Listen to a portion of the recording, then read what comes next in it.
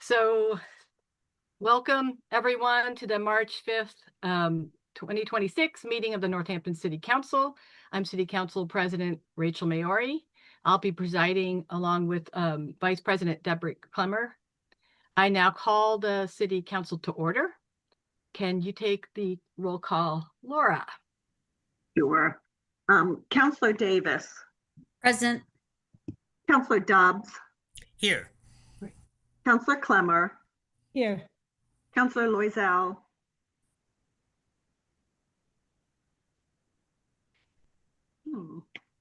She's there. But... Yeah, I saw her a minute ago and she disappeared. Councilor Loisel? Here. Okay. Here. Did you Councilor hear me? Maori, yes. Yeah, here. Gotcha. Okay. Councilor Nabad. Here. Councilor Perry. Here. Nice. Councilor Robbins. Maybe joining shortly, we just heard. And Councilor Stratton. Here. Council President, you have a quorum. Excellent. Just the normal announcement of, well, first of all, let me say that this meeting is remote only due to the weather advisory that started at 5 p.m. Thank you for everyone for making it here anyway. And I'm announcing that this meeting is being audio and video recorded. And this meeting can also be watched on Comcast channel 15 or by streaming on the Northampton Open Media's YouTube channel. So before we have public comment tonight, I just have some announcements of public hearings. Let's pull them up. Excuse me, Council President, can we make Councilor Perry a co-house, please? Yeah, I just did a moment ago. See, I want to make sure my and okay, hold on just a sec. Okay, did that work? Yeah. Okay. Thank you. Thank you. Okay, so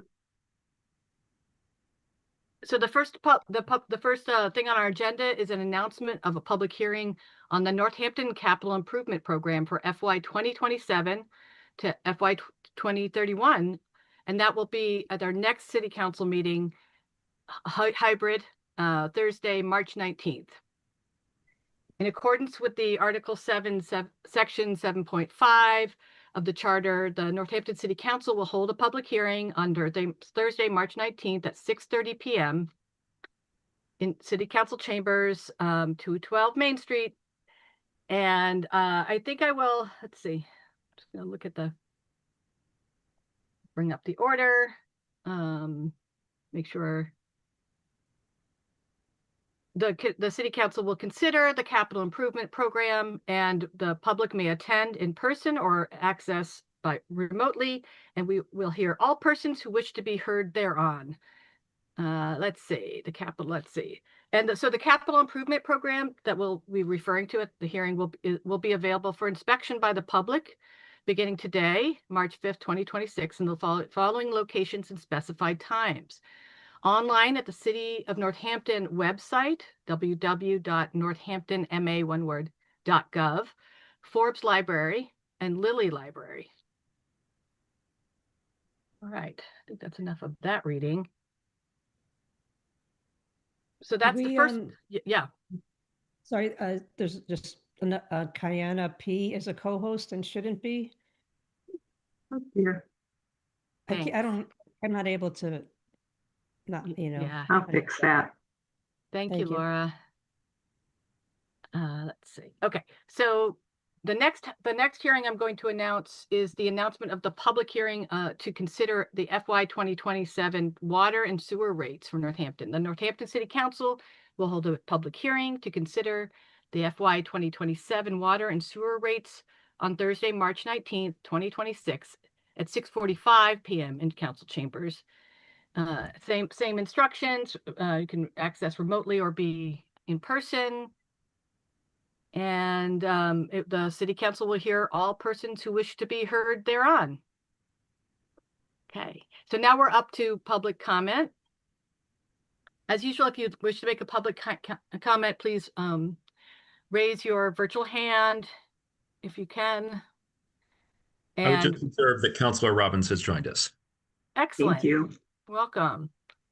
So yes, I think we've got everyone here. Okay, okay, so then, so the raise hand feature, in case you need to know, is at the bottom menu bar under React most of the time, and then raise hand. If you're calling in by phone, you can raise your hand by hitting *9.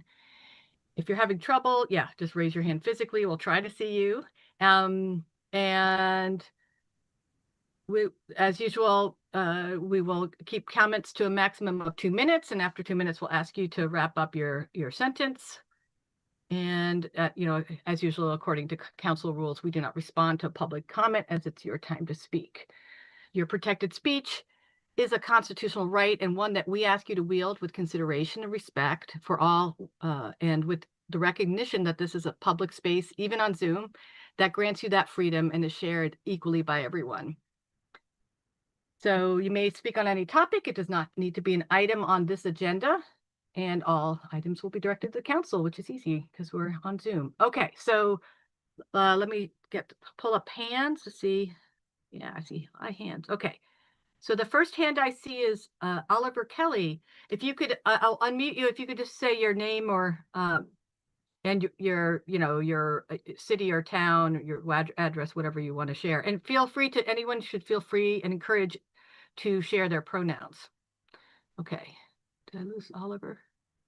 Oliver, can you unmute? Let's see. I think I lost Oliver. Okay. I don't see the first person, so just re-raise your hand and I'll come back to you. The next one is Jacqueline's iPhone. Asked to unmute. Okay, you should be unmuted. Great. Hi, can you hear me? We can. All right, great. Good evening. My name is Jacqueline McCrainer. I live in Northampton. As I learn about additional Picture Main Street or PMS project delays, I'm becoming increasingly concerned about hidden expenditures related to the project and the Sheriff administration's lack of transparency with regard to costs being passed on to Northampton taxpayers for below grade work on Main Street. For example, it has come to people's attention that Eversource has been conducting several test digs on Main Street, and through that work may have identified some additional work and costs related to underground utilities that would need to occur during the PMS project.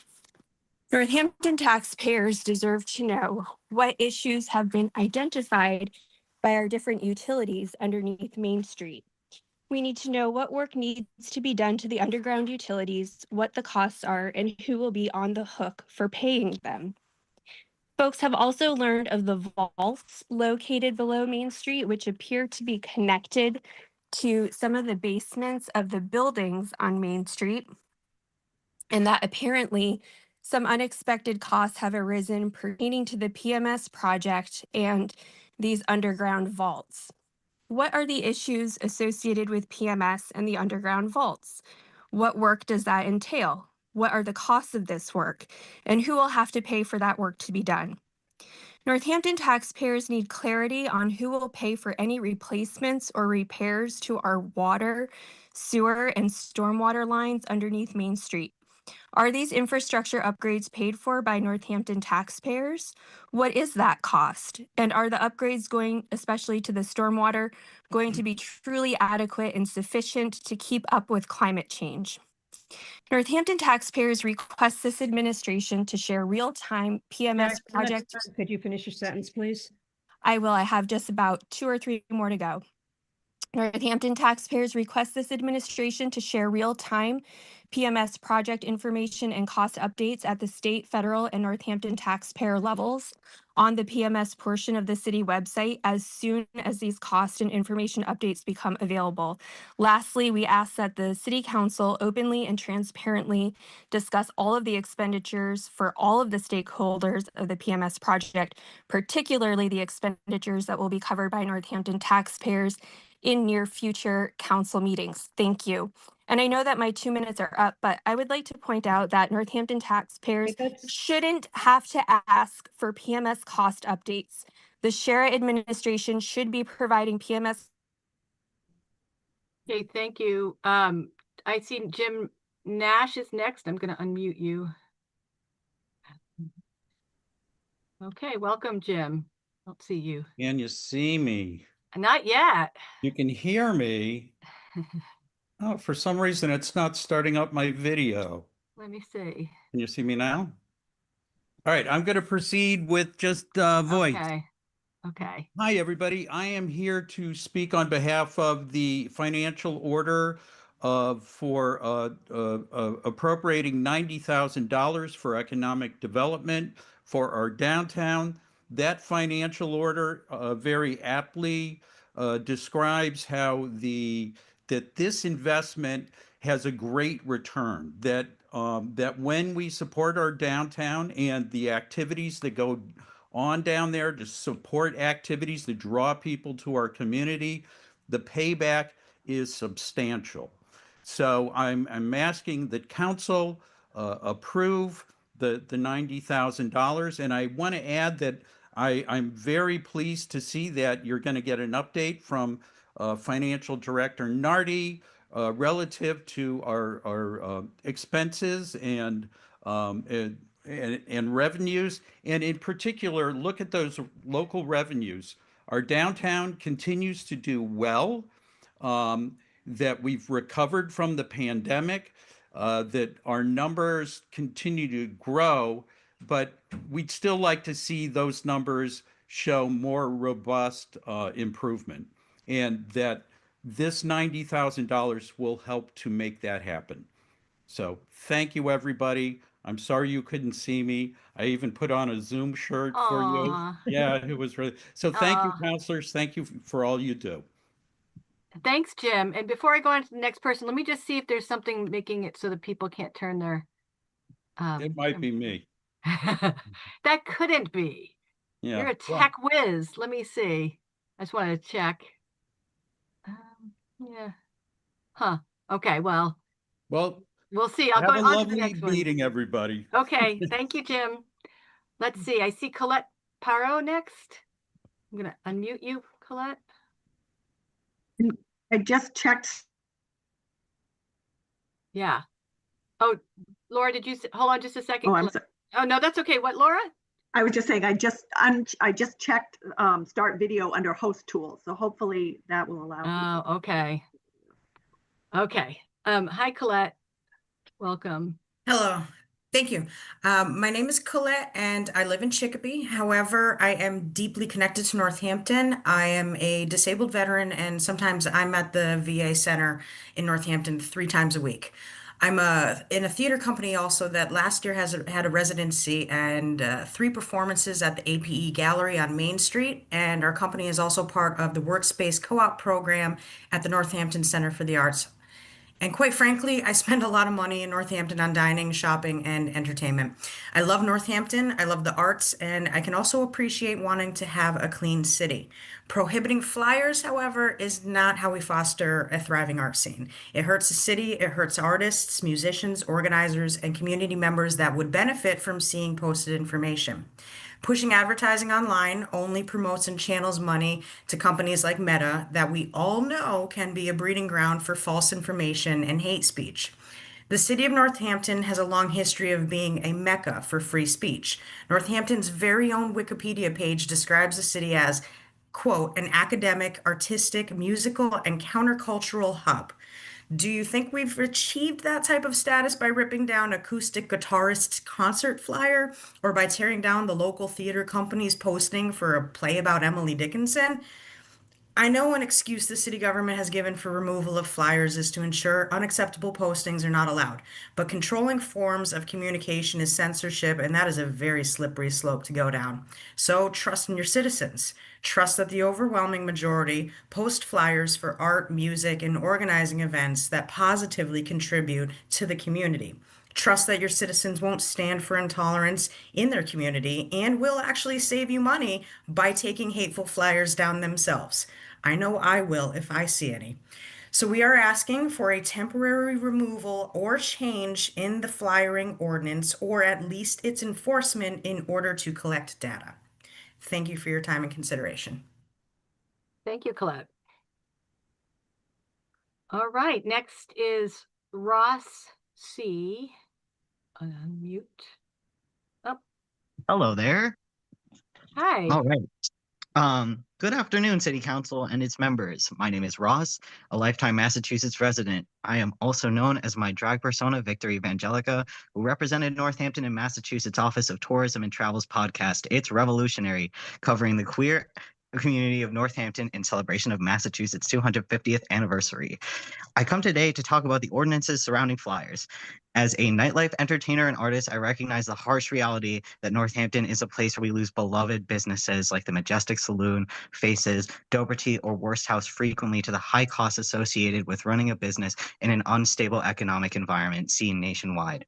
There are reasonable concerns that opening flyering to the public could risk tasteless or controversial material posted downtown, thus deterring business. I'd like to remind the council that the reason Northampton is beloved is not a squeaky clean, family-friendly reputation, but rather an artistic community with a history of abolitionist and utopian thinkers going back centuries.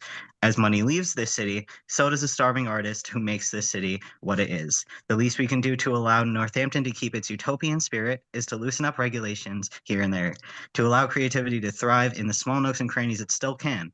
I warn the council that without flyering, downtown will continue to become nothing more than a quirky shopping mall that casts its shared spirit of its locals aside. Please stop wasting resources, even in the slightest, tearing down flyers unless they are hateful in nature, even for a little while to test the waters. This community having the opportunity to encourage gatherings or interest groups that give the town its identity will show you it will be worth the risk. The small difference helps Northampton preserve its revolutionary spirit and allows the town to live and breathe in person, not through nebulous social media platforms that shadow ban artists. Thank you for your time. Thank you. Okay, I see Bridget Bogan. I'm going to unmute you. You should be unmuted, Bridget. Where'd you go? Uh-oh. Huh. Did anyone see where Bridget went? Okay. Would somebody be able to mute me again if you guys can still hear me? Yes. Yes, I could do that. Hold on just a sec.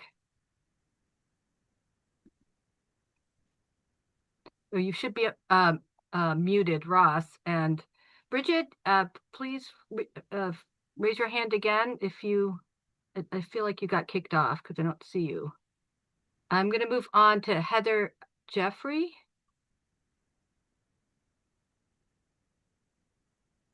Okay, okay, you should be unmuted, Heather. Hi, can you hear me? Yeah. Hi. Good evening, counselors. My name is Heather Jeffrey. I'm the co-director of the Northampton Center for the Arts at 33 Holly in downtown Northampton. I wanted to briefly share with you what Arts Night Out means from the perspective of a participating arts event venue. 33 Holly is the home to 3 arts organizations programming within the building: the Northampton Center for the Arts, APE, which also operates a gallery on Main Street, and Northampton Open Media, who I believe is recording this for YouTube right now. In addition, the Arch Trust owns the building and is another nonprofit who benefits from the noticeable foot traffic that comes in with the Arts Night Out. Arts Night Out brings in a noticeable increase in foot traffic through the doors. This traffic benefits all of the organizations in the building, the artists who are having openings in our galleries. There are 2 each month at Arts Night Out, and the musicians that we hire to perform that evening as well, who receive wages. Many other arts and cultural programming occur based upon the schedule for Arts Night Out, and we make sure that the building is bustling with events. It becomes one of the most active evenings of the month for us and introduces many new visitors to our space each month, people who often will return later for classes, performances, exhibitions, and who sometimes go on to become participants and often donors. We appreciate the city's continued support of the Downtown Northampton Association and the role that they're playing in organizing and promoting these events. And we ask that you consider, if possible, any other support that could be put towards the Downtown Northampton Association and that benefits Arts Night Out and Northampton. Thank you. Thank you. Okay. I see KDC. Should be unmuted. Hey, great. Good evening, Mayor and members of City Council. My name is Karen Carswell, and I'm a Northampton resident and a board member of the Downtown Northampton Association, and I also head the Taste of Northampton Committee. I'm here tonight because I want to talk about why economic development funding matters from the front line of the Taste. The Taste of Northampton centers Northampton as a culinary, music, and community celebration right at the start of the school year. And last year we drew about 5,000 people over 2 days. And we returned to the Armory parking lot, and it felt like a homecoming for restaurants that have been here for decades. This year, new businesses are joining for the first time. Familiar ones are coming back, and we'd like to add a second musical stage to showcase our local talent. And the Taste grows and it improves every year. The Taste is also growing its community reach. Last year, Smith College students attended, and a professor connected it to an anthropology course.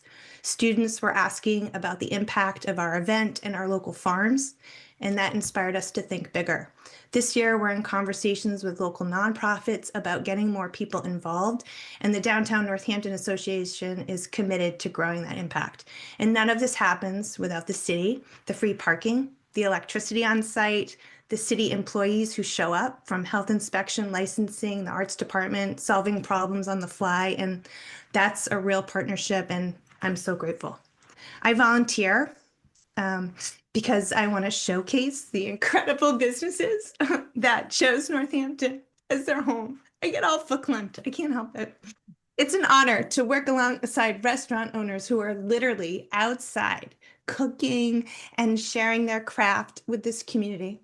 Order 26019, the $90,000 appropriation for economic development, is an investment that comes back to this community through local spending, tax revenues, and a downtown people want to return to. So please support this funding. Thank you. Thank you, Karen. Okay, I see Erin Morse. I'm going to unmute. Hey everyone, can you hear me okay? Yes. All right, lovely, lovely. Greetings. My name's Erin Morse. I'm a Northampton resident, an educator, and an active musician in the local and regional DIY music scene. I'd like to address the city's flyering ordinance. Since moving to Western Mass in 2024, I've spent easily more than 20 hours walking around downtown Northampton alone, not including hours spent in neighboring towns to get the word out about local events, particularly shows. Walking in and out of buildings that have public spaces to hang flyers, talking to my neighbors and giving leaflets at intersections, and hanging flyers on city property, which are taken down at speeds higher than I have seen any other issue in the city of Northampton dealt with in my time here. Access to information about community events is critical to the thriving art scene that the city of Northampton purports to support, and which draws transplants to the Pioneer Valley. The city of Northampton benefits from this part of their public image, but does little to support its growth, even the most basic things like hanging flyers, let alone the difficulties that have recently increased with maintaining active small music venues downtown that are accessible to local and small touring music acts. Preventing the hanging of flyers in the city forces community into the online realm and requires individuals to engage with social media in order to know about events, when information about arts and culture events, as well as other things like Narcan trainings, library fundraisers, and more, could be easily accessible at any passing light post as we move through our city. When people ask me how I know about so many events in the city, my answer is always from flyers, but folks who are not out there hanging flyers don't know about the 3 hidden poster boards in Thorns or the new flyer board at the Cheech and Chong, and frankly, they shouldn't have to. I ask that you consider at least a temporary halt in the enforcement of the current flyering ordinance with the hope to repeal this ordinance. Thank you for your time. Thank you, Erin. All right, I see Brian Foote. Welcome, Brian. Thanks. Good evening, members of the council. My name is Brian Foote, and I serve as the Director of Arts and Culture for the City of Northampton. I'm here tonight to speak in support of the order to appropriate $90,000 for economic development. As a producer for key initiatives like Bands on Brewster and Salsa in the Plaza, I serve as the primary link between the artists who energize our streets and the organizers who shape our downtown's vision. My work with these series goes beyond managing performances. It is about intentionally fostering the economic vitality of our city. When I coordinate with the talent and teams beyond these events, the conversation is as much about the foot traffic sustaining our local storefronts as it is about the music or dance. These initiatives are not merely nice to have cultural perks, they are the essential engine driving our local economy and community identity. By supporting this order, you are providing the critical resources needed to manage outreach and recruitment for our downtown. You are ensuring that the success stories we built over the last 5 years, from South to Plaza to Summer on Strong, we can continue to scale and thrive these events. I urge you to vote in favor of this appropriation to keep Northampton's economic and cultural heart beating strong. Thanks for your time, councilors. Thank you, Brian. Okay, let's see, Freeman, iPad. Let's un- Okay, Freeman, you're up. Hello. Hey, Hello. My name is Chris Freeman. I am the executive director of the Parlor Room Collective, and we operate the Iron Horse here in downtown Northampton. I'm here to support this initiative for more city funding for downtown events because I've seen firsthand what funding like this can do for what this kind of smart public investment can unlock. When the Iron Horse was closed, downtown felt different, and I think one of the hearts of our cultural life was dark. And in the early days of bringing it back, the city of Northampton stepped up with $73,000 from ARPA funds, which was roughly 10% of what we needed to get the project off the ground. But that 10%, which was a relatively small percentage in the grand scheme of things, really mattered because it sent a signal that this was worth saving, and it gave us the foundation to raise the other 90% and look at what that funding has catalyzed now for us. Since reopening the Iron Horse, we've staged over 400 shows. We've had more than 60,000 attendees, and we've helped re-energize downtown nights and weekends. And today, that initial public investment has helped lead to an operation that supports 22 full-time jobs plus dozens of part-time jobs, and we do over $800,000 a year in total payroll. We've paid over $1.5 million to artists, and that's money that flows straight into the working musicians that help power the vibrant live music ecosystem that exists in our valley. According to NEA figures, the Iron Horse has generated roughly $2.4 million annually for Northampton's economy. So that $73,000 investment goes just such a long way. And festivals and venues are hard to run. They carry a lot of risk and a lot of reward for our community. And this sort of city funding that underlies the events that Sorry. the Iron Horse participates in can That's really time. help. So thank you so much. I Thank you. support the $90,000 initiative. thank you. Thanks for joining us. Okay, I see Virginia Crand.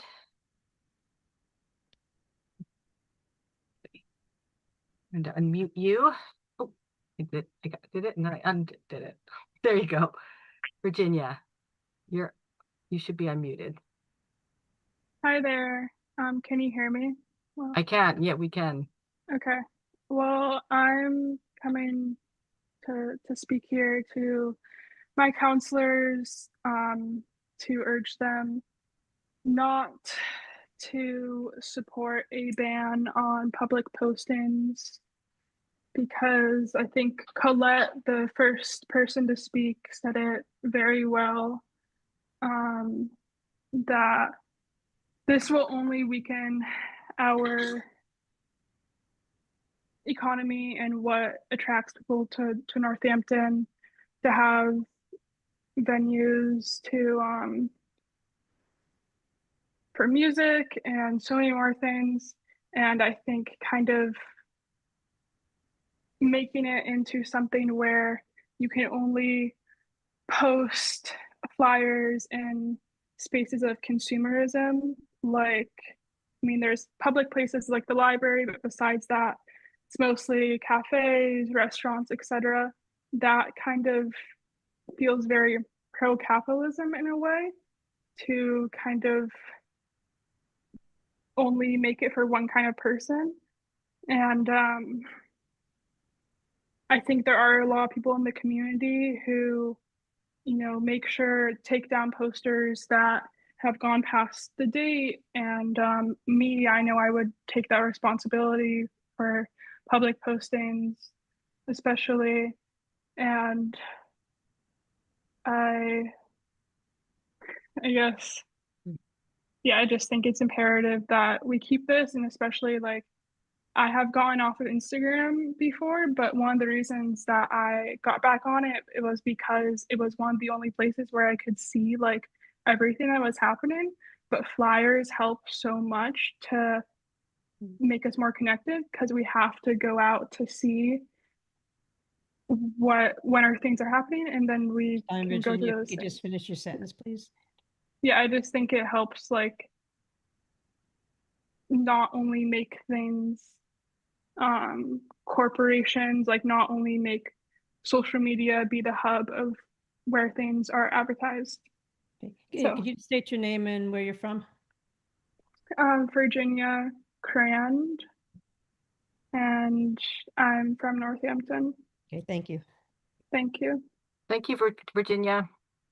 Thanks. All right, I see Justin Cohen.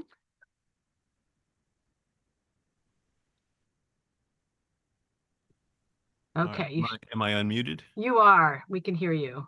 All right, thank you so much. I'm Justin Cohen.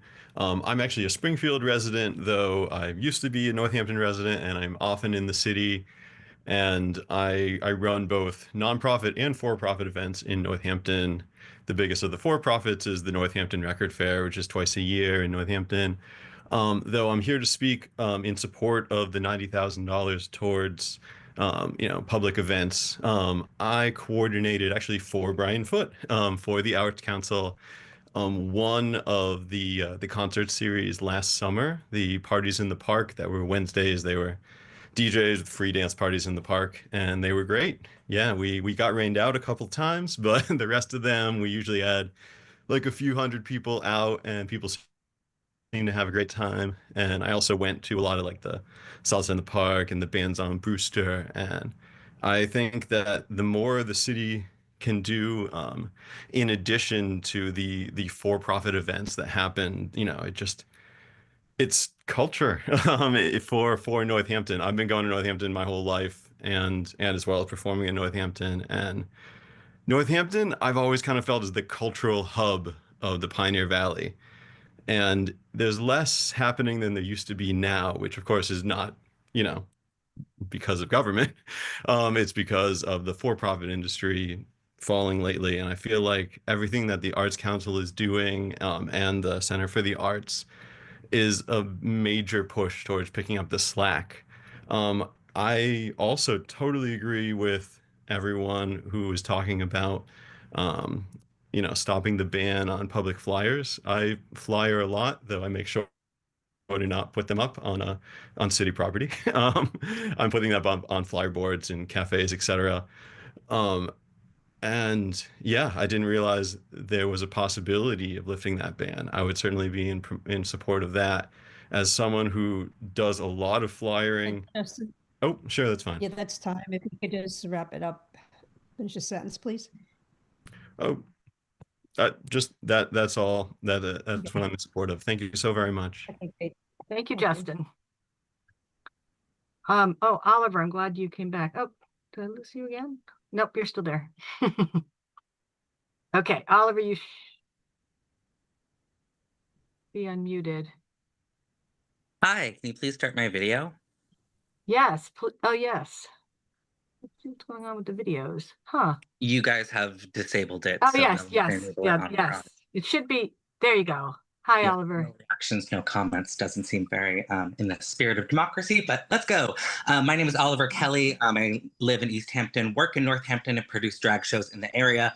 Come today to urge you to impose a temporary repeal or alteration of the flyering ordinance, or at least the enforcement thereof, in order to collect data. This ordinance hurts local art scenes, drives communities even further isolated and online into the hands of unethical tech platforms, and it is an infringement on our basic First Amendment rights to speech and distribution. When I've flyered in Northampton several times, had several city employees follow directly behind me, ripping down flyers as soon as I post them, and at times shouting at me. I've had several times in the last month trying to speak to various staff members of the city on the issue, and with the exception of Meg Robbins, have been ignored, given a political roundabout, or given obtuse answers. That changing this would be too difficult, that the city councilors don't have time to consider, ask from their own community, and so forth. This matter was brought up at a review meeting last November. The only opposition recorded was it would open us to stuff we don't want, vague, and removing the ordinance would raise the question of enforcement and discretion, but the town is already doing that. Quote, I haven't seen much enforcement around lost cat flyers, end quote. The issue of cost and waste comes up often, but what I've pointed out, the city is already paying to take things down, and if anything, would save money by doing so periodically instead of constantly, and would be reducing waste by letting flyers serve their purpose instead of instantly thrown away. They ignore this. When I suggest a volunteer group of citizens, which myself and several others would be happy to contribute to, and ensure the recycling of materials, this is also ignored. This makes me think there might be some larger opposition at hand other than the material logistics, which have already been provided perfectly viable solutions. The fact that this ordinance is filed under disorderly conduct next to public drinking and swearing shows you all you need to know about how the city views this issue. I urge you to think about the soul of the city, the impact of the community and art spaces as a whole that the city touts as its lifeblood, but doesn't seem to actually want to engage on the issues with. And ask yourself, Could you just finish your sentence, please? yep, and just ask yourself why the city's so hell-bent on opposing its own community on such an easily solvable issue. Thank you. Okay, thank you. I see Jesus Acevedo on mute. Hopefully. Wait. Oh, okay. Can you unmute? Can you unmute? Hi. Jesus? Hey, welcome. Thank you for having me. My name is Jesus Acevedo. While I am a resident of Amherst, I have grown up in the Valley for my entire life, and I have spent many years in Northampton, either working or walking or eating. And I'm here to speak on the flyer ordinance. I believe that, there should be. Hold up, I wrote something, so let me just read it. Okay, so while I may not be a resident of Northampton, I grew up in this town. Flyers have always been a part of this town, from the community boards in the Forbes Library to flyers posted in storefronts and on the bus walls of bus stops. It's a quick, easy way to find events and help it to build community. It's tied into the spirit of Northampton, a community made up of artists, musicians, and the queer community. I believe that, restricting flyers basically puts a hamper on ways for people to find events and to build community within, this town. I just ate at a restaurant where there was a community board, and that's how I relatively find large events for Northampton and to spend money in Northampton. On the way here, I also saw flyers for missing kids in storefronts. So I think that while, your heart may be in the right place, I think that you should really think about repealing the ordinance, because flyers is really the lifeblood of this community and how people find events. And there are better ways to go about it than just taking them down. Have faith in your community and have faith that people will take down hateful messages if they see it. And other than that, I think everybody else has spoken very beautifully on this issue. Thank you for the time, and I hope you guys have a great rest of your night. Thank you, Jesus. All right, I see Diane. Mute. Okay, let me see. You should be able to turn your camera on too, but we'll see. If you No, want to. actually, I do, but it won't let me, it says. Huh. There's nothing here. I wonder where that. Let me try it again. Yeah, let me just see if there's a. No. Usually it's right here. Okay, now it's. Can you do Here it can you is. now? Great. Yes. Yeah. Hi. Yeah. We'll start your time after. Okay. Thank you, council members and mayor. My name is Diane Germain. My husband, Kevin Germain, and I own Splendor Solis Books on Market Street. And I'm here to speak on behalf of the Economic Development Project. We, along with Isaac Weiner from Familiar Coffee, had run the Market Street Market, a curiosities fair last year. And we successfully, in October, self-funded, along with the support from the City of Northampton and the DNA, a market that gathered over 30 artists, makers, musicians, and purveyors of the strange and beautiful that came from all around New England. This event drew thousands of people to Market Street, all the while supporting the broader downtown Northampton shops and restaurants. This kind of event in the Ward 3 district has the potential to become a neighborhood-scale cultural and economic driver for the City of Northampton. There was a measurable boost in sales for Market Street businesses. We can personally say we had our best day since opening 3 years ago. Deep Thought Records reported an increase of 85% in sales. And we're really pleased to say that this trend expanded beyond Market Street. Familiar's Coffee and Tea also reported it being one of their best days. Thorns Market reported foot traffic was up almost 13% and a 22% increase in sales year to date. And I also heard that all the lots were filled that day. So right now we're on target to repeat the event on October 3rd of this year with the hopes of growing it and adding more vendors, entertainment, and merch.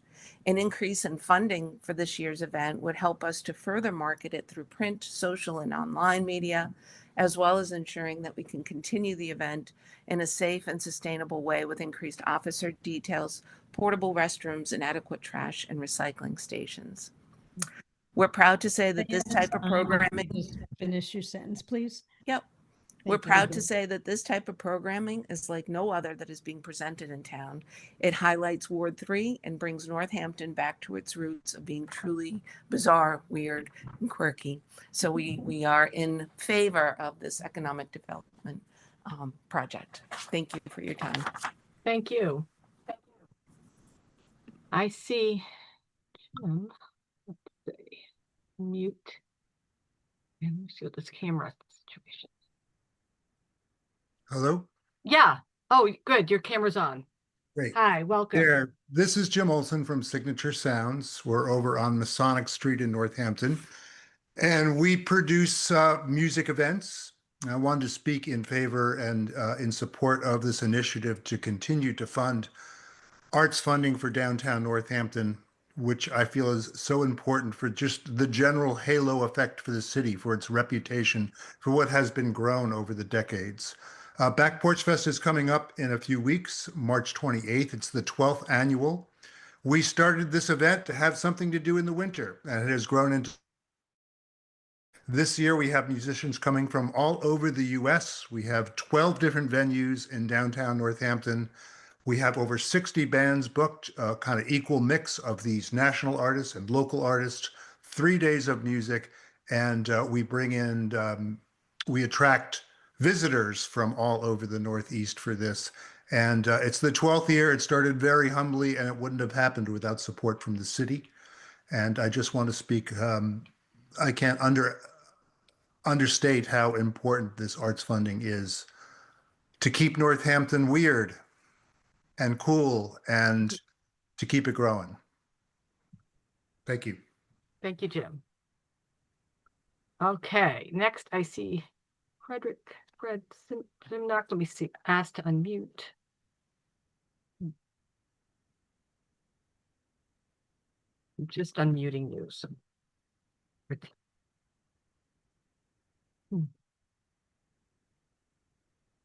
Okay, you should be unmuted. Thank you. And you should be able to turn your camera on if you not- want to. Yeah. Let's leave it as it is. Let me Okay, that's fine. Go ahead, Fred. Thank you very much. Good evening. My name is Fred Zimnock. I live on Pomeroy Terrace, which is a residential street with a walking school bus, a truck escape route that sidesteps the truck eating bridge, and is a well-known cut-through to avoid a busy main street. Earlier this year, I was returning home via Bridge Street, only to find that cars were jamming up Pomeroy Terrace. Later, I learned that during that traffic blockage, the hot chocolate run was in progress. Picture Main Street, a project that will change downtown, will narrow Main Street and reduce its traffic flow. The tool functional design document only says that displaced traffic will go elsewhere. Can the city assure me that our busy residential street will not become a full-time cut-through? There are other streets that are in jeopardy too. Thank you very much. Thank you, Fred. Okay. I see Amanda. Okay. Good evening. Welcome. Thank you. Good evening, councilors. My name is Amanda Shaffey, and I serve as the board chair of the Downtown Northampton Association. I am also extremely invested in Northampton as both a property owner and a business owner. First, I want to thank the City of Northampton. The city has been a strong partner to the DNA, and without the city's support, much of what we do would not be possible. I'm here to support the economic development funding request tonight. You've already heard about some of our other programming, but another example of this work is the recent Ice Art Festival. Earlier this year, we nearly had to cancel the event due to funding challenges, but when we discussed it at the monthly Downtown Business Owners Forum, the response was overwhelming. Businesses told us just how important ice art is for bringing people downtown during the slow winter months. We didn't want to let them down, so we did everything we could to make it happen. This year, several snow days forced businesses to close, resulting in lost sales during an already difficult season. Ice art helped many businesses make up for that lost revenue, drawing residents downtown and welcoming many new visitors. This year's Ice Art Festival featured 17 ice carving stations across downtown, attracting visitors from Vermont, New Hampshire, Connecticut, and Eastern Massachusetts. In the months surrounding the event, the DNA social media saw over 94,000 organic Instagram views, 631,000 Facebook views, and nearly 19,000 website visits. Most importantly, businesses reported packed restaurants and some of their strongest winter sales days. Events like Ice Art, Arts Night Out, and the Taste of Northampton are more than celebrations. They are economic engines that support small businesses and strengthen Northampton's identity as a vibrant destination. The economic initiative supports our continued partnership and investment in the DNA. Results show that this investment pays back many times over. Thank you so much for your time and support. Thank you, Amanda. I see Bridget. Hey, can you guys hear me? I can, and oh, yeah, and if you want to start your video, you can. Hi. Hey, my name is Bridget Bogan. I'm a former Northampton resident. I currently work as a social worker in and around Northampton. I've been a part of the Western Mass DIY music scene for about 8 years. I just want to say I'm kind of emotional. I'm just really struck by all the folks who came out to support the change to Ordinance 241-2. Thank you so much for your support. Thank you to the city councilors for your time and energy also. We appreciate it. For the past year, I've been flyering independently, not asking for funds. I'm just doing it for the love of the local music scene. I've been using my own time, money, and resources. Flyering, asking people, the community for flyers and bringing them to local businesses and cleaning up the boards. I can easily speak for most people in the underground scene when I say the lack of venues is depressing enough in and around the city that it's been harder to exist as a music scene, especially with the existence of Ordinance 241-2. And you all have my email, all the counselors have my email that I sent. I feel like anything else I sent will be redundant. And like, I get so much joy from being able to fly around town, talking to people, hanging up flyers, speaking with business owners has made a huge difference in my view of the scene. And I have heard the same from those around me. At this point, the city of Northampton is standing in our way to be more free in our expression of events. That's what it is. Like, it can't be simply restricted to a northampton.live website or a few flyer boards in private buildings that are inaccessible, full, and even more heavily curated. And I don't know if you guys can do this, but I hope that you can all hold Mr. Eric Sewer accountable for his empty storefronts. You guys are losing money, I think. And like Mr. Cohen said, I'm sorry to put you on the spot, like that a lot is not happening downtown as much as it used to. And like you said, it wasn't the government's fault. I highly disagree. Like, what's the plan for those storefronts? Flyer space, maybe. Thank you for your time. Thank you, Bridget. Andrea.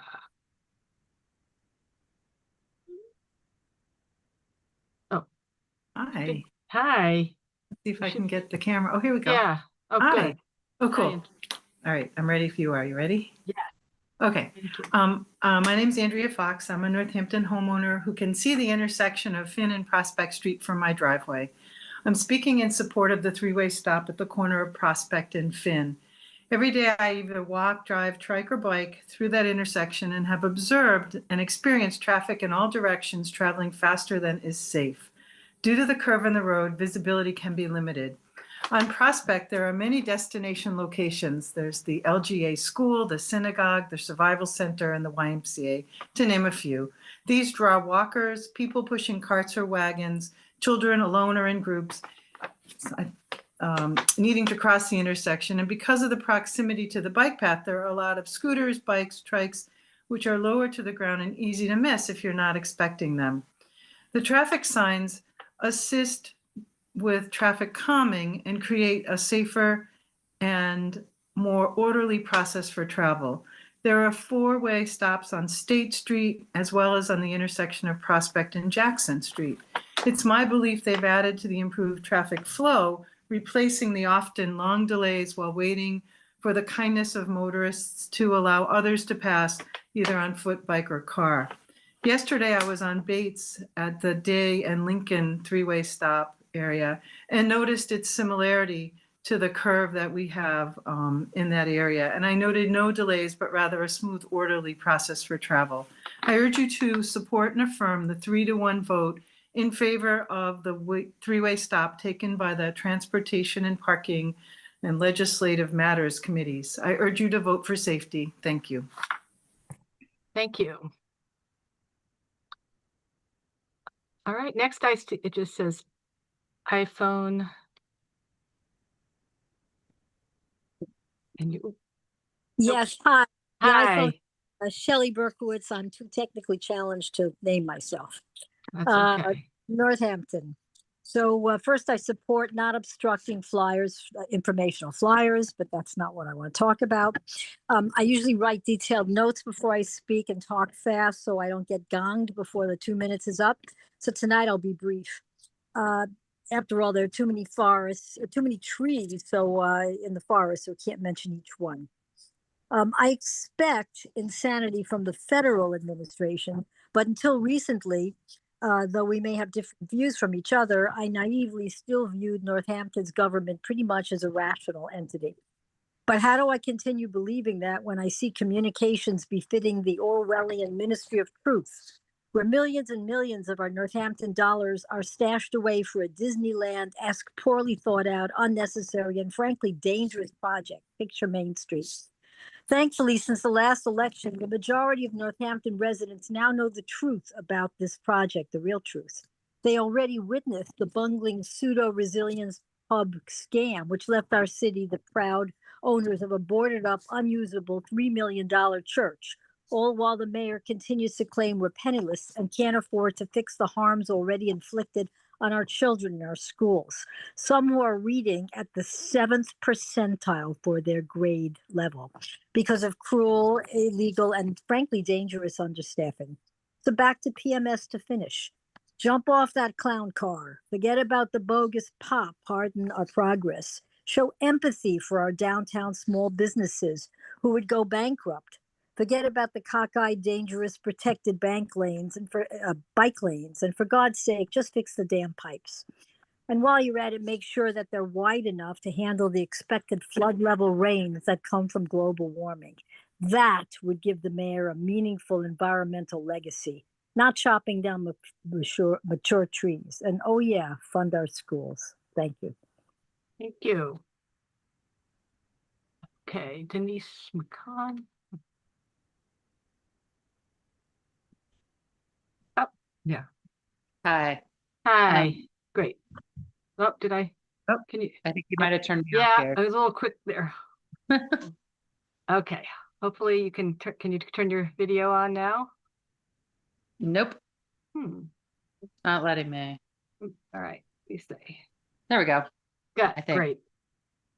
Hopefully that comes on. There we go. Yeah. So hi, my name is Denise McCon. I'm a resident in Northampton. I live just a few blocks from the intersection of Finn and Prospect. This is the fourth, I believe the fourth time, don't correct me on that, but that I've come to talk to council. I don't normally do that. This is one of the few times I've done that. So it tells you something about my interest. I'm hoping that you'll support the stop sign installation at Finn and Prospect. We know stop signs are inconvenient for drivers. We know that intersection would be better served with other interventions like a push button light. However, doing nothing puts my children at continued risk and myself. This is an intersection I cross literally daily by foot or by bike. I have personally almost been hit multiple times in the middle of the crosswalk by cars who can't see me when they turn a 90-degree angle, even if they're not going too fast.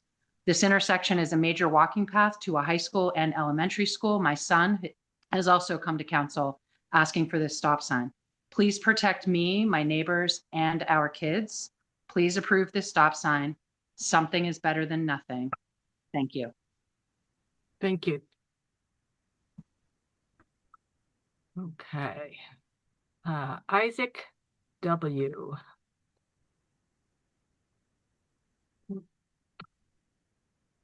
Ah.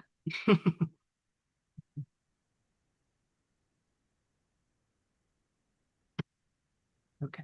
Come on. Okay. There we go. There you go. And Great. you got your video. Success. Thank you. Okay. Good evening, City Council. My name is Isaac Weiner. I am the co-owner of Familiar's Coffee and Tea and the Florence Pie Bar. I'm the vice chair of the Downtown Northampton Association and on the board of directors for the Greater Northampton Chamber of Commerce. I'm a co-organizer behind Summer on Strong and a co-organizer behind Market Street Market. I'm here today to voice my support for the order to appropriate $90,000 for economic development. Since the decline of the bid, Northampton has been caught in an impossible struggle between expectations for high deliverables such as economic vibrancy and world-class programming with the ever-dwindling resources and funds from private donors, sponsors, and stakeholders. I know this firsthand through my work with the DNA and in my work fundraising for Summer on Strong. There are more and more of us going after fewer and fewer private donations, especially now as so much federal funding has been pulled. Had the city not stepped up and filled the financial void left by the bid in such a strong and tangible way, the landscape of our town, as we understand it, would be non-existent. It has taken hard work, dedication, and continued investment from both public and private partners to maintain and enhance our culture. We have become a scrappy, frugal, and agile community of volunteers as we navigate this reality, ensuring strong top-tier programming without the full resources needed to properly execute. We are at a pivotal moment in the story of Northampton here. We need to be pursuing alternative, stable, and sustainable revenue for a strong economic development budget that would allow us to strategically and thoughtfully evolve and grow. This will take time, but in the meantime, it's imperative we maintain this vital economic lifeline that has allowed our town to prosper through events like Summer on Strong, The Taste, Market Street Market, and through partnerships like those between the city and the DNA and the Chamber. I am so hopeful as I look around today and hear from those who have already spoken and who is present and showing up. We have a passionate and dedicated partners on the ground, volunteering our time and energy, doing the hard work, and uplifting this community. I cannot tolerate hearing about the Northampton of yesterday anymore when there are so many of us working so hard to build a vibrant Northampton for tomorrow. Please stand with us again in this vision and help us ensure these crucial resources continue to allow us to do what we know needs to be done. Please stand with the Downtown Northampton Association. Please stand with the mayor's office. Please stand with the business owners, restaurant owners, and retailers in our community. Please stand with us again, as City Council has in the past, in working towards this vision and in helping us grow and support our beloved downtown. Thank you. Thank you, Isaac.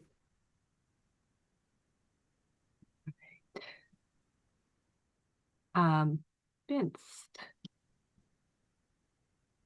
Okay, let me just make sure you're, yep. Welcome, Vince. Good evening. Thank you so much, and good evening, everyone. I am Vince Jackson, the Executive Director of the Greater Northampton Chamber of Commerce, and I want to start with the Chamber's mission, which is very clear, simple, and steadfast. We stand to promote a thriving economy and a thriving community because we know that the two are inextricably linked. I'm offering my comments in strong support of the $90,000 economic development appropriation. We take great pride in partnering with the City of Northampton and the Downtown Northampton Association on initiatives that drive economic impact, enhance the quality of life for our residents, and create memorable experiences for the people who choose to spend time here. I often say that these economic appropriations fund the stuff to do. Our businesses already offer great products and services that people want, but it's the stuff to do that attracts more people, keeps them here longer, and gives them reasons to come back over and over again, and for residents, a place that they can really appreciate living, working, and playing. Marketing is a key strength of the Chamber, and it brings to focus our partnership with the city and the DNA. Whether it's elevating the Ice Art Festival, which Amanda talked about, or supporting Summer on Strong year after year, or the inaugural Market Street Market that you've already heard about. We are excited to be partners with the city and the DNA. These events and many more support our small businesses, drive economic activity, and reinforce Northampton's reputation as a regional gem, a great tourist destination, and a fun, vibrant place to be. For these reasons, I respectfully encourage your support of the $90,000 appropriation. As we always say at the Chamber, when the economy thrives, the community thrives. And when the community thrives, the economy thrives. Thank you very much. Thank you, Vince. I see Ruth Griggs.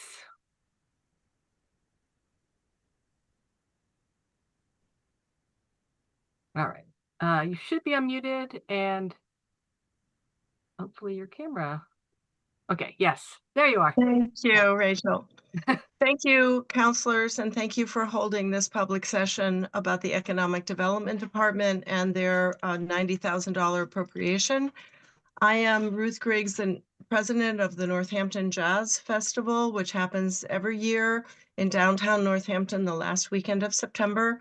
And I'm also a proud member of the newly formed Western Mass Arts Advocacy Coalition.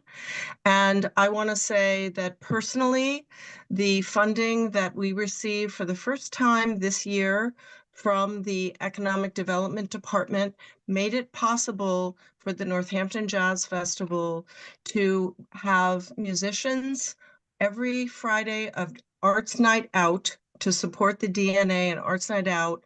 We had musicians that were able to perform in a restaurant every month of this year. And we enjoyed seeing the beauty of the music, the increased attendance in the restaurants, as well as the enthusiastic participation of the restaurant owners. And this would not have happened, absolutely unequivocally would not have happened without the support of the city.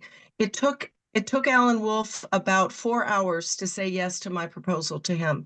So he recognizes the value of the arts as an economic driver for the city, for restaurants. And if we are able to continue the partnership with the Economic Development Department for Side of Jazz in the restaurants in Northampton, we are looking to turn it into a restaurant membership Side of Jazz operation during the redesign of Main Street to try to keep people coming to downtown, coming to the restaurants, and supporting Northampton. So this $90,000 appropriation this year and in years to come is crucial for ensuring that the arts will continue to support the economic vitality of the city. Thank you very much. And I also want to just say, as a resident of Northampton and a native of Northampton, I support the sign on Finn and Prospect Street. I support the stop signs that have recently been put up on the corner of Trumbull and Prospect. My house was at the top of Trumbull Road, and those stop signs are crucial. Thank you. Yeah, thank you, though. Thank you, Ruth.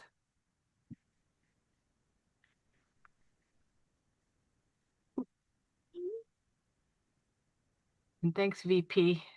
Keep keeping us on task. I see Melissa Makaborski. Okay. Let me make sure your video, if you want to start your video. You should be all set, Melissa. Yeah, I don't.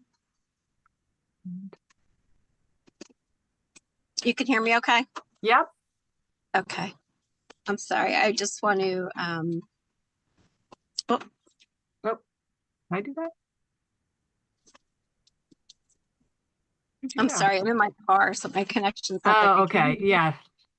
hear me okay? Okay. I'm just Yes, going to go ahead. I can, do you want I can try to put your video on if you'd like. It's okay. I'll just go ahead and start. Okay. I'm Melissa Makaborski. I live in Northampton. I wanted to make sure and check in with counselors that a lot of your constituents are still under the impression, because of the narrative put forward by the city, that Picture Main Street is funded by the state. People don't think that any municipal funds are being used for this project. That is not true. We are spending millions of city funds currently and will on this project. And I think we need more specifics on exactly how much. I'm just going to wait until everyone's listening, because I did want to tell you something very important. I don't know if everyone, and Councilor Clemmer, I'll wait for you as well. I'm listening. So if anyone had a chance to hear the case report or to listen to the case report, but that showed that students in Northampton are behind their designated peer districts academically. This is a city that has always been known for its schools, and the kids are behind. The only thing that could have fixed that is funding. And what we've done is decrease the funding, leading to staff cuts, to put that funding aside. And I really hope that people on the council will look a little deeper and see where that money is actually going. When those kids can't read, all of that harm that has been done, that was completely preventable. And the choice was yours. It was yours, Councilor Clemmer. I know you're still not listening. It was yours, Councilor Perry. I see you're still not listening. That's It would time. be- Could you just Okay. finish your sentence, please? Good. Thank you.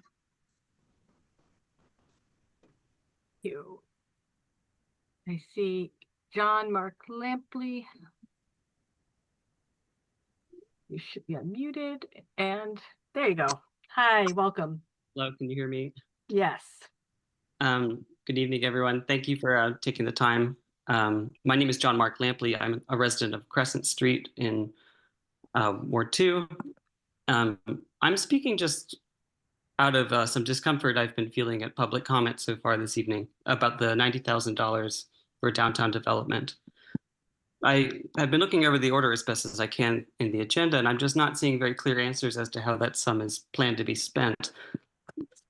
$90,000 to me feels like a very specific amount of money. And from public comment so far tonight, it feels as though there's some sort of consensus as to where that is going. But I'm just a regular resident here. I really just don't know.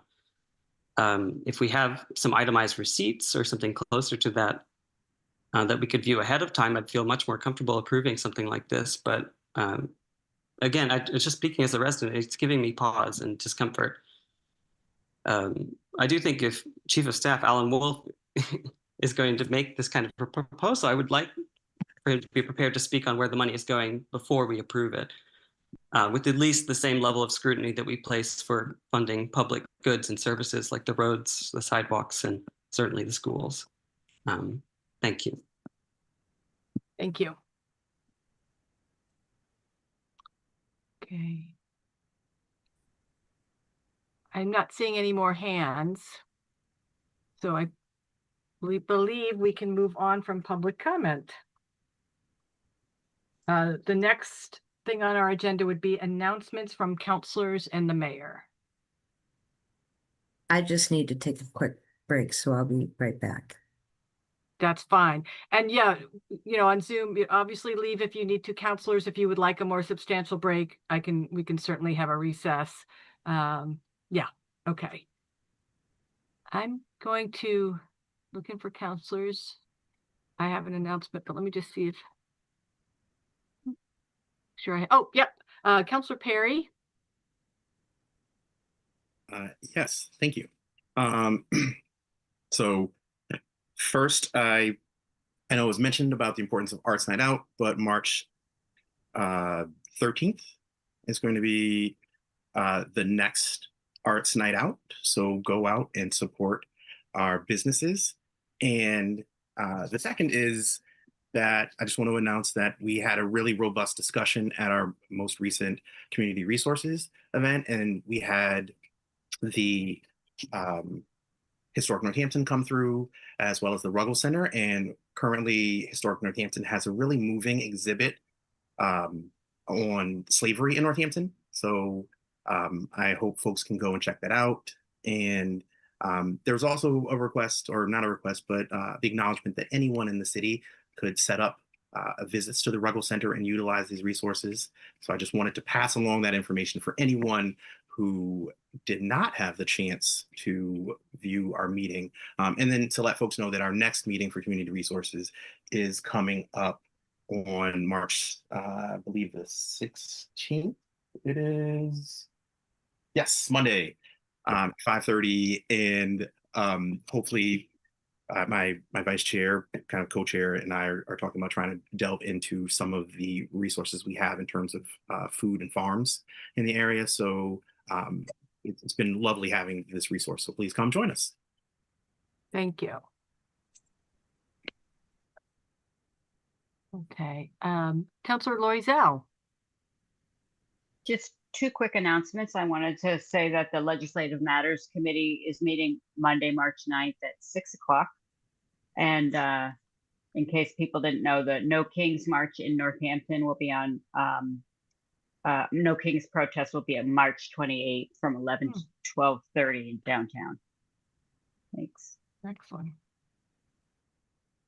Okay. I'm gonna do an announcement, and then I can keep checking for others. Tomorrow, no, today's Thursday. Saturday is the VINS Dog Show, the Volunteers in Northampton Schools Dog Show. It's so it's from 12 to 3 p.m. at the high school, and the weather is looking better for that day. And you can see me as the MC, yours truly, trying to make really bad canine puns. So that's the draw. But this is a great, really super fun event.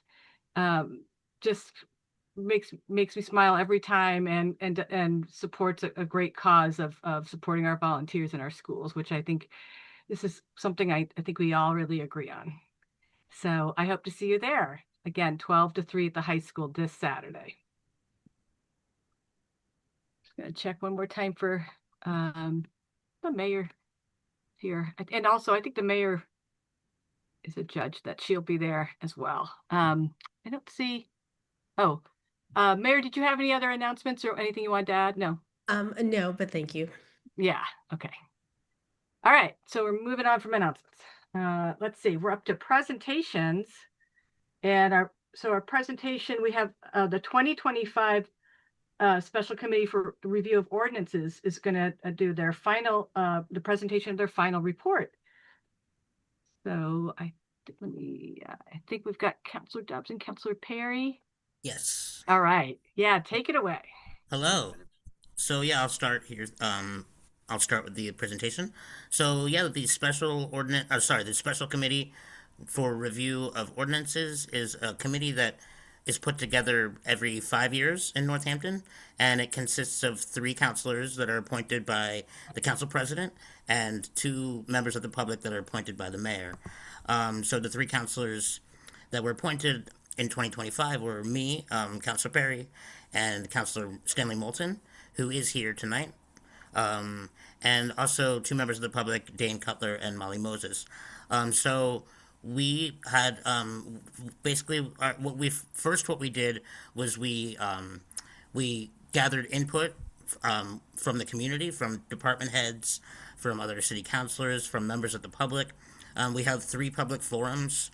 The first one was in person and hybrid, so that one was where members of the public came out and gave us their suggestions for ordinances. And then we had two other public forums, one on snow removal and one on the food truck ordinance and lighting ordinance. So basically, we have this split up into the final report is split up into Exhibit A, which is that is ordinances that we are suggesting direct action on. So we'll start with that. Laura, do you mind sharing the screen for Exhibit A? Of course, give me a moment. Let's Yes, see. no problem. So yeah, these are ordinances that are recommended for adoption, revision, or rescission.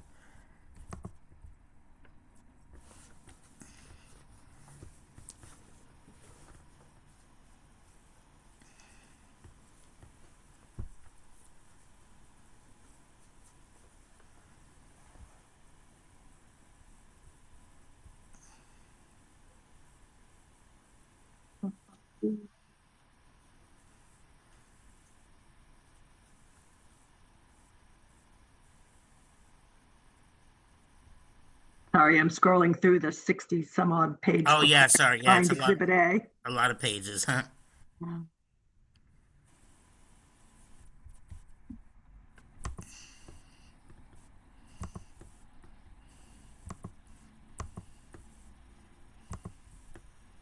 And having trouble with my cursor.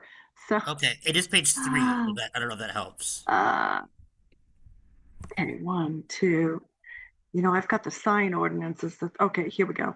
Found, got it. Thank you, thank you.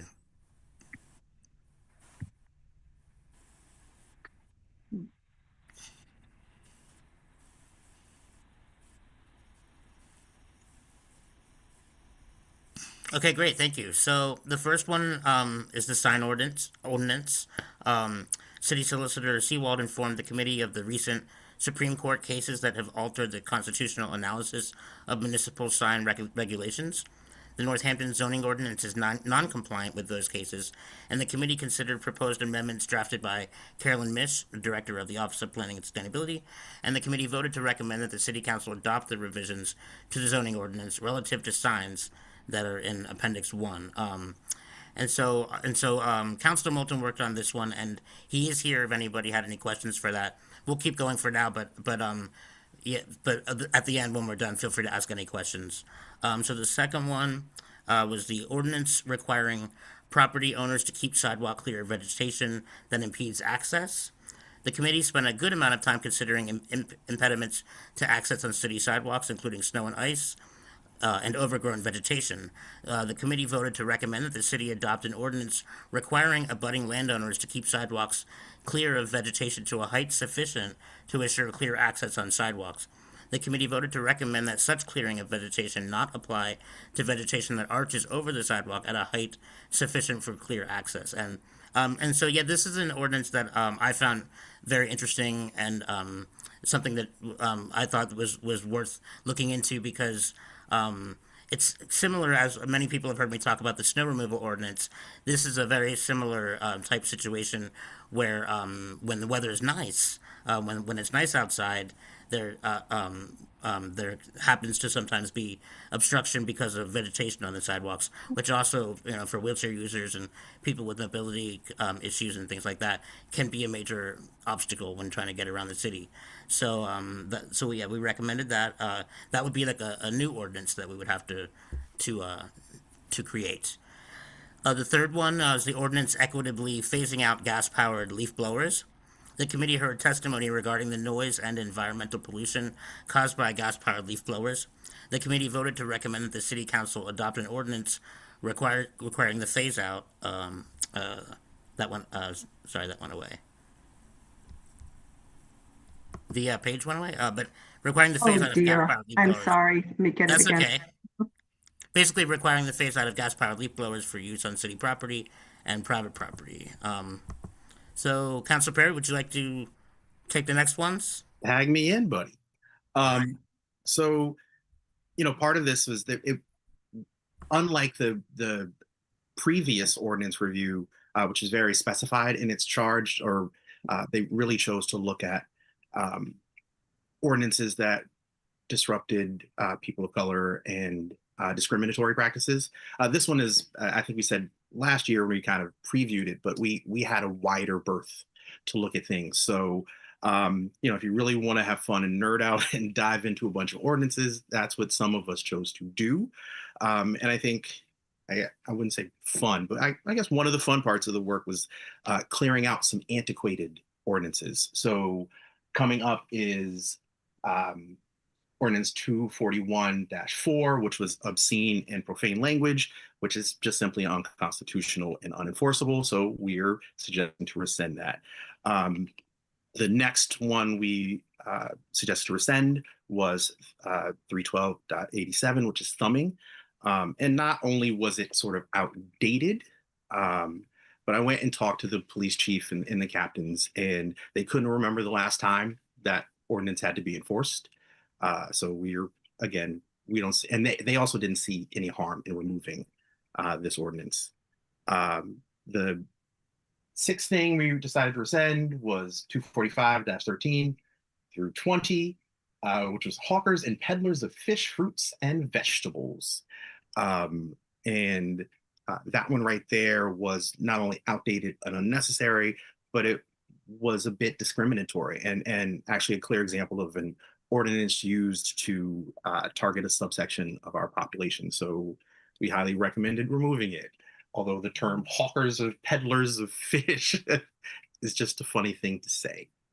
And finally, we talked about and looking at the ordinance to allow all access toplessness, which is a little more tricksy. And I think we came to the conclusion that it requires some looking at to revise the term bathing costume, as well as specify to make the ordinance body neutral, especially currently in 2026. So that one, out of the last ones that I've discussed, there are three that were just simple accounts of rescinding things, and this one I think is going to require a little bit more nuance to look at.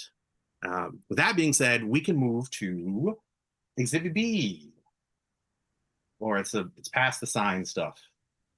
Gotta scroll a bit.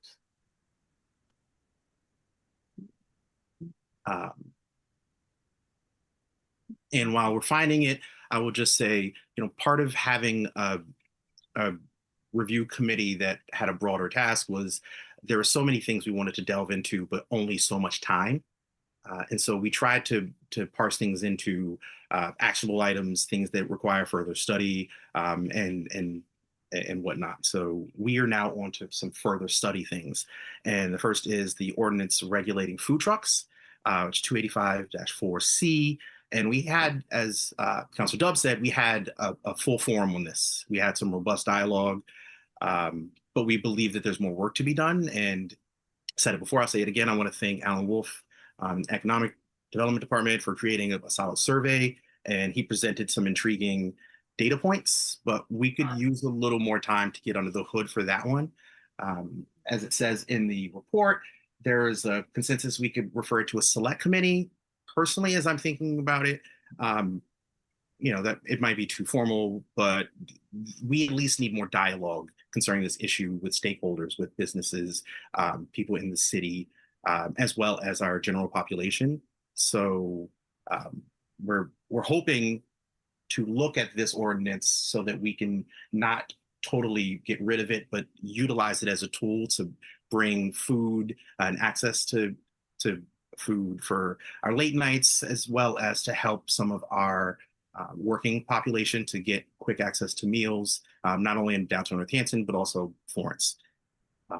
Moving on to the next was 120-4, which is allowing issuance of special liquor license in Pulaski. And that was brought up sort of in conjunction with our food truck discussion, thanks to another citizen.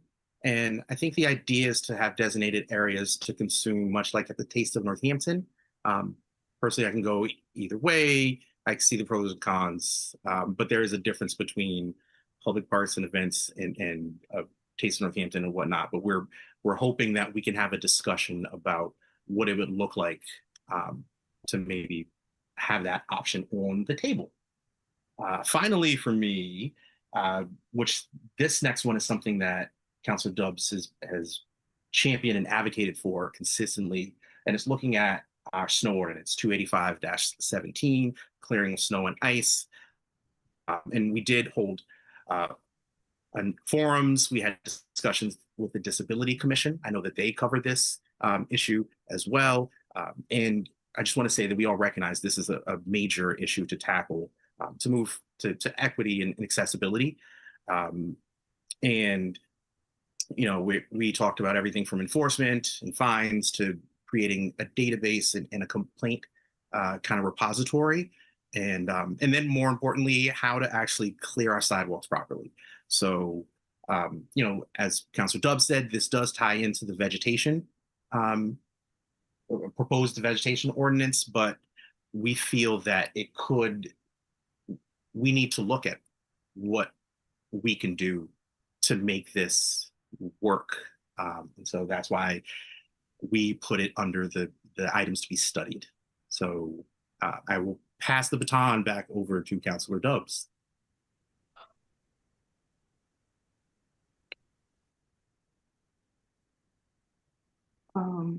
Sorry about that. I was muted. Thank you, Councilor Perry. So yeah, moving on with the recommendations for further study, we have the ordinance requiring posted notice on city-owned property where pesticides or herbicides are regularly applied. So at the June 30th public forum that we had, the committee heard a proposal to require posting of notice of use of pesticides in areas where community members are sleeping in tents. Regulations exist around the use of pesticides in residential areas and near schools, but not for areas where people may be sleeping outside. So we think this is something that would be definitely important for recommending for further study on that issue. And then we had the ordinance protecting ecosystems from invasive species. So also at that public forum, we heard a proposal for an ordinance to help protect Northampton's ecosystem from invasive species. And so we also unanimously voted to recommend that for further study. And then if you could scroll down. Laura, please. Was there one more? Yeah, two more, yeah. There was the ordinance to expand notification under the changes to the zoning map. The committee heard a proposal to amend 350.-3.5 to expand the notice of proposed zoning map change to adjacent landowners who may potentially be affected by the map change, and we voted to recommend this issue for further study. And then there was the ordinance to require temporary pedestrian access route planning for work areas that substantially block sidewalks. The committee heard a proposal to require protected temporary access where sidewalks are inaccessible due to damage or the undertaking of repairs so that pedestrians are not forced to walk on the street. So again, this is a very important accessibility issue, and so we voted to recommend that for further study.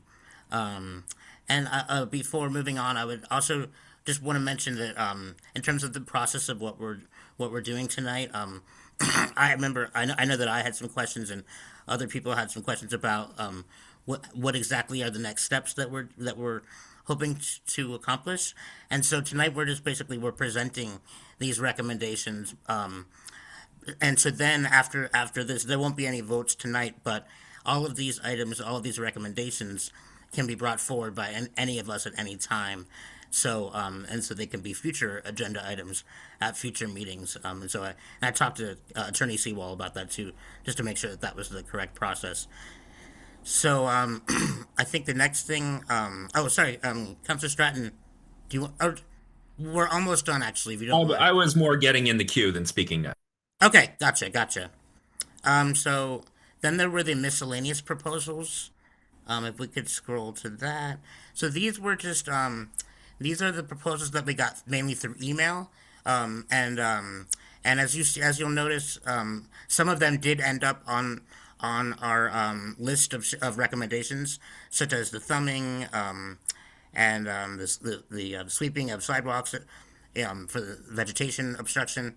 But I also wanted to note that certain things on here were we didn't end up being able to have time to address them.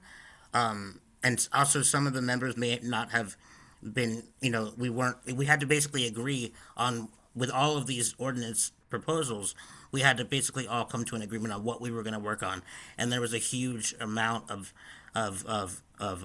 input that we got from people. So there were some things that we did not get to, such as the posting, the flyering ordinance, which has recently, as we noticed tonight, has been getting a lot of attention recently. And so I just wanted to basically say that this just because we didn't recommend anything on this ordinance doesn't mean that we can't. Doesn't mean that we don't still have those opportunities to do that moving forward. So this is just basically what we had time to do within the amount of time that we had as a committee. And so I think there's some housekeeping changes that Councilor Perry was going to move on to. Before I get to that, I also wanted to, so the chart is a lot of the emails. What Laura is scrolling past is the notes from our in-person meeting as well. So we made sure that everything that was submitted to us is part of the public process. And with that being said, moving on to Exhibit D, which is just the housekeeping rules, so a couple tidying up here and there, a snip and a snap. And the first was just looking at gender identity or expression and looking at our ordinances and making sure there was consistent language, especially now in 2026, using gender neutral language is something that was suggested that we do, and that one of our members, Molly, took upon herself to deal with. The next one, sorry, I try to have a straight face, but it's about wild animals and folks traveling through our city with wild animals. And really all we did was add the word "the" at the end of it. But it is to handle anyone who traveling or conveying these wild animals. So again, we did have some fun breaking down some of this stuff. Following that was our traffic signals and just the desire to have some consistency with our signage. And for instance, it says, using a walking figure rather than or in addition to the word walk.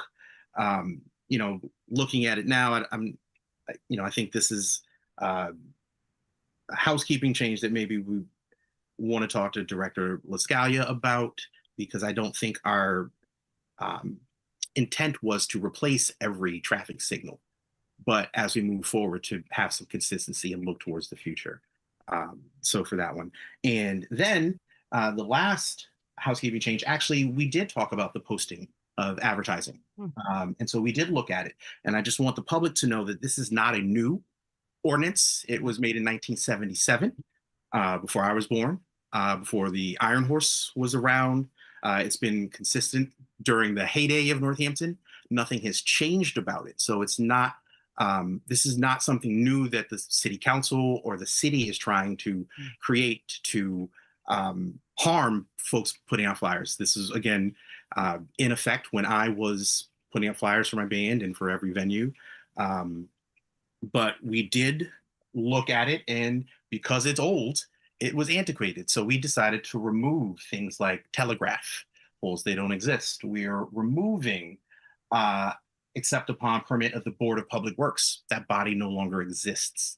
And so, we looked at what that ordinance was and what it meant, and we did talk about striking it in general. But again, this ordinance has not harmed the vibrancy of Northampton, and that's why we chose to just look at the housekeeping portions of it. So that is, I think, the end of our housekeeping portion of this presentation. I just want to jump in and say if Stan Moulton wants, I recognize Stan as member, and so if Stan has anything to add, he should feel free to do so. And I would say it's hard to distill months of work. It was a lot of work. So I think everybody else who was on this committee as well. And but if anyone has any questions, feel free to answer. And I look forward to really hopefully seeing some action on some of these things. Yeah. So just another process comment. Yeah. So if Stan, I can't see. should we stop sharing now, Counselor Dubs, you think? And Counselor Sure, yeah, Perry? that sounds good. Yeah. Just so I can, let's do that. Yeah, now I can see folks. I want counselors to be able to make comments. I'm just wondering two things. If I wanted to let you know, if Stan has anything to add, feel free. But also, would it be, as counselors give you their comments and questions, should we do it like each, I guess we'll see what the questions are. I mean, we could either do it by item or a counselor could give, maybe we'll just stick to one or two items so you don't get overwhelmed with, there's so much to unpack here. Yeah. So why don't counselors, you can make a general comment, maybe ask some questions and I will circle back, but there's a lot there.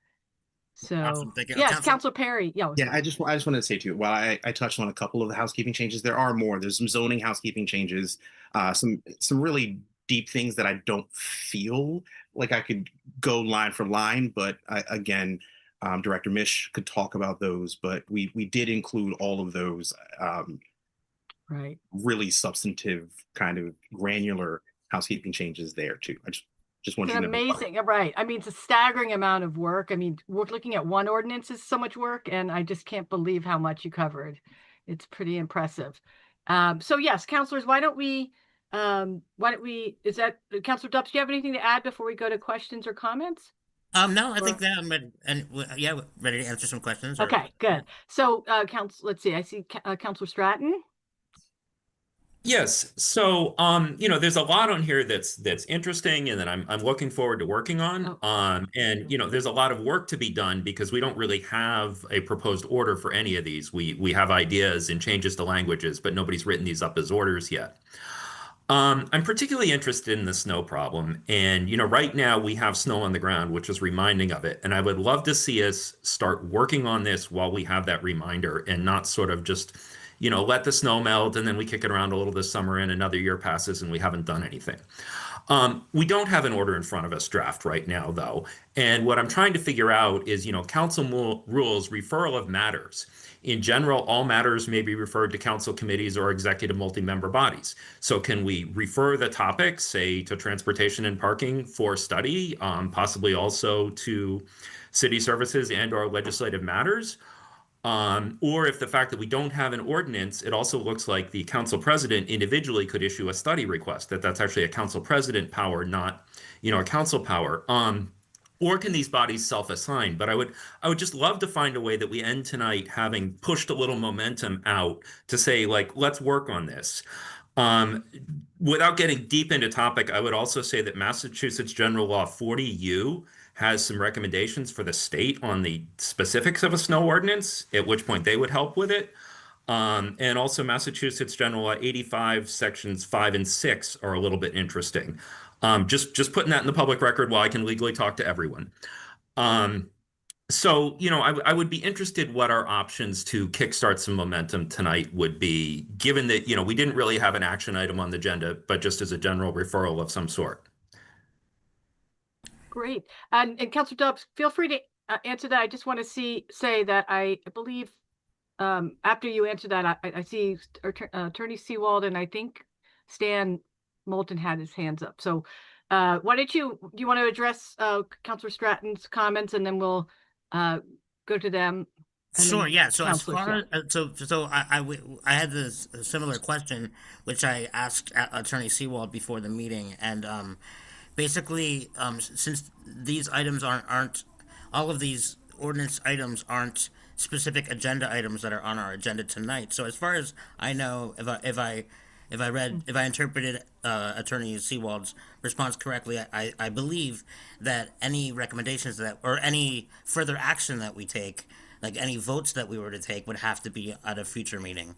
So I think that's correct, but I'll wait to get that confirmation. Yeah. So why don't we go to Solicitor Seawald and then we'll check in with Stan and go back to the councilors. Welcome, Solicitor Seawald. Thank you. Good evening, everyone.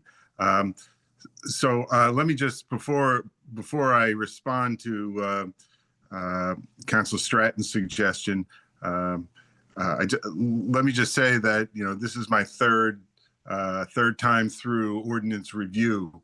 And this particular ordinance review committee didn't have a charge.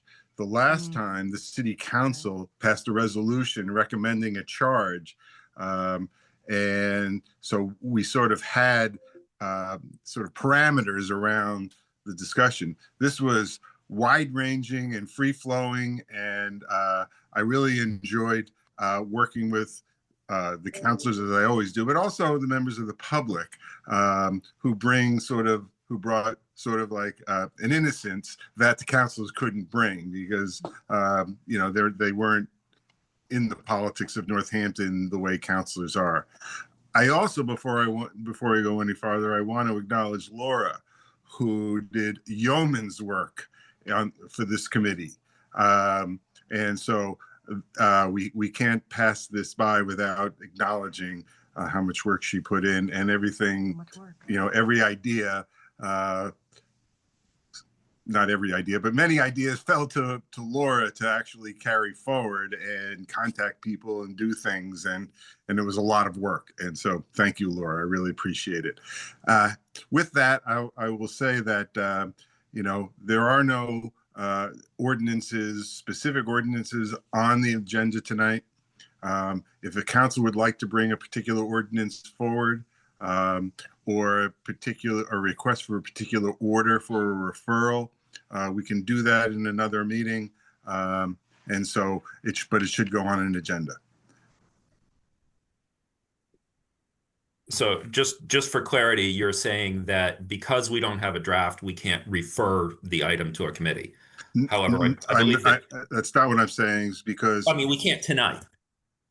Oh, you can refer anything you want to a committee. So whatever on the agenda, as you read in the rule, if you put an agenda item for in order to refer something out of this report to TPC, that can be referred to TPC, and you are giving TPC a blank check to do with it what it deems appropriate. But can we do that tonight, or can we only schedule that in the future? In the future, when it's on an agenda, when that particular matter is on the agenda. And a study request from the council president wouldn't have that requirement on it, though. They could do that anytime they want it. Am I correct? I haven't looked at that rule before this meeting, so I'm not going to respond off the cuff to that. Let's try to stay with our list here. So, Solicitor Sewell, did you want to add anything? No, I'm okay. Well, if I can just put in a plug for the sign ordinance. All of these other ordinances are very important, but we have an unconstitutional sign ordinance that we cannot enforce. So if I can put in a plug for the sign ordinance, former Councilor Moulton and Carolyn, with my assistants, put in a lot of work on this, and it's there and it's ready to go. Nothing has to be drafted unless you have changes to it. And I see that Councilor Moulton has his finger in the air, so I will stop there. Okay, let's see. Let me, Councilor Moulton, former Councilor Moulton, welcome. Thank you. It's good to be back with all of you again. Yes. I first of all, thanks to Councilors Perry and Dubs for their presentation, and for Solicitor Sewald's comments about the work of the committee.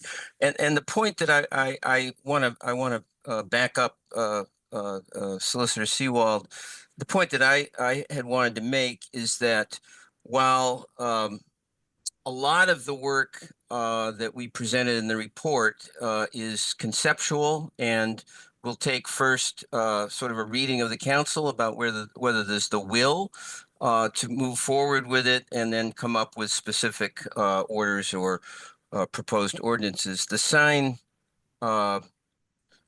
revisions are there in substantial form, and one of the reasons for that is that they've been worked on now for many years. In fact, I believe back when Mayor Scherer was a city councilor, that process started. And as Solicitor Sewald said, the current ordinance in Northampton is unconstitutional because it considers content, and sign ordinance needs to be content neutral. And I think that the path forward for those proposals related to changes in the sign ordinances is pretty straightforward. I'm assuming that it will be referred to legislative matters and planning board, and there will be public hearings for further discussion of that. So there's one sort of big piece of the package that immediate steps can be taken on. So thank you. Excellent. Thank you. Thank you, Stan. Okay, counselors, let's go. Let me know if I'm looking at the virtual hand, so let me know if I'm missing other hands. I see Counselor Nabad and then Counselor Loisel. Yes, I want to thank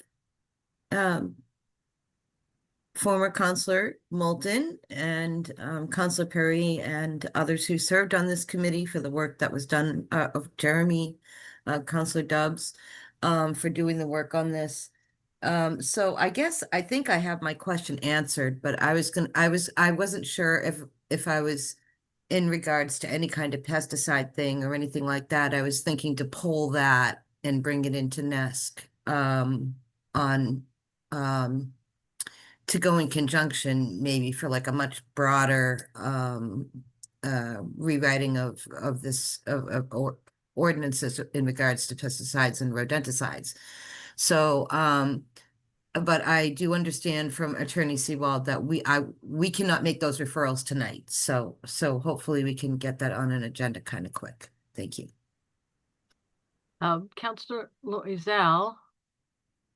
So process who's question. Northampton? Yes. That's the mayor. Nick. Oh, okay. Yeah. Yeah, I know. didn't know who yeah. Go ahead. Can I just first, I have a comment, but I want to ask a few questions that might be quick answers. So could I do that with yes.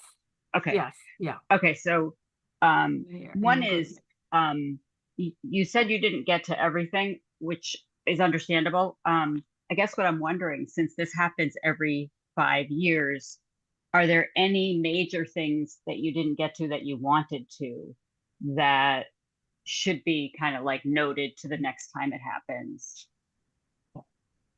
Either Garrick or Stan or not that I'm aware of.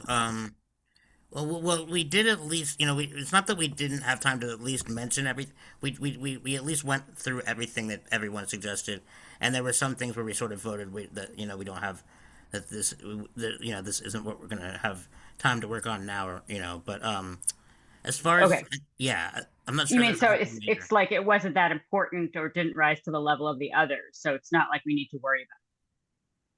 Or it could be important to other counselors. This was just like our there were only three counselors on that committee, and so these are just none of this is like set in stone. These are just like what we worked on, what we had time to work on, and the suggestions that we were able to come up with. Councilor Perry, or would you like to add to that? I would agree with you. I think that there are some things like looking at e-bikes was an important one we did not discuss. But it's in our notes, but we did push that to another committee. Like part of what we did was look at where, before we even got to the council, where we could try and send some things that felt like it would be better handled for different committees. So. Okay. No, continue. Yeah, continue. So then I guess the thing is, I didn't, what I'm trying to figure out is it was helpful to hear that there's some urgency to the sign ordinance because it's unconstitutional. So that's very helpful. That makes me, but in terms of it would be helpful to know what the priorities are, because you who looked at them so closely, and are there groups of things that can be done in one fell swoop? For example, the housekeeping things. So I guess I'm wondering if there's certain things that we can do easily,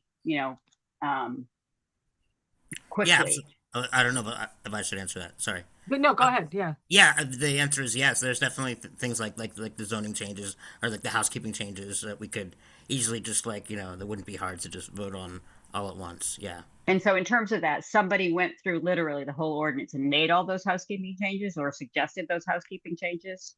That was a pretty thorough one. Yes, I'll Okay. I'll answer that. Is that there was a really thorough vetting of that, and we went through a couple times. Obviously, we're human beings, so it could be messed up. But there Yeah. were options of I'll take a turn of phrase from former Councilor Elkins, which there are some shovel ready Oh, great. here that's presented, and a lot of it is not. But Okay. we did not feel as a group that we could put our thumb on the scales for things because we were, we presented this at the end of the year to the council that was outgoing, and that's why we're back here today to kind of give you all a presentation and then allow you to take time to go through and see what your priorities are. There are things that, obviously the snow ordinance, I think vegetation is important. So I feel like it's kind of on us to figure out what the order is, and we didn't want to do that. Okay. So then I guess my comment is if it's okay to make a comment about what I think could happen process wise, or is that too soon? Go for it.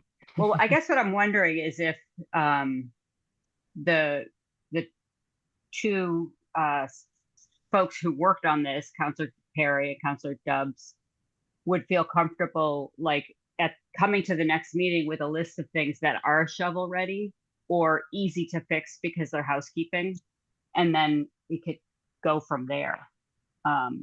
Consider them from, or also maybe a list of things like this could go to legislative matter for discussion, or so wondering if, since you both are really close to it, or if you feel like you've done your thing and you just really want to pass it on. I don't know. So if that makes sense. Sure. Councilor Perry, do you want to start? Or did you? But I think that's great. Like just sitting here listening after the presentation is in my head. I thought that was the next process. Councilor Dubs and I did discuss this presentation, and we were kind of feeling that the next step would be to bring this hopefully to the next council meeting. And it makes sense that since we're close to it, but that does not preclude anyone else from reaching out and saying, prioritize this. I want this to be a collaborative experience.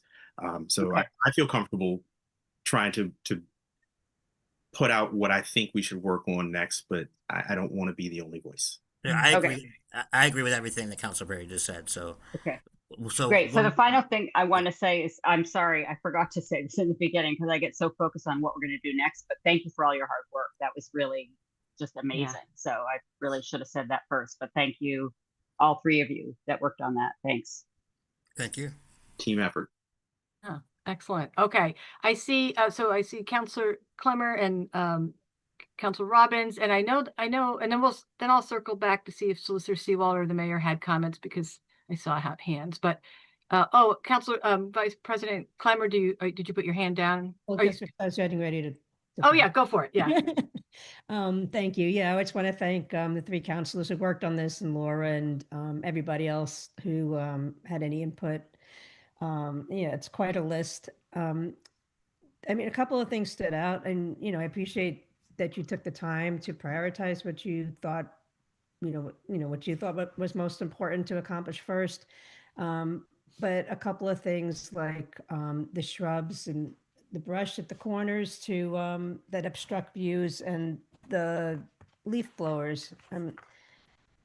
Things like that, they just seem hard to enforce. And with the shrubbery, if they do, people do cut it down, or they get warned, or and cut it down a few months later, it's back again. So it's just a little frustrating because they're really good ordinances and things that we should, I wish it was easier to enforce all that, and to get away from gas powered equipment, and obstructing views on the corners is very problematic and dangerous.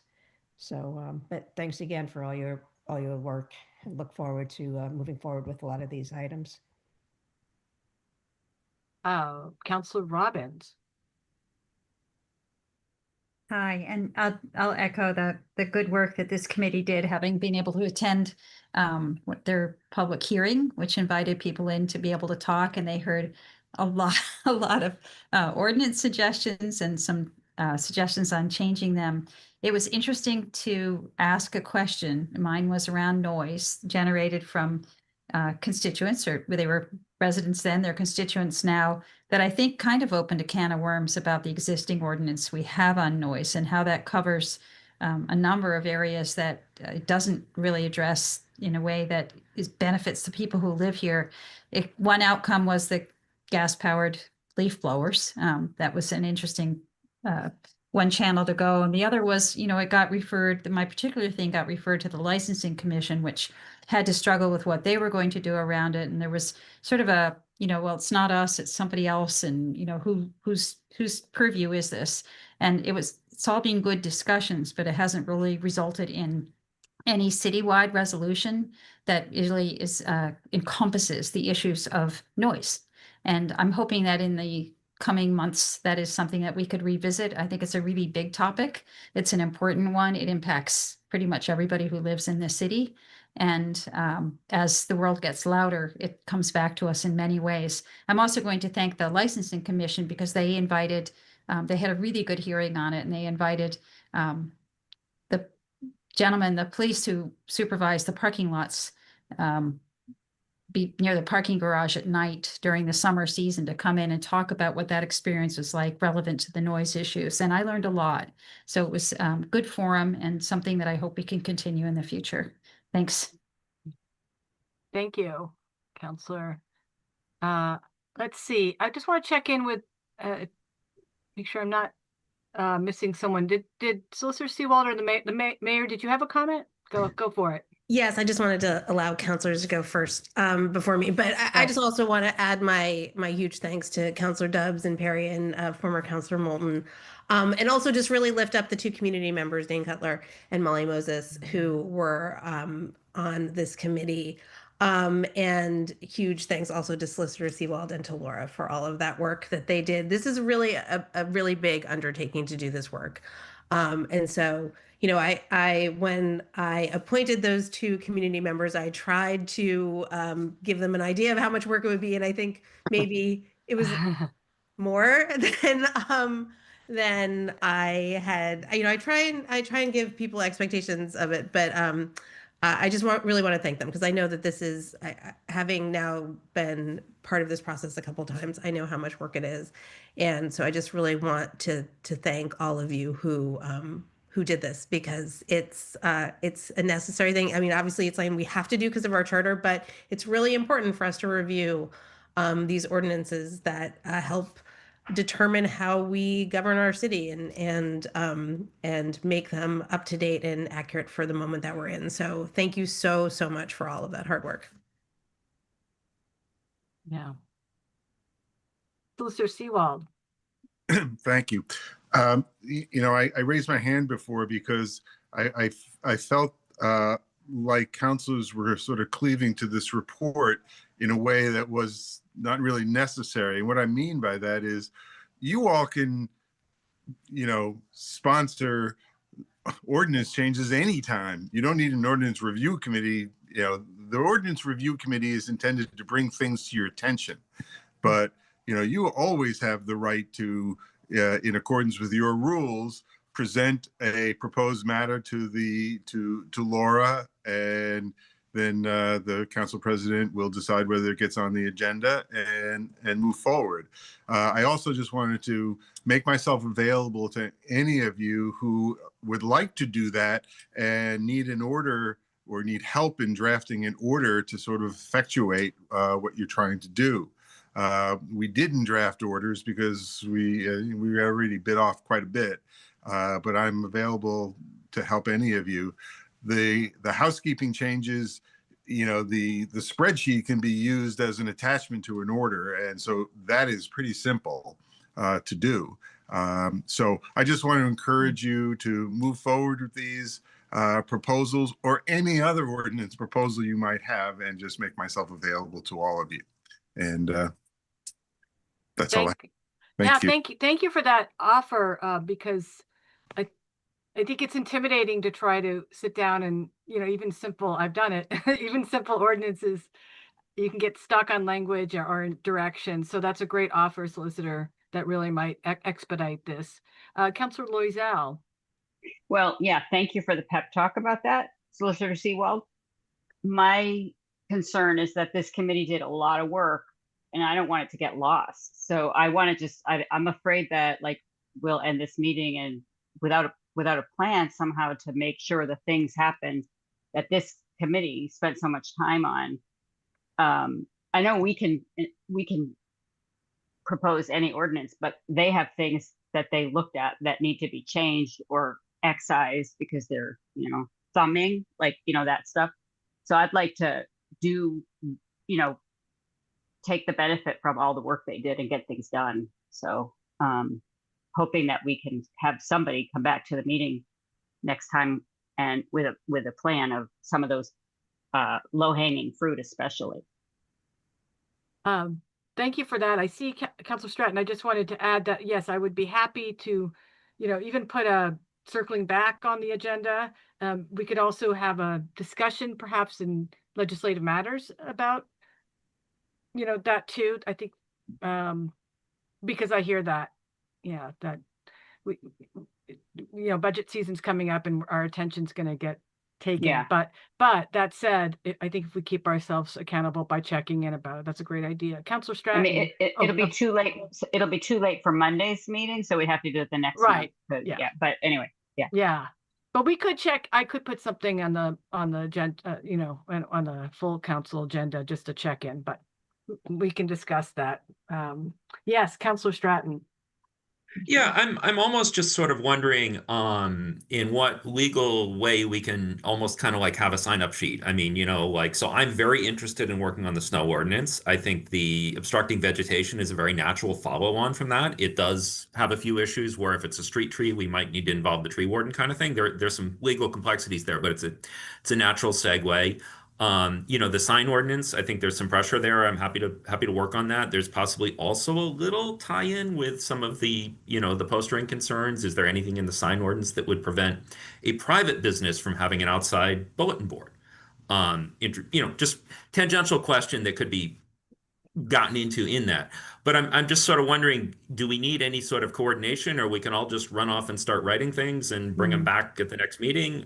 Just what is our we can't discuss these on the mailing list, so to speak, but maybe we can say, hey guys, I'm working on this, as long as they don't say what we're writing. Right. Right. I think that's true, Solicitor Seawald.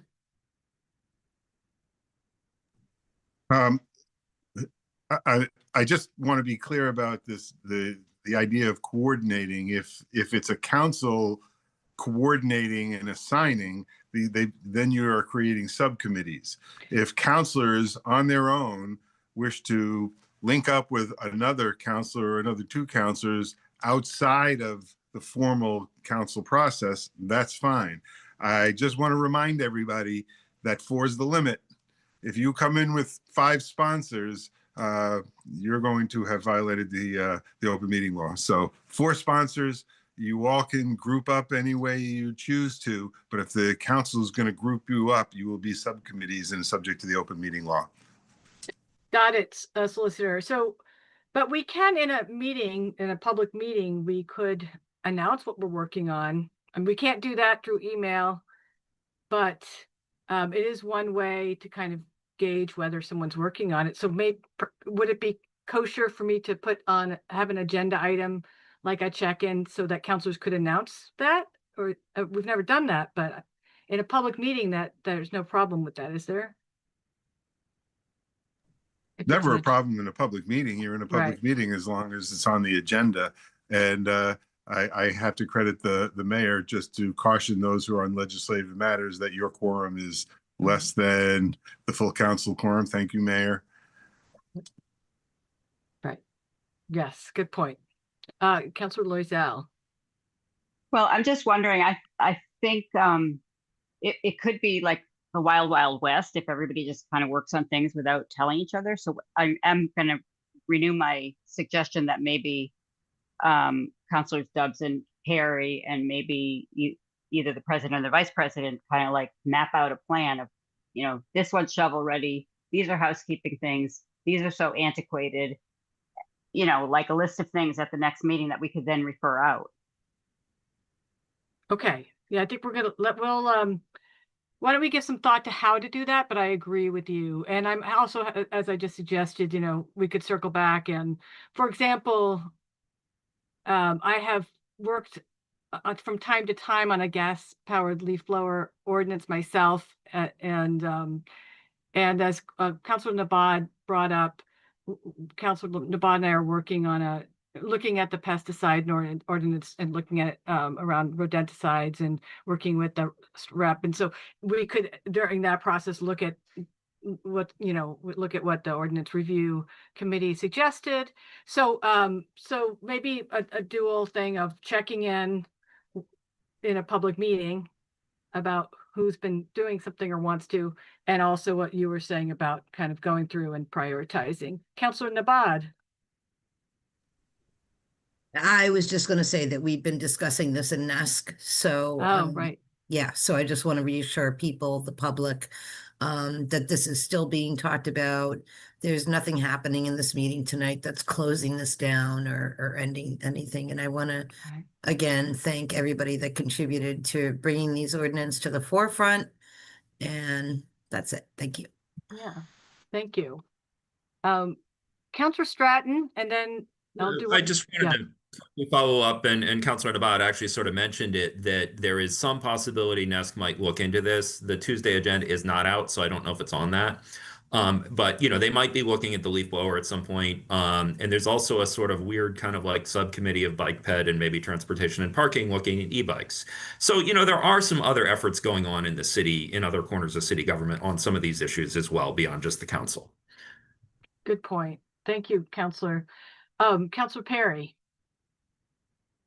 All right. So in the effort to kind of wrap things up, I also do, however, want to thank everybody involved. You know, thank you, Councilor Dubs. Thanks, Molly and Dane. And thank you, former Councilor, still Councilor in my heart, Moulton, and Councilor Valhalla over there. But I also want to just give a shout out to Laura, who, you know, she was a wealth of knowledge. Having gone through this before, so she was really able to help guide us with this massive project. And then I know that Solicitor Seawald doesn't like too much praise, but he handled the lion's share of writing this report. So I just think it should be saluted that he did that, and his offer to help write and push these ordinances through is genuine and very valuable. To answer Laurie's question about some of the things that didn't touch, one of the things that I will say is that the previous ordinance review committee also had things that had further study. So we looked at those, and some of those things came to fruition through this committee as well. So there will always be, I guess I don't want to say scraps left on the table, but there's always work to be done. I think that this kind of work is always moving forward. So as long as we have records and people are willing to go back and look and see the work that's done, I think that was one of our most important contributions, was making sure that we recorded all of the suggestions, that we recorded sort of what we thought could be prioritized, but also just left it there for anyone else. And I am looking forward to working with Councilor Dubs to try and give you guys some more meat. I know everyone's chomping at the bit, but I think that we can handle this. And then once we put it forward, then we can move forward. So we don't, I know everyone wants to make action, but I don't feel like we need to stress about it right now, because we do have a lot on our plates. Thank you.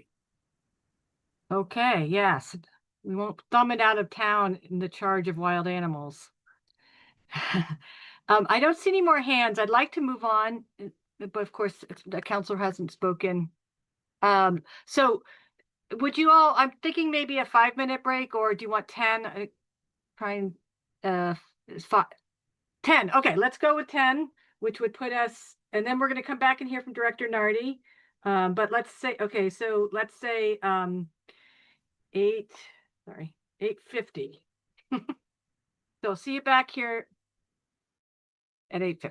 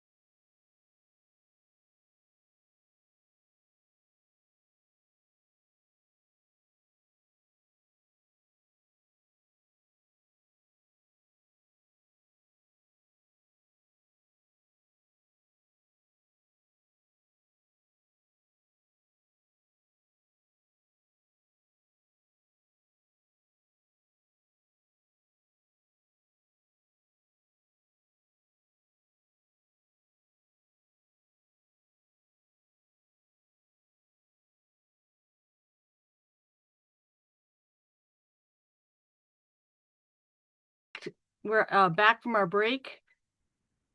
And on to our next agenda item, which is the FY 2026 second quarter financial report by Director Charlene Nardi. Is she a co-host? Yes. Yeah. So, good evening, counselors. As you know, Sorry. Oh, apologies. Sound issue. Go ahead, Director. I have provided you with 5 PDFs. One is for general fund revenues. Another is for the enterprise revenues, general fund expenses. The fourth is for enterprise fund expenses. And the 5th PDF is more detail on our meals, hotel, motel, short-term lodging, and cannabis revenue, and a comparison over years. So just as a quick overview, everything is on track to meet budget revenue projections. We are at 48.5%, and generally expenses look good and are on track to remain within budgets. So if I may share my screen.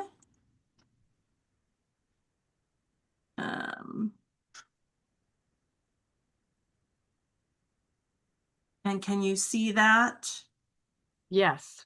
Okay, great. So I'm starting with the year-to-date FY26 revenues general fund. And as you know, second quarter, we are 50% through the year. So for those who are first time looking at these reports, let me assure you that if you see negatives in front of the numbers, it does not mean we are in deficit. That is the way the Munis prints the report. So you don't have to pay attention to the negative here.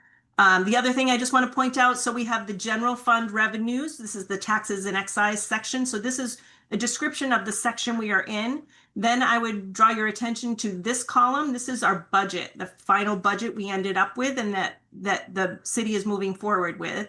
This next column here is called actual year-to-date revenue. This is what the money that, or the revenue that we have brought in for the 2 quarters. And then the last column is exactly what it says, remaining revenue. That's how much we have to collect to meet our budget. And then the last column is percent collected. And that's the one I really focus on as a first quick review. I want to make sure we're 50% through the year, that we are close to or above 50% at this time. Or I want to know why, and there could be very good reasons for that. So I'm going to go through those. So let's start with our tax revenues in this section. They are right where we expect them. They are slightly below the 50% mark, as you can see. But again, I'll remind you that the first 2 bills are preliminary bills, and they mirror the bills from quarter 3 and 4 last year. So they're a little less than what your total tax is. So the last 2 quarter bills that you have received for quarter 3 and quarter 4 of this year are based on the new values and the actual tax rate of the fiscal year. So it is expected that we would be just below 50% for the first 2 quarters. The next section is the motor vehicle, and we've talked about this in the past, but for new counselors, if you know, you probably just got your motor vehicle excise bill in the mail. The first major and there's a word for this, and I'm sorry, I'm blanking on it. The first bills that really initially go out in February, and they're due in March. So that's when most of the money comes in, is in March and April. So that's why you'll see that this is so low here. We're only at 14.2%. That was about the same percent as last year. And again, you'll see that go up when we look at the 3rd quarter and 4th quarter. Hotel motel revenue is at $683,000. That's 70.1% of the budget. This is $121,000 higher than the same time last year. And that represented a 21% increase in revenue over last year. Just as a reminder, this is one of the revenue projections that was pushed higher in FY26. It's up about 11.4% projection over last year. The meals revenue is at $441,750. That's 59.1% of the revenue projection. We increased this projection by 3.17% over last year. It's coming in slightly higher than last year at the same time by about $30,000. Cannabis revenue is at 51.8% of the projection at 466,000. This is lower than the same time last year by about $120,000. So it's down by 21%. And again, we've talked about this line several times. It's been up and down. And again, these 2 quarters are showing that it's down from last year, the same time. The pilots, as you can see, many of them show are 0. And that is because pilots payments are spelled out and calculated based on signed agreements, and they are invoiced out accordingly. I send out the invoices usually in December. The calculations are based on the new tax rate. And we will see most of those come in towards the end of May. You'll see all of them come in, or they will be in. So overall, the taxes and excise category, removing the motor vehicle, is at 47%. So again, this category, taxes and excise, is the bulk of our funding. And we are at the same percentage as we were last year. In looking at page 2, parking revenues, and again, they started on page 1. Overall, the quarter we've collected $984,000, which is 64% of the projected revenue. The revenue represents an increase of $13,157, or 1% over the last year at the same time period. So we didn't see much of an increase. And again, I'll just remind folks that all funds over projections go to support the parking system.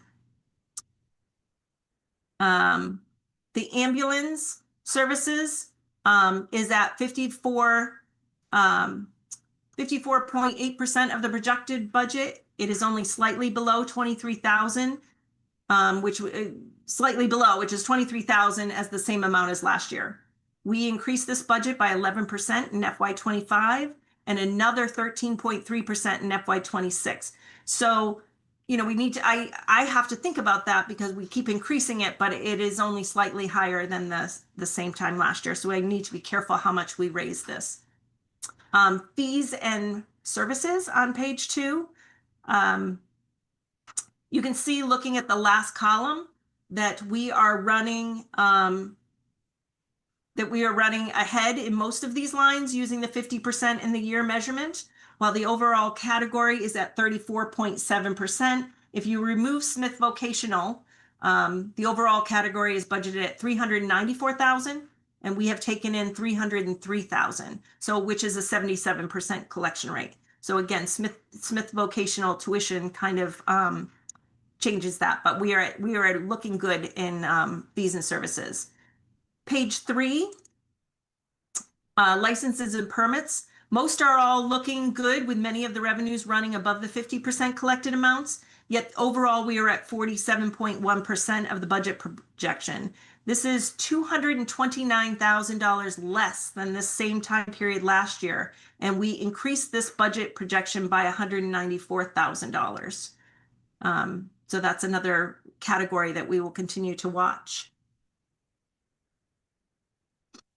The federal revenue section, the middle of page 3. Oops, excuse me, I went too fast. So we are at 6.3% for Medicaid reimbursement. It doesn't mean we won't meet our projections. We were in a similar position last year. So I believe we'll make our projections this year. We have been told that Medicaid reimbursements for FY27 may not be the same, or we may not be getting them. So that is something we need to be aware of. And again, this is the money that gets forwarded to the school for the MPS stabilization account. State revenues starts at the bottom of page 3 and moves on to page 4. These are the state aid revenues discussed in the mayor's presentation, which we call our cherry sheet numbers, and they're voted as part of the Massachusetts state budget. They come in as they come in from the state, and we are at 49.1%, right where we would expect to be at this time of year. So parking tickets, which is page 4, we collected $450,629, or 62.6% of our projected budget. This is the same percentage of collection as last year. However, we're actually bringing in more money. Well, we're not bringing more money. We are bringing more money towards the budget as we've increased the budget projection by 24%, over FY 2025. So same percentage, but we've increased our projection. Interest on investment. We've brought in $1.3 million. This is $177,000 less than the same time last year. We are at 64% of our projected budget. This line we are now relying on for $2 million for FY 2026, and it has dropped slightly. So interest on ARPA funds, the same time 2 years ago, we took in $422,000. This year in FY 26, we are at $64,000 for that same time period. Excuse me. On just general funds 2 years ago, we took in $829,000. However, we are at 1.26 million right now. So we're slightly above there. We just need to keep an eye on this line because, again, as we've talked about many times, this is not a line that generally, certainly outside auditors, Standard & Poor's, all of those folks don't recommend that we rely on this line because it is volatile and it can change depending on the cash amount that you have and also your the interest rates and where the money is located. So looking at the bottom of page 4, we have collected 46.3% of our budget projections. And if you remove Smith Vocational, Motor Vehicle, and the pilots, we are at 48.5%. So, and the same as if we remove parking receipts, since those go not to the general fund, but to the parking system, we're still at 48.5%. So we're right where we expect to be for our revenues. And then, let's see if I can escape here and go to the next one. For the enterprise revenue, everything is tracking as expected. And then we are excuse me, let me blow this up so you can see it a little better. How's that? Everything's on target to meet budget projections for FY 2026. Sewer and water enterprise are at 58% and 56% respectively. The big line items are the rates and base charges for those two enterprise funds. The revenue in the rate line is slightly higher because Coca-Cola is still running, I believe, just 2 lines. And I believe we have been told that that will drop sometime this summer. The base charges are right at 50%, which is where we want them. The next page, stormwater and solid waste. Stormwater is at 51.1% overall. And the solid waste line, which is the smallest and tightest budget of the 4 enterprise funds, revenue is at 63.4%. And the revenue drivers of that enterprise are the stickers and the trash bag sales. Then get out of this one. And if we move to general fund expenses, again, the end of the second quarter puts us at 50% through the year. So if you look at this report, and then you'll notice that the numbers are positive. I'm sorry, I'm not at the beginning of the report. Let me start at the beginning. So again, you'll see to the left here, you'll see the department. You will see the name of the department, and then you'll see PS, which means the salary lines. And then OM, which is ordinary maintenance, is all of our expense lines. And if you look to the far right, you'll see percent used.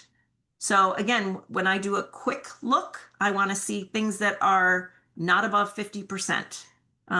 Or, within that ballpark, 50 or less is what I really want to see. So scanning through quickly, looking at all the columns, it gives you a good indicator of how things are going. Just as a side note, not all the OM budget lines expend neatly month by month or even by quarter. So there may be variances. Good examples of that are the DPW and snow and ice if you look on page 4. Most of the other departments are, 50% or less. But if we get down to page 4, I just make one more page, sorry. The DPW, snow and ice, actually it's higher than it normally is because it's been a very wintry year. But this is not a reflection of the last 3 storms we had. So snow and ice expenses are ongoing.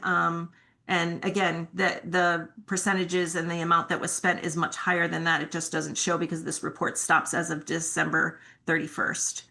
And then also for the DPW, the other general DPW, a lot of their work occurs in the spring and then carries over into the early summer. So you will see those expenses that are slightly below 50%. And you'll see those expenses rise as each quarter goes on, or yeah, each quarter goes on. On the flip side, if you look at page 7,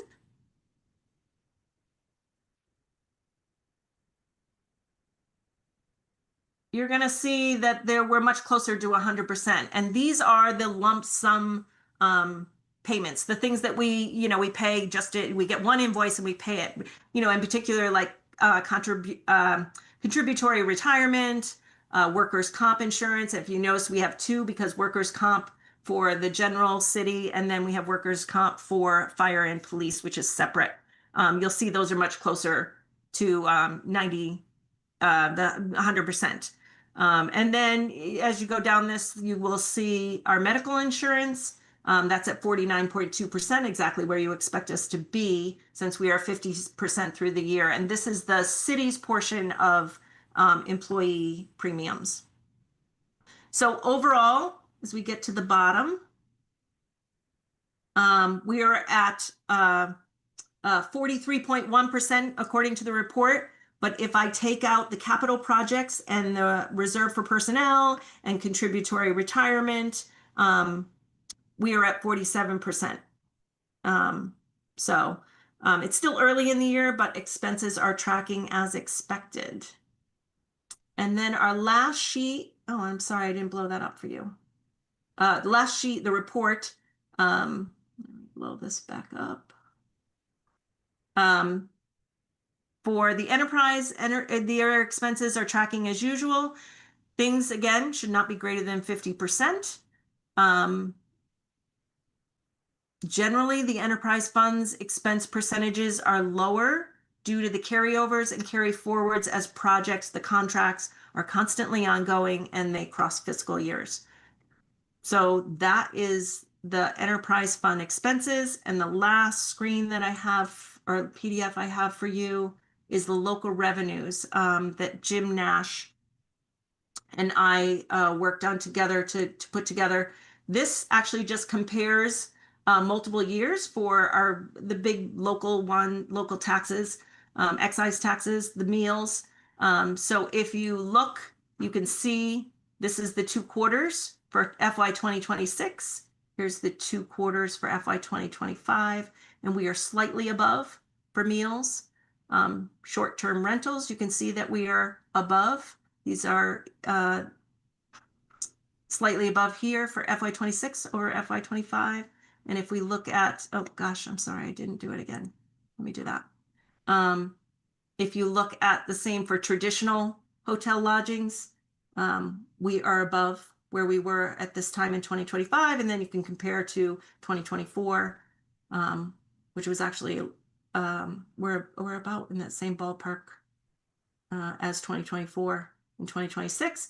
And then for cannabis, as you can see, we've low here, we've raised it, and now we're slightly below where we were at the same time. So that just gives you some comparison to look at. And I didn't go through detail on every single line, and I'm happy to answer any questions that anybody may have. Thank you, Director. I see Councilor Stratton. Yeah, so a couple of observations, a hope, and a question that's maybe more for the mayor.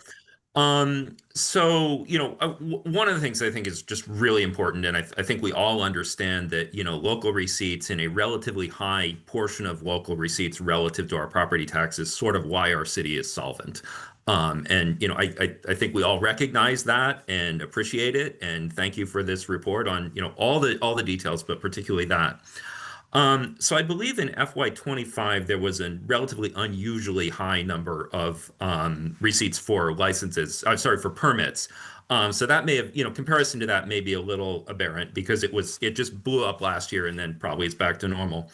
Also, quarter two of FY25, the interest income went from basically 500,000 to over $1 million in the second quarter, and then it came back down to more like 600. So yes, we're lower this quarter than we were this time last year.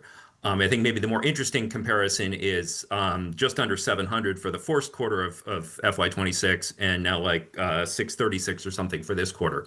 So I think we're basically back on the long-term trend there.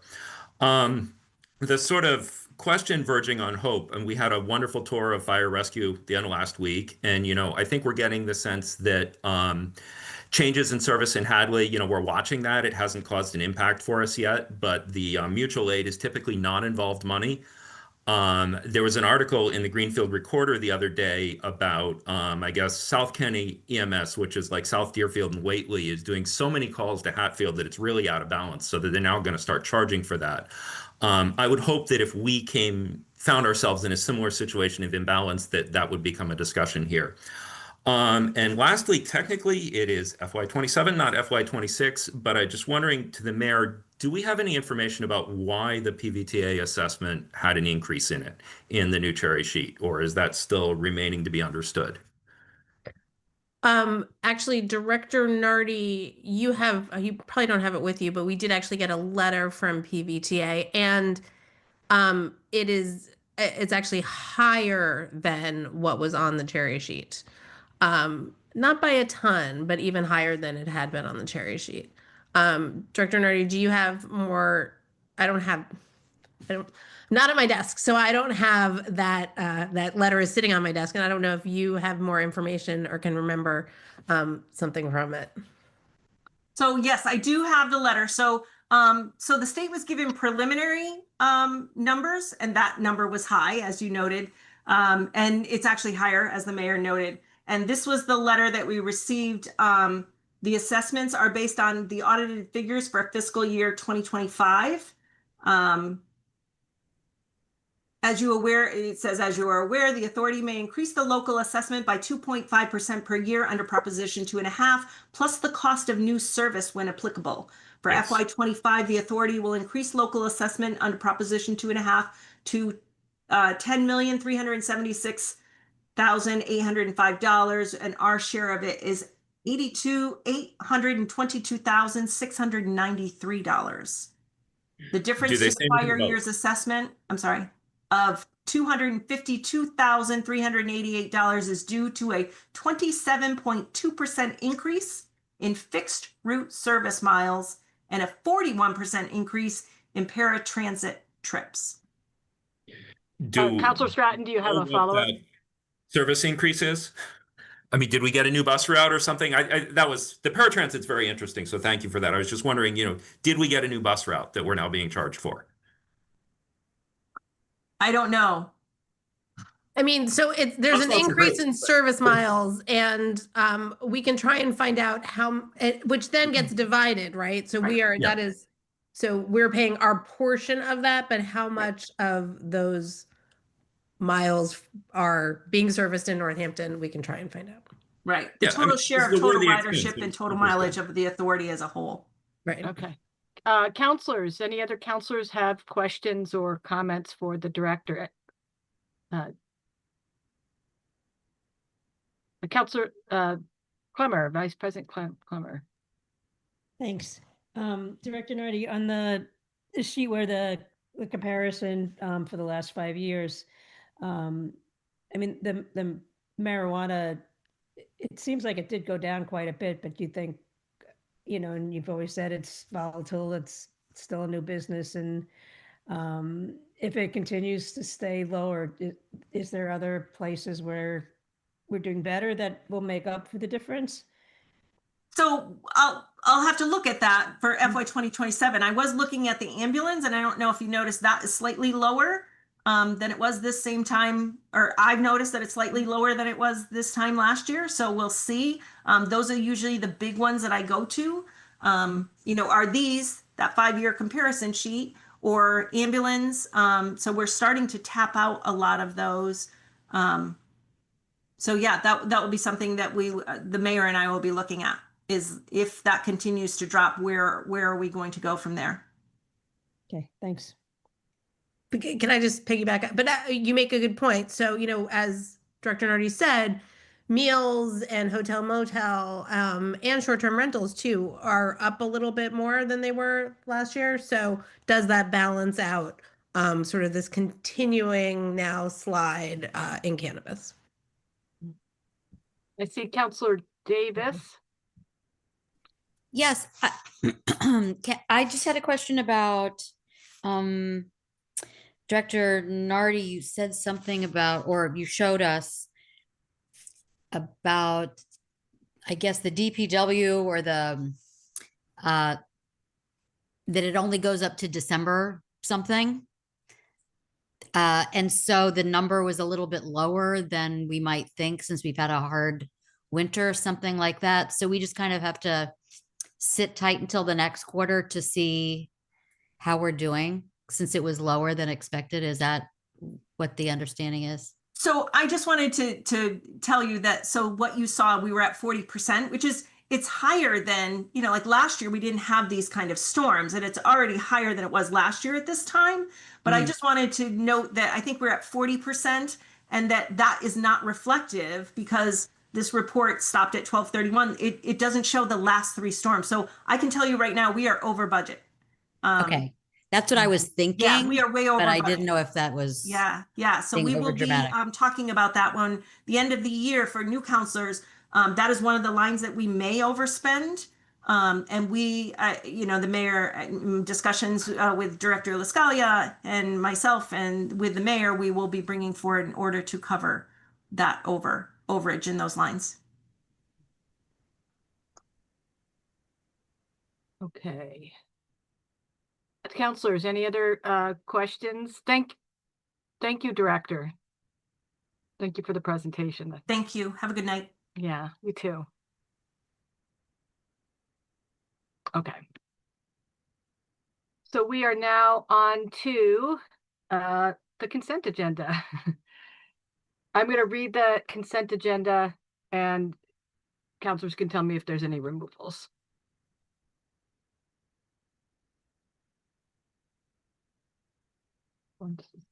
Make sure I'm in the right place. So on the consent agenda, we have the minutes of February 5 and regular meeting, and February 26 special city council meeting. We have appointments to various committees: Board of Health, Luke Mesek to fill a vacancy, Letitia Ward filling the position of Devin Bruce, Housing Partnership, Yakov Kronok to fill a vacancy. So is there any removals? Did I? Yes, 26.020, the appointments, please. Okay. Okay. So I would be looking for a motion to approve the consent agenda with the removal of 26. Yeah. So make a motion to approve the consent agenda with removal of the 26.020. I'll second that. Okay, so motion made by VP Clemmer and seconded by Councilor Davis to approve the consent agenda with the removal. We'll do a roll call. Councilor Davis. Yes. Councilor Dobbs. Yes. Councilor Clemmer. Yes. Councilor Loisel. Yes. Councilor Maori. Yes. Councilor Nabad. Yes. Councilor Perry. Yes. Councilor Robbins. Yes. And Councilor Stratton. Yes. Okay, so the consent agenda has been approved. Let's go to Councilor Stratton with the appointments. Yes, so I'm going to, of course, move that we refer this to city services because we have to. But I will say that I would like to express the hope that city services, as a full committee, will schedule each of these candidates for an interview rather than delegate that to one member. And both because that's a very important job of that committee, but also because 2 or possibly even 3 of these candidates are people who've relatively newly arrived in the city and essentially rolled up their sleeves and said, how can I help? Which is a wonderful thing. But I think that they are relatively unknown to the city. Now, obviously, Mr. Corona ran for office, and so we got to all know him that way. And I think, that's very interesting that he's finding another way to serve now. So I would really just appreciate the opportunity to, interview each of these candidates as a committee. But I will move that we refer them to the Committee for City Services. Okay, so we have a motion on the floor to refer to city services. We have a second. Second. I heard Councilor Loisel. Councilor Nabad. So Councilor Stratton made the motion to refer to city services, seconded by Councilor Nabad. Roll call, please. Or actually, any discussions? Excuse me. Can I just ask a question? Councilor Stratton said however he wants to have the whole city services committee discuss this. That aspect of this will be discussed in city services, right? It's not a conversation for now. Well, hold on. Yeah, I guess. Yeah, it's a little gray if you'd like to respond to that, but yeah, I think obviously it's a city services discussion decision. Well, I think my concern. I think Councilor Clemmer, did you? Yeah, I just my question is that aspect is different than how city services normally does things. So is that something that we'll discuss in city services, or I don't think it's part of approving this to go to city services tonight, referring it to city services. Correct? No, it's not part of, it's not part of the referral. Am I clear the way I'm saying it? Or? Yeah, I think you're basically saying, the procedure should be discussed in city services, but I would approve referring it to city services, but the procedure that Councilor Stratton is proposing, I think, would be discussed within city services. Right. The motion on the floor is just referral to city services and Councilor Dubs. Yes, Councilor Stratton. Well, I think the origin of my concern is we just found out as a whole council, we only have 45 days to act. And so that, it's hard for city services to have a meeting, discuss procedure, then schedule another meeting and get everything back to the council in a 45-day deadline, which is in essence why I'm raising this suggestion now. Because, I can't talk with a quorum of city services outside of a city services meeting. Okay. Thank you, Councilor Stratton. I would, I guess, encourage you to speak with the chair about that process of getting that on the agenda for city services. Councilor Davis, did you want to say something? Yes, I think my question might be similar to what Councilor Clemmer was asking, but I'm not positive. I just wanted to make sure that if a vote of yes on this motion means yes on referral to city services, period. Yes, that's correct. Okay. All right. Thank you. Yeah, no problem. Okay. So we have a motion on the floor in a second. Let's do a roll call on referral to city services. Councilor Dubs. Yes. Councilor Clemmer. Yes. Councilor Loisel. Yes. Councilor Maori. Yes. Councilor Nabad. Yes. Councilor Perry. Yes. Councilor Robbins. Yes. Councilor Stratton. Yes. And Councilor Davis. Yes. Okay, so that passes and unanimously and will be referred to city services.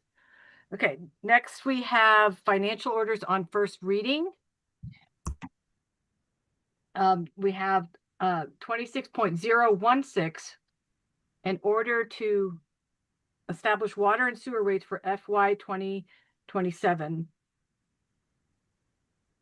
I'm just pulling it up.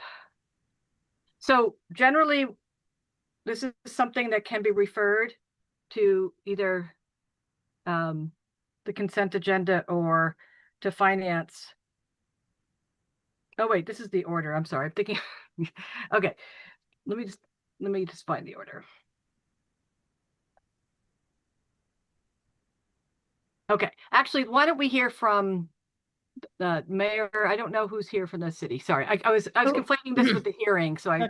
Right, so there's going to be a Oh. public hearing on this Right. in 2 weeks. Right. Right, and for that reason. Right, so there'll be like a presentation. Yeah. So yeah. So I feel like then referring it to the consent agenda. I think we have to refer it. But this might be something with the hearing that we want to have at the full council. I see Councilors, let's see, Council Robbins. Yeah, I'm a little confused about this too, because the public hearing kind of comes in the middle of it, and I would make a motion to refer it to finance, because I definitely would like to explore it. So whatever decision you make, as long as it can end up, it would be good for finance to be informed about the public feedback on it first. I don't know if there's a time limit on this.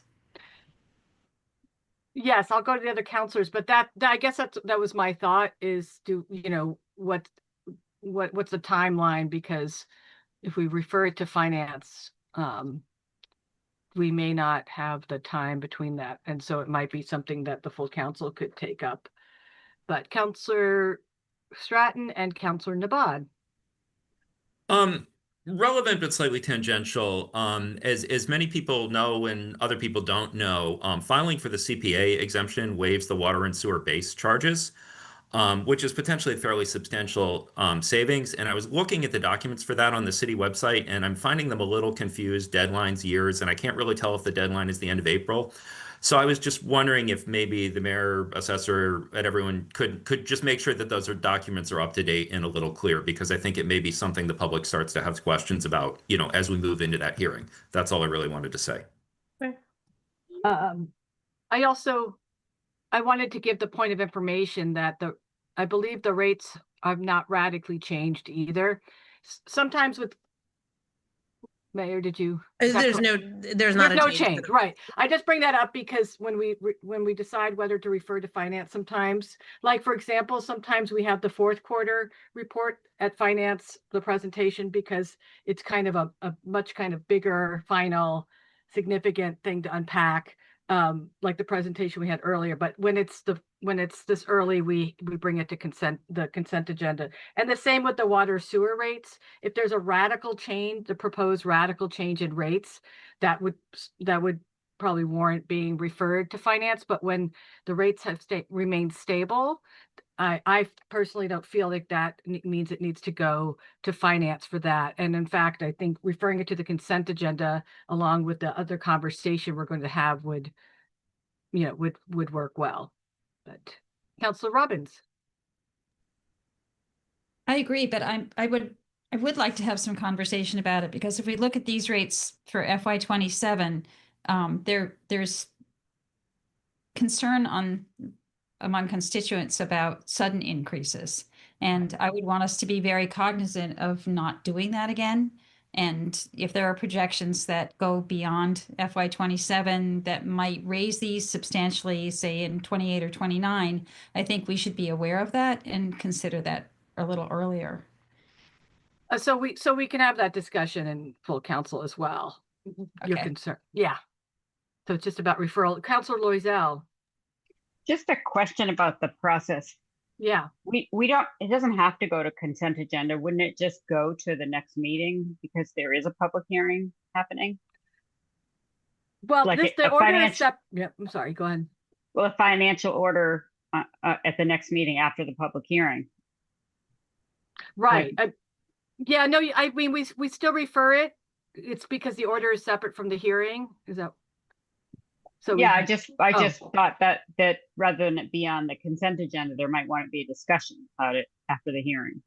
Right. Well, yeah, that's a good question. I mean, generally how we do it is we remove. Okay. Yeah, but that's a good question. I guess, I don't know, Laura, if you have any thoughts. Generally, we refer, I mean, I think we have to refer to either the consent agenda or a committee. I don't know if we can. So I think we have to do that, but we can remove it for the discussions. Okay. Mayor. Yes, so I just want to announce actually to Counselor Stratton's question. Next Tuesday at excuse me at noon at the Senior Center, Director Nardi and Principal Assessor Dotrell are giving their annual presentation on exemptions, tax exemptions. And then we always post that presentation on the site. Applications are due April 1st. But we always do this at this time of year.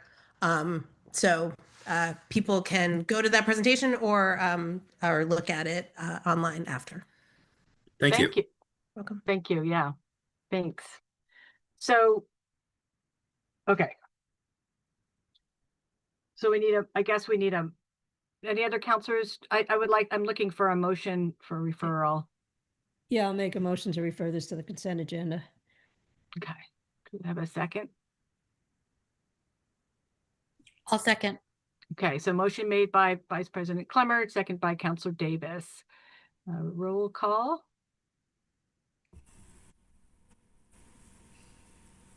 I think you're muted, Laura.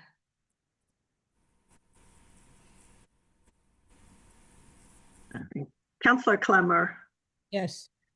Counselor Loizao, Yes. Counselor Maori, Yes. Counselor Nabad, Yes. Counselor Perry, Yes. Counselor Robbins, Yes. Counselor Stratton, Yes. Counselor Davis, Yes. and Counselor Dobbs. Yes. Okay, so that passes unanimously. I look forward to the discussion at our next at the March 19th meeting. So moving on, the next item is B 26.017, in order to accept gifts of scoreboards from the Ray Ellerbrook Family Memorial Field Fund on first reading. Mayor, would you like to say anything about that? Sure. So first I want to say that our Parks and Recreation Director, Mojo, is here to speak to great. this really beautiful gift that the Ellerbrook family is offering to the city. So if she could be yes, of course, recognized, I could ask her to unmute, but I don't know if she can turn on her camera. Yeah, let's see. Huh. Just huge thanks to the Ellerbrook family for all of their generosity. I think she's, yeah, I see her. I think I'm she should- unmuted. Great, She's yeah. unmuted. I don't know, can you, is your Video camera? won't let me. No. Huh. Let me just see what's going on with your video. Okay, now try. Oh, there we go. Yeah. Good. Okay, yeah, there you are. Hello, Director. How are you? Good, thank you. So this gift is in memory of Ray Ellerbrook, who served as the director of our Parks and Recreation for 27 years. He dedicated his career to our fields and programs and parks. And in 2009, Ellerbrook Field, which we're aware of up at Burt's Pit Road, was named in his honor. He unfortunately lost his 10-year battle with cancer in 2013. But since then, his family, Wendy, his wife, who was a PE teacher at JFK for a long time, and his two kids, Mike and Tom, they established an Ellerbrook fund through golf tournament fundraisers to keep his spirit going. So they've gifted multiple gifts to us, storage sheds at different fields, some picnic tables. They funded the rebuilding of the playground at Arcanum when it was taken down by a fire, scoreboards at Arcanum, and they made a major donation to the pickleball courts at up at Ellerbrook Field. And now these two scoreboards. So we're just asking for you to accept this generous gift as a reflection of Ray's passion and inspiration. And we're all super grateful to the family for it. Thank you so much, Director. Yes, that's an incredible gift to keep giving. I want to hear from counselors. I also want to suggest, because this is a gift, if the counselors have an appetite for suspending the rules and doing 2 votes tonight so we can get those scoreboards going. Motion to suspend the rules. Second that. Yeah, that's what I was going to do. Oh, wait, who was the motion maker? Wait, who was that? That was Gwen.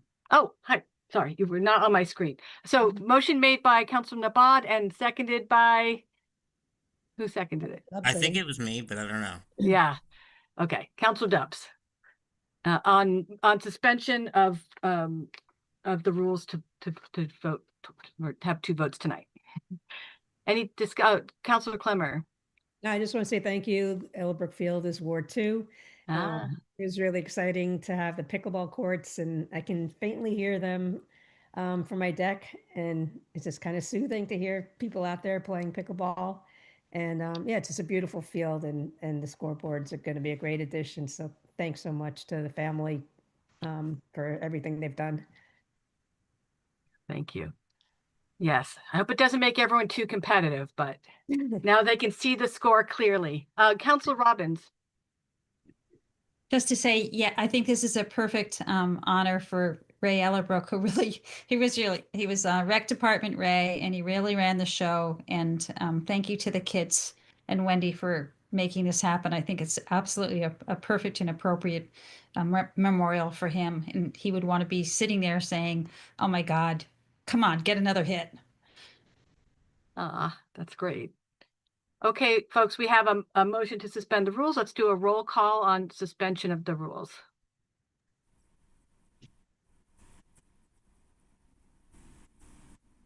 Laura, I think you're muted.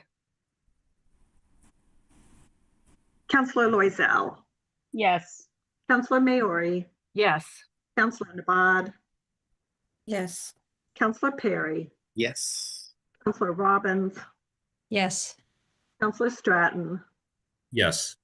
Councilor Davis. Yes. Councilor Dobbs. Yes. And Councilor Clemmer. Yes. Okay, so that passes on. So now we can, now I'd be looking, yes, Councilor Loisel.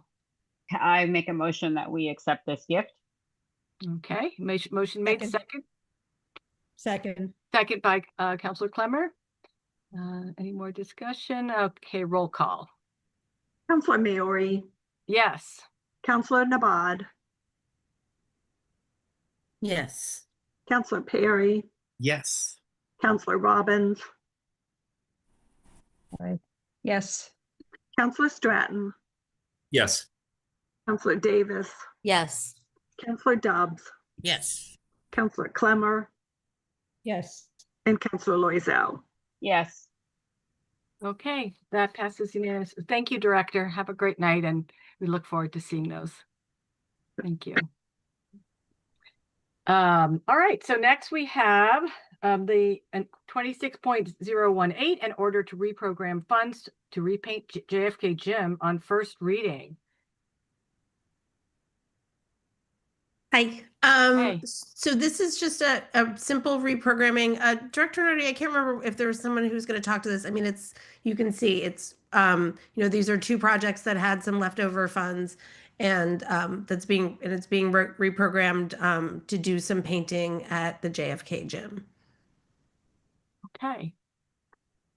Counselors, yes, VP Clemmer. Yeah, I'd like just to make a motion to suspend the rules and just do this second reading. And can I make a motion to approve too, or I think to do them one at a time. Yeah. Do a second on the suspension. Okay, so that's a motion made by Councilor Clemmer, seconded by Councilor Nabad. My screen keeps jumping around, so Councilor Nabad on suspension of rules, so we can do 2 votes, 2 readings tonight. Any Councilor Stratton?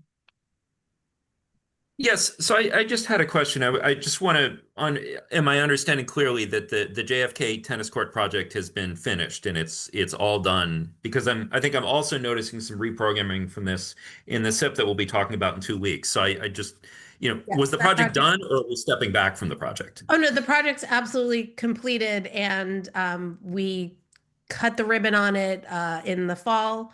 And everyone's been enjoying playing tennis again there. So it's completely finished. Thank you very much. Excellent. Okay, so we have a motion on the floor to suspend the rules. Roll call, please, Laura. Councilor Nabad. Yes. Councilor Perry. Yes. Councilor Robbins. Yes. Councilor Stratton. Yes. Councilor Davis. Yes. Councilor Dobbs. Yes. Councilor Clemmer. Yes. Counselor Loisel, Yes. and Counselor Maori. Yes. So that passes, right? Yeah. Okay. So now we have, now we'd be looking for a motion to approve. Make a motion to approve. Wow, you guys are all in sync. I know. I'll hang back. You can hang back, but I didn't even hear who the second was. I think Counselor Perry did something over there. Do you want to take a, did you make a? I did. That's out. I'll take second if no one did. Okay, Right. sorry. I gotta, focus a little more here. Okay, so motion was made by Counselor Clemmer and seconded by Counselor Perry. No, yeah. Or did I get that wrong, Laura? Well, I thought it was Counselor Nabad. Oh no, go for it. I just missed. I didn't. I everyone spoke at once, so I didn't see who. So I think that's Give okay. it away now. Give it away. Give it away. Sorry. Like no. Okay. So now we have a motion on the floor. Any more discussion before voting? Okay. Okay. So roll call, please, on approval. Counselor Perry, Yes. Counselor Robbins, Yes. Counselor Stratton, Yes. Counselor Davis, Yes. Counselor Dobbs, Yes. Counselor Clemmer, Yes. Counselor Loisel, Yes. Counselor Maori, Yes. Counselor Nabad. Yes. Okay. So that passes. Excellent. Okay, so moving on to financial orders on second reading, we have 26.003 in order to appropriate. Oh wait, I'm sorry. D 26 points. 26.019. A lot of people are waiting for this one. In order to appropriate $90,000 of free cash to economic development projects and initiatives on first reading. Great.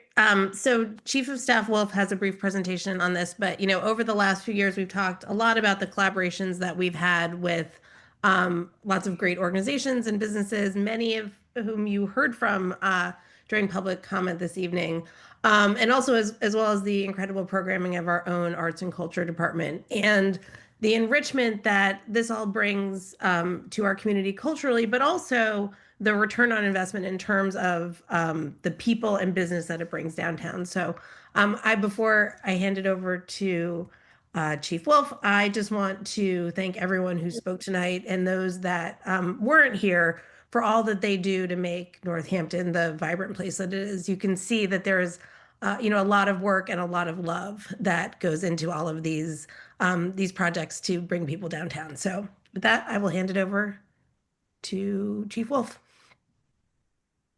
All right, can you all hear me? Yes. Okay, so Charlene's putting up this presentation, which is only 6 slides long, and I always talk fast anyway. I was thinking about Jim Nash is saying he had a special shirt for you. I had a 3-piece suit on earlier because we took the youth commission, but then you made it Zoom, so I put on a much comfier shirt. So thank you.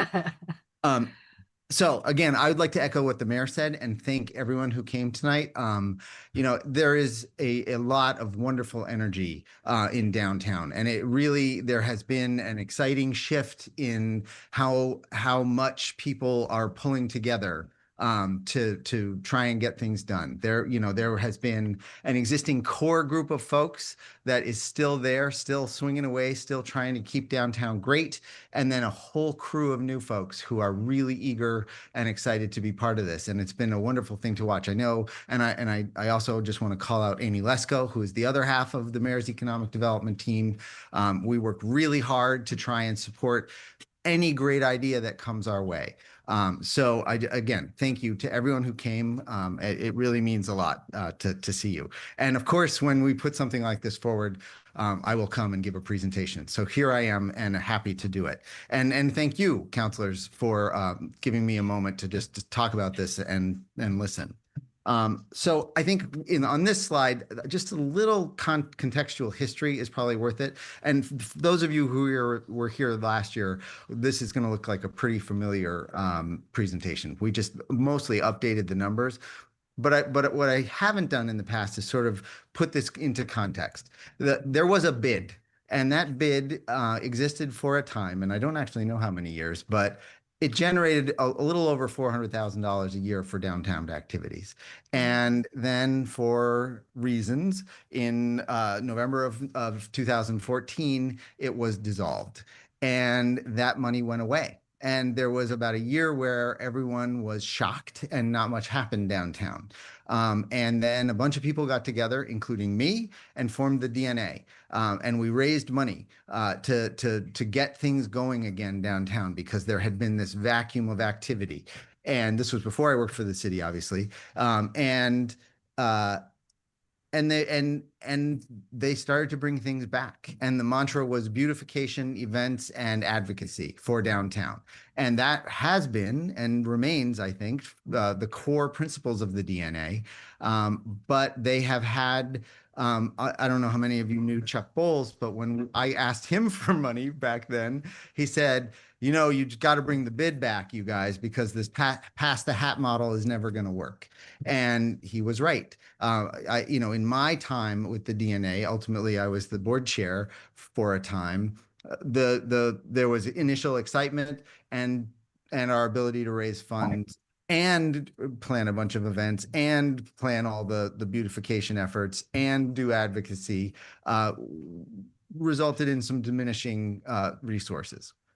So then we got a pandemic, then we got a second Trump presidency. And, in all of these things, the DNA inspired a lot of people, and along with the chamber and other downtown actors, to get active and do things and think creatively. And the city, the mayor was very active and certainly, and I'll quote Brian Foote, our job is to get people's butts downtown. And we have centered that mantra in every action that we have done and supported since. We found a grant and brought back the taste. We did the music on bands on Brewster. There was Masonic Street Live briefly. There's salsa in the park. All of these activities trying to continue to encourage people to come downtown. And it took money to support those things. And in the pandemic, there were a lot of different pots of money that arose from ARPA funding and from the state, from the RRF. And I have a slide about that. I'm getting ahead of myself. But really, it has been a very reactive and creative and hard scrabble effort by a lot of people to make a lot out of a little. And this amount of money, and it's been a different amount every year that I've asked for it from you all. We haven't created officially an economic development budget for the city. We've done this as a one-off. And I think now, as I think Isaac said beautifully, we're at sort of a crossroads of trying to get to the next thing. And he didn't say, but I can say that there is an effort underway that with a steering committee and people on it to try and bring back a bid downtown, to try and restore that funding in a recurring revenue kind of way to support the kinds of things that we're going to talk about this money supporting this year. And not well enough, let's just be clear. This is still, while I have no illusion that this is a large amount of money, there is a lot more that could be done with more. And was when there were actually 2.5 staffers at the bid. Not Natasha Yakovlev was the exec director. Danny Yakuzo was the chair. Those two worked full time thinking about downtown. The DNA no longer has an executive director. And so anyway, Charlene, if you would jump to the next slide for me. Okay, so now is the time to reinforce what's working. And this is a lot of words you guys have. I gave this to Laura before we started tonight, so she can share it around. But, it's not really gotten better. It's really, like we keep talking about the wake of the pandemic and we haven't recovered from that. But now we have Trump tariffs and we have international uncertainty and fear and war and, gas prices jumping 20 cents, the stock market dropping because admittedly, again, the war. It's not a time to take our foot off the gas with really trying to inspire as many people in every way they can come up with just a little bit of support to do interesting things. And, the budget for this is it is a little reactive. And certainly everything we have done in the past, I think I have and will share in this. So absolutely transparently, you can see every cent that's gone out of the monies that you have appropriated over the last few years. There is no secret agenda here. There is just when someone comes to us, we want to have some resources available. And we absolutely built this budget on the fact that a lot of people have come to us. More people than ever continue to come and say, wow, I've heard that a little bit of support from the mayor's office can make good things happen. So can I also have some of that? So until we get to this bid, until we get to a revitalized downtown that does promote more people wanting to come downtown, which is one of the central goals of that project, I think tying these efforts and continuing to support and continuing to build on the things that we have seen work is a really great idea. And I think that's an important thing that this has built over time. It started with, a few blocks downtown that we painted the sides of to make a little room for La Vera Cruzana to have some tables in the street. And then it turned into Summer on Strong. And then it turned into, let's put some music downtown. And because the music venue, so we have actually supported a ton of small musicians downtown with city funds. And so this continues to build on that effort to keep downtown active and vibrant. So I think rather than just do the gloom and doom, we can go to the next one, but it's all there. So here's the numbers for local receipts revenue, and I did this last time, and it's still a pretty compelling argument in my view. It's just 0.06% of the city's 26 general fund budget we're asking for tonight. Local receipts generated 5.81 million of that. That's pulling Smith Voc out. So it's all the things you see listed above there. Even 10% of that, or 581,000, if that's all you credit all of these efforts that I'm talking about to contributing to generating that revenue, it's still a 546% return on investment. So if you credit it for more than that, you can just start adding zeros to that number, frankly, because I do think it's incredibly important and I hope you heard from all of those wonderful folks that came earlier, this matters and this helps. And as you well know, these funds are an important part of the city's budgets to fund schools, public safety, and basic services. This is not for some specific, this is to the general fund bottom line for whatever you all collectively decide to spend it on with the mayor. So next one, last year's investment went a long way. We did the outdoor dining, which we put out the barriers, which is the DPW showing up with a big truck that has a thing that can lift those heavy things that protect people from the cars as they sit at tables by Fitzwillies and everywhere else. We also have those planters that we bought with ARPA funds that we fill with dirt, and dirt is a surprisingly expensive commodity. So we fill them about 2/3 of the way. We hire a landscaper to do that, and then historically the DNA has gone out and planted them. This year, with this money from last year, we helped pay for the flowers that are coming. We expanded our effort because the DNA needed the help. So this year, at least part of the flowers that are going to be in all of those planters is actually now a city-supported endeavor. And then obviously the downtown, sorry? Oh, nope. Go ahead. Okay. All right. So, and then obviously you can read the lists, but all the downtown music stuff that we've done, the Back Porch Festival, the Porch Festival in Florence, we have just tried to support things that encourage people to come downtown. And then while they're there, hopefully have a little bit of ice cream or shop in a shop or go have a drink somewhere. Okay, and then the city was pretty instrumental in bringing back the Taste of Northampton, and then we worked super close with Amy Kaling and then Jillian Duclos to really prove that event was a great thing. Last year, the DNA's group of volunteers moved it down into the Armory lot, and I think it was the most successful it ever was, and I think it'll probably live there forever after. Obviously this is there just so we want to continue to support that, and then. Ice art, all sorts of things that the DNA does, we want to support. So next up, I think are some specific examples with some specific numbers. This is other things we did outside of these one-time funds that the city has invested in downtown economic development stuff in meaningful financial ways. And so with the ARPA community investment grants, which are all coming to a close this year. A lot of these projects have now finished up, or are hopefully in the near term ready to be finished up because they have to be. But I think you heard Chris Freeman talk about the city's investment in the Iron Horse, which I think he demonstrated was a great investment. There was money for the Academy, for the outdoor stage at Forbes Library, which maybe there's something there we can support, if some idea. We supported Bombyx Center for the Arts. There was money for small business recovery, so a lot of money to the DNA for operations and events, and then money for the Valley CDC and DNA for new business grants. And then some of the other stuff, the rapid recovery. I don't know if you remember that project, but that was a state pile of cash that we managed to really, I think, squeeze a lot of value out of that program. I mean, started with a consulting engagement with someone who took a look at everything we had going on and said, you should do these 12 things.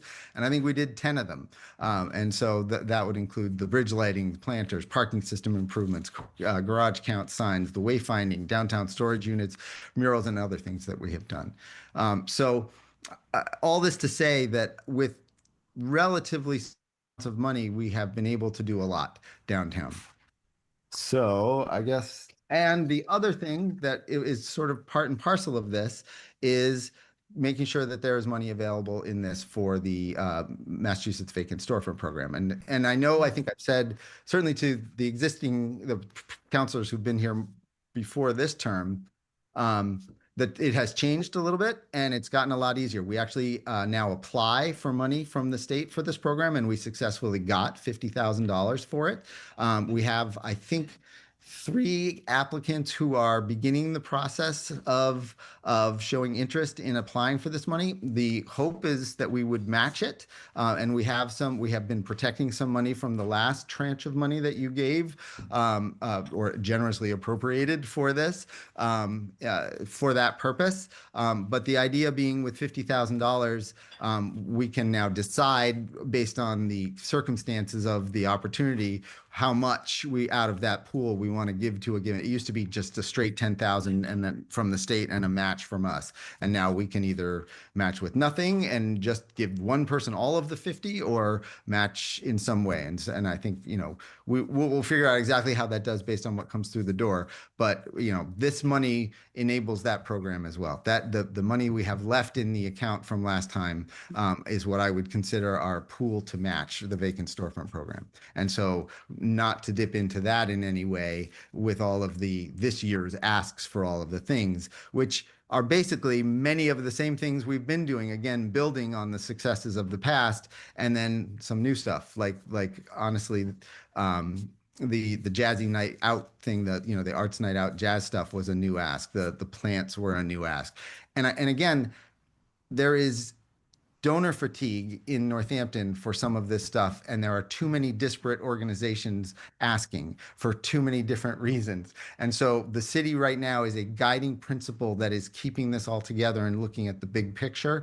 And I fully agree, and that is why this is a one-time now ask and not a consistent budget addition so far, and we can maybe revisit that someday.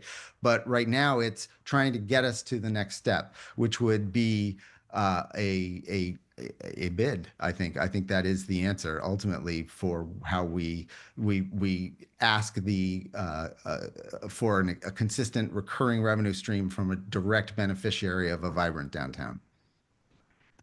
And I think that is all I have for you. Thank you.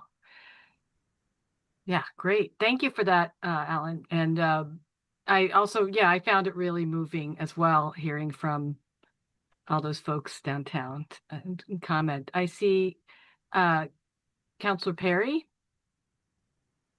That's me.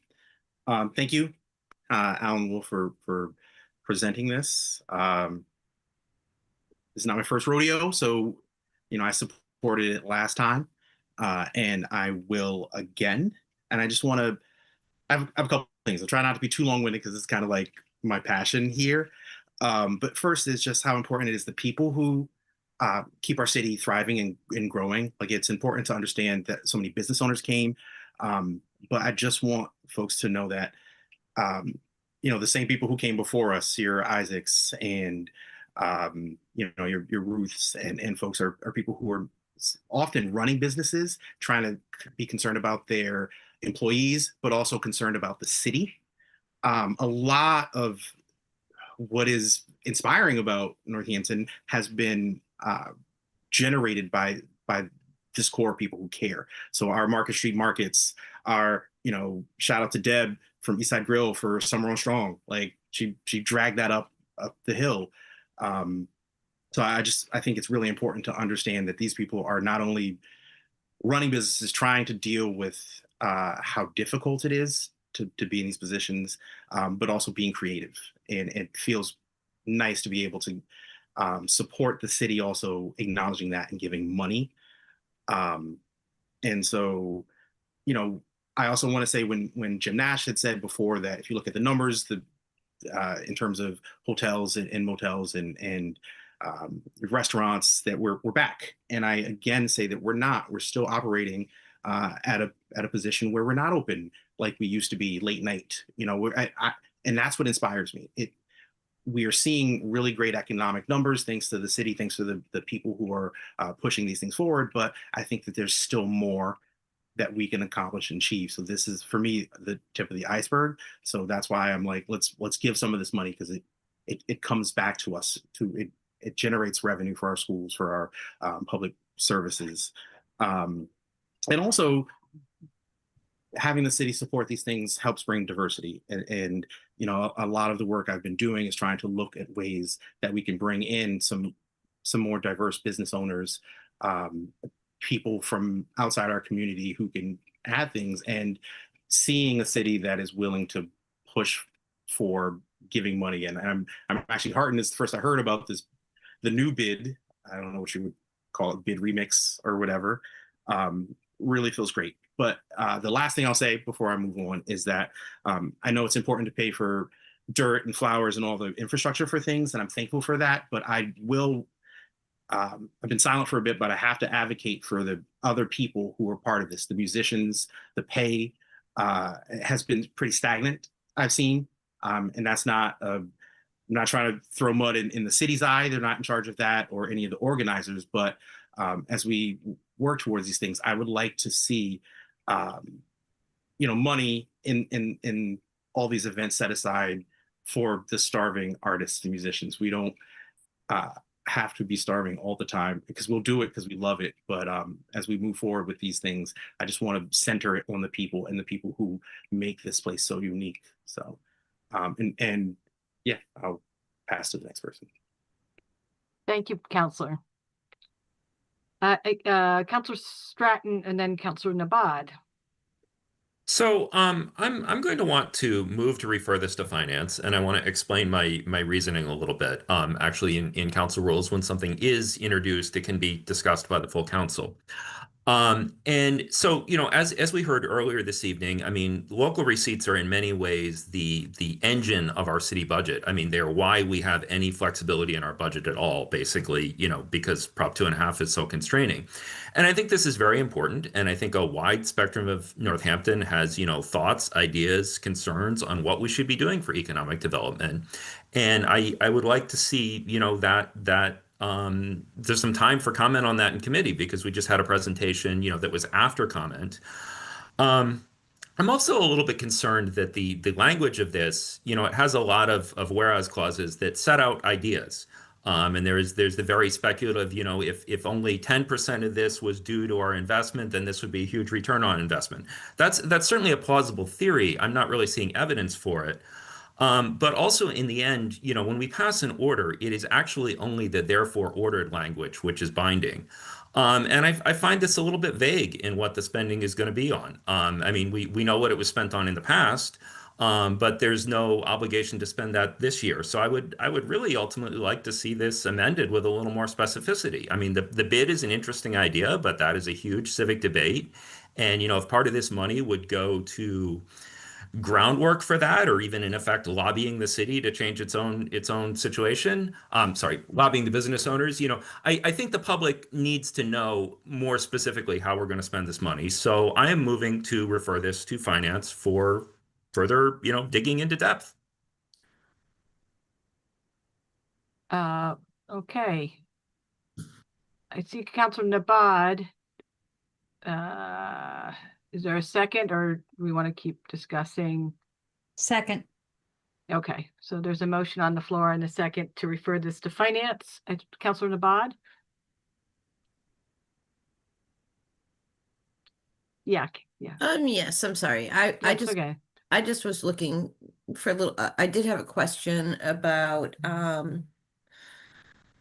Alan said something about the community one-stop funding and, mentioned something about distributing that and I was wondering, if he could just explain that.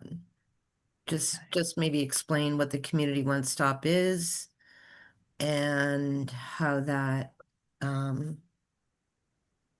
works. Or if that's a way off topic, then.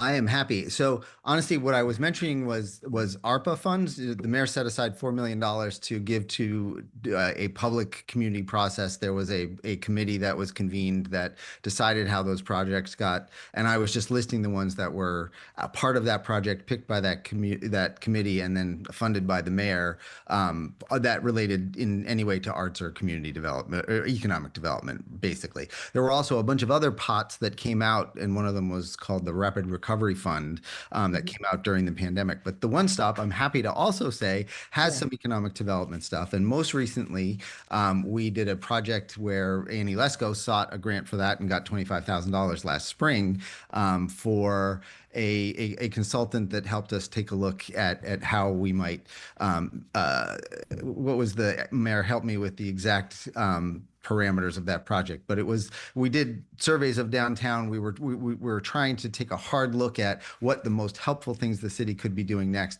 and out of that, frankly, grew POP. And there has been a report that was presented about that, and there is more. We will go back for more one-stop funds, and really the one-stop program is called that because the governor aggregated a lot of different state pots of money into one sort of simple one-stop application process. So you can look at a list of things and say, here's what I'm trying to do, find an avenue of funds for it that exists under some government program in the state. It's all state level stuff, the one stop, and then apply for it. And we are in the process of doing that for things.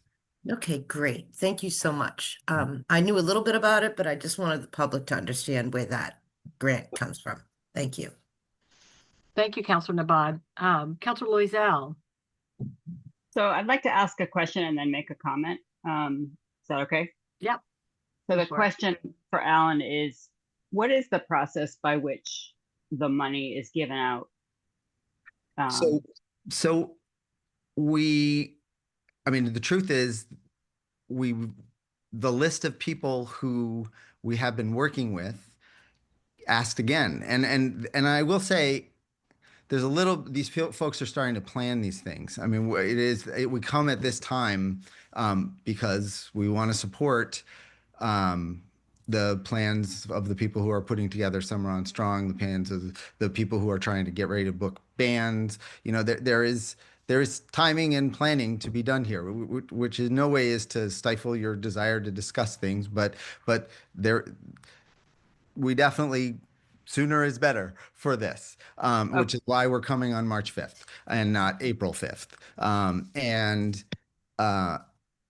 So I'm not sure, there's no hiding what it is. I mean, but the truth is the DNA is, I think people are aware, has been struggling. And so they have no executive director at the moment, and they have asked for more money and more support for some of the things. And as you heard, they are demonstrating huge success from a volunteer basis. So that's why this ask is bigger than the last one, frankly. But I can tell you, it's Back Porch Festival, it's the Summer Porch Series in Florence, it's the Taste of Northampton, or the DNA, and however they choose across all of the things that they do.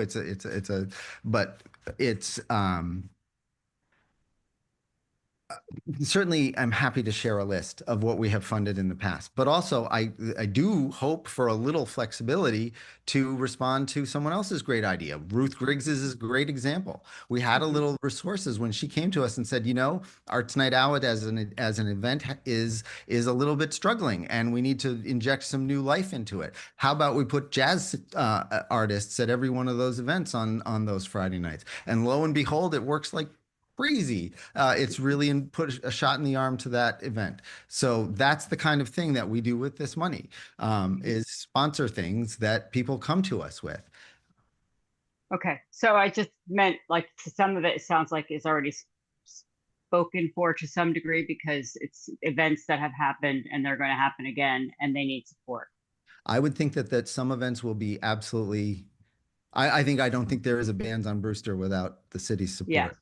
Okay, so thank you for that. I just wanted to say I don't see any need for this to go to finance, so I would not support that. But I really listened to all the people who spoke about it, and I feel like Isaac, the owner of Familiars, I met with him a few months ago, 6 months ago or so, and really heard how much they all struggle and how they also took the initiative to do Summer on Strong. And I don't know if they initially had money from the city, but they do need support. And I feel like these businesses are sometimes running on a shoestring, and this is a way for the city to support them to be vibrant downtown. So I think this is really good use of our money, and to not spend it to me seems that cliche penny pound foolish, whatever, penny wise. So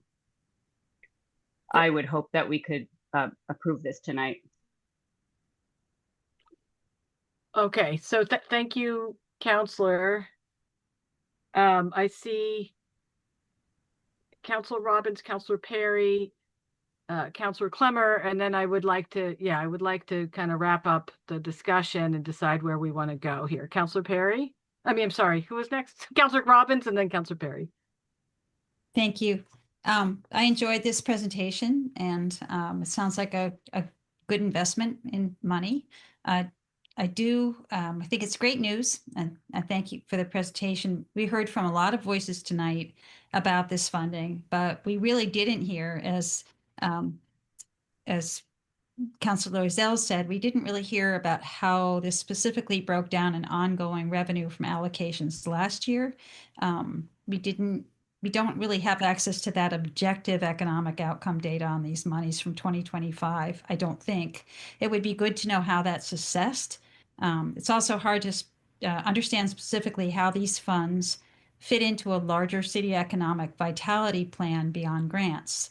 And I hear that next step suggested as being part of our operating budget, which for essential services, we're still juggling a great deal in terms of what our priorities are on that.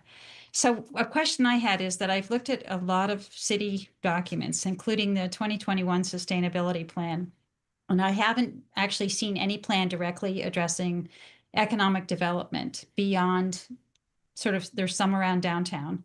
But if there is one, other than the community development block grant, if there are related documents, those I have seen, I think it would be helpful to make that available to the council and to the public. And if there isn't, I wonder if this is the time to consider a council conversation, maybe that happens in finance, about that big picture. And I definitely concur with referring this to finance and look forward to a deeper discussion.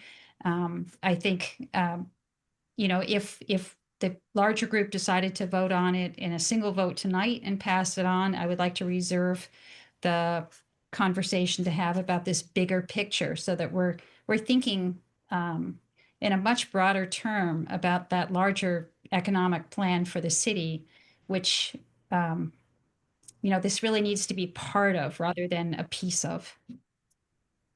Okay, thank you, Councilor Robbins. Councilor Perry, but I think that okay. I think Alan. Is that okay with you, Councilor Perry? Okay, so let's go. I just want to so I don't think I'm ever going to be able to say the direct impact on the city budget of Bands on Brewster or the Market Street Market. I'm going to be able to point at how many people, when we can get you some counts, and we can talk about full garages, and we can talk parking revenue on a given day. But, take it down to 1%.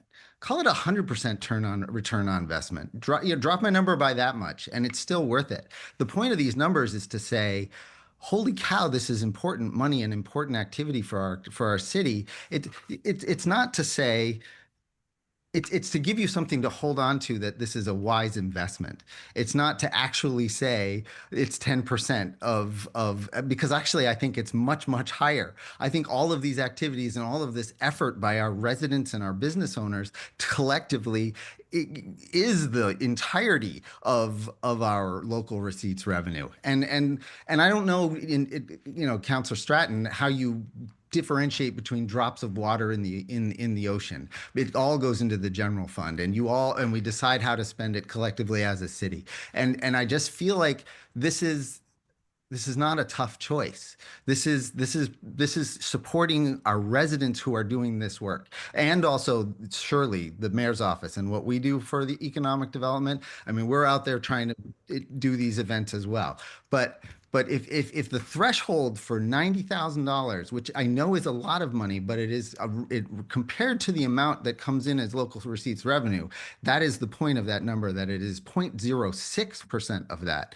And if the threshold is going to be that we prove a direct line between salsa in the plaza and local receipts revenue, I'm not sure I'm up to that. I don't think I can do it. I don't think I can throw a bunch more measures if you want but we can't put cameras downtown, so that it's going to be harder to, I think I've made my point. This is an incredibly critical thing to support a lot of people working really hard to make our city a good place. And I don't think the lens you're trying to add to this is necessary, frankly. There's no hidden agenda here. It's very straightforward. Thank you, Alan. Okay, let's go to Councilor Perry, and then we'll do one more last round and hopefully move on. Yeah. Thank you, Council President. I just want to say we listen to a lot of people talk about the city not supporting our downtown, our entertainments and arts, over flyering, over a ordinance from 1977. And we are now presented with a clear example of how the city is trying to promote these things. Again, it's not perfect. I want to acknowledge the fact that I want musicians and DIY folks to make more. But I think it's really important to understand that as Alan Wolf said, that it's hard to draw causality and whatnot. Like I have lived this life. I've worked in this life most of my adult life, putting up flyers, trying to fill venues, understanding how people work doesn't neatly fit on a page of numbers. And so also to kind of echo what Alan Wolf said, is that having this money allows the organizers, the people who are working 1 to 2 jobs, some of them owning multiple businesses, dealing with their workers, it gives them the peace of mind to move on to the next step. They don't have to worry. I was in the meetings where they're talking about the Northampton Ice Festival and whether or not they can continue it or turn it down. This allows you to keep moving forward and expand things that I think we believe are important to our community. And if you could show me, a reason why supporting the arts is detrimental to our community, how it takes away money from us, I'd be right there. If you could show me that example. But for me, I also feel like this is something that I don't believe needs to go to finance. I believe the longer we discuss it and do these things, it's a big difference between trying to book an artist right now and then wait 3 to 4 weeks from it. People have schedules. There's a lot of moving parts to these things. The business owners who are trying to support these things don't want to have to worry about whether or not they could pay their bands or switch in the last moment. And so while I understand Councilor Stratton's need or desire to have a lot of input, maybe that's something that could we could talk about in the future. But for right now, I really don't see how this decision will harm anyone. And so I don't believe it should go to finance. And in fact, I'd move to suspend the rules and approve it, but at least send it to the consent agenda next time. Okay, thank you, Councilor Perry. Let's go to Councilor Clemmer, and then I do want to go to councilors who haven't spoken up yet, which I think is Councilor Davis and Councilor Dobbs, and then I'll go to Councilor Nabat, just to explain what I'm doing. Okay, Councilor Clemmer. Yeah, I agree with everything that Councilor Perry said, and now Ruth Briggs, she organized the Jazz Fest downtown, and it's really successful. And all these different events throughout the summer and throughout the year bring so many people to town. In May, we lose a large percentage of our residents here when Smith clears out, but still the downtown's packed. So people are coming in from all over to go to these events and to go to Summer on Strong and to, just hang out and have coffee in the street. And it's just, you need some vibrancy here. You need something that people are going to look forward to, and people look forward to these different events. And I agree. I don't think that this should go to finance. I think the money's well used. It brings in, a lot more revenue and makes people happy. It gives them some place to go and mingle and be with other people. And I agree, we should suspend the rules and just move on with this. And so the restaurant owners and all the performers and everybody else involved could start planning for the summer, which is hopefully right around the corner. Okay. Thank you. And let's see, I was going to go to Councilor Davis and then Councilor Dobbs in the back to Councilor Nabat. Thank you. I don't want to belabor it because a lot of people have said a lot of what I was going to say. I think in this particular case, I heard passionate people that love Northampton that would age this pittance of money when split among them. Honestly, that's how it feels to me. Would use it well, and we need it for our city. And I think I hadn't even made the link between the flyering conversation and this, and they're absolutely linked, and would demonstrate our love for all kinds of arts, whether music or visual arts, and the food and everything. So I think that we should move forward with that tonight too. Thank you, Councilor Davis. Councilor Dobbs. Thank you. Yeah, I'd like to echo what everyone, many other councilors are saying. And also members of the public that were very passionate about this. I share that passion with Councilor Perry. So I feel like I need to speak up also, because I personally am living proof of just how important it is to have and meaningful it is to have a vital and vibrant downtown Northampton. 22 years ago, I used to live in Pennsylvania, and I moved up here with my best friend and my bandmate because we heard that Northampton was a really great place to if you're in a band, to come and play music, and it's a really supportive community. So we came up here to play some shows, but we didn't actually have plans for staying here. We didn't move here right away. We just came here for a little while, played some shows, and we just decided that we loved it so much that this became our new home, and that's literally why I'm here today. I became part of the community because of the vibrant music and arts and culture that we have here, and I'm here as a city councilor now because of that. So it just can't be understated how meaningful this is. So I'm all for it, 100%, and I'm ready to vote on it. Thanks. Okay, Councilor Dobbs. Councilor Nabat. Yes, thank you so much. I'm just thinking, of course, I did hear and listen to all the comments tonight. I personally have been a business owner of several different businesses in my life in Massachusetts. And so I know the struggle because it's not just 40 hours a week when you're a business owner. It's like 100 hours a week if you get to sleep at all, ever. So, I think it would be preposterous not to have this approved tonight. I think it would be a real kick in the teeth, quite frankly, to people who keep our city moving along during the summer.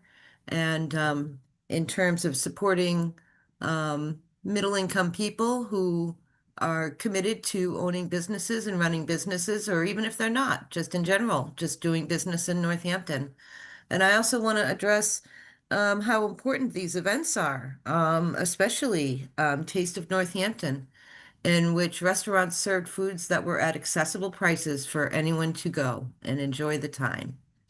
And it also, I don't think it can be understated how much foot traffic in business that these events bring in. And it's people are coming from all over the world, really. And I do hear people talk about, I heard about this and I always wanted to come to this city that we hear about in the news.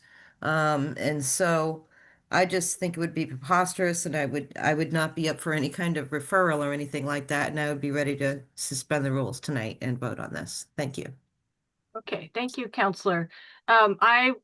So Counselor Stratton, if you have something brief to say, we've done a few rounds. I wanted to start talking about process, but why don't you go ahead and I would ask you to, let's keep moving. Actually, forward. this would be beginning just the second round.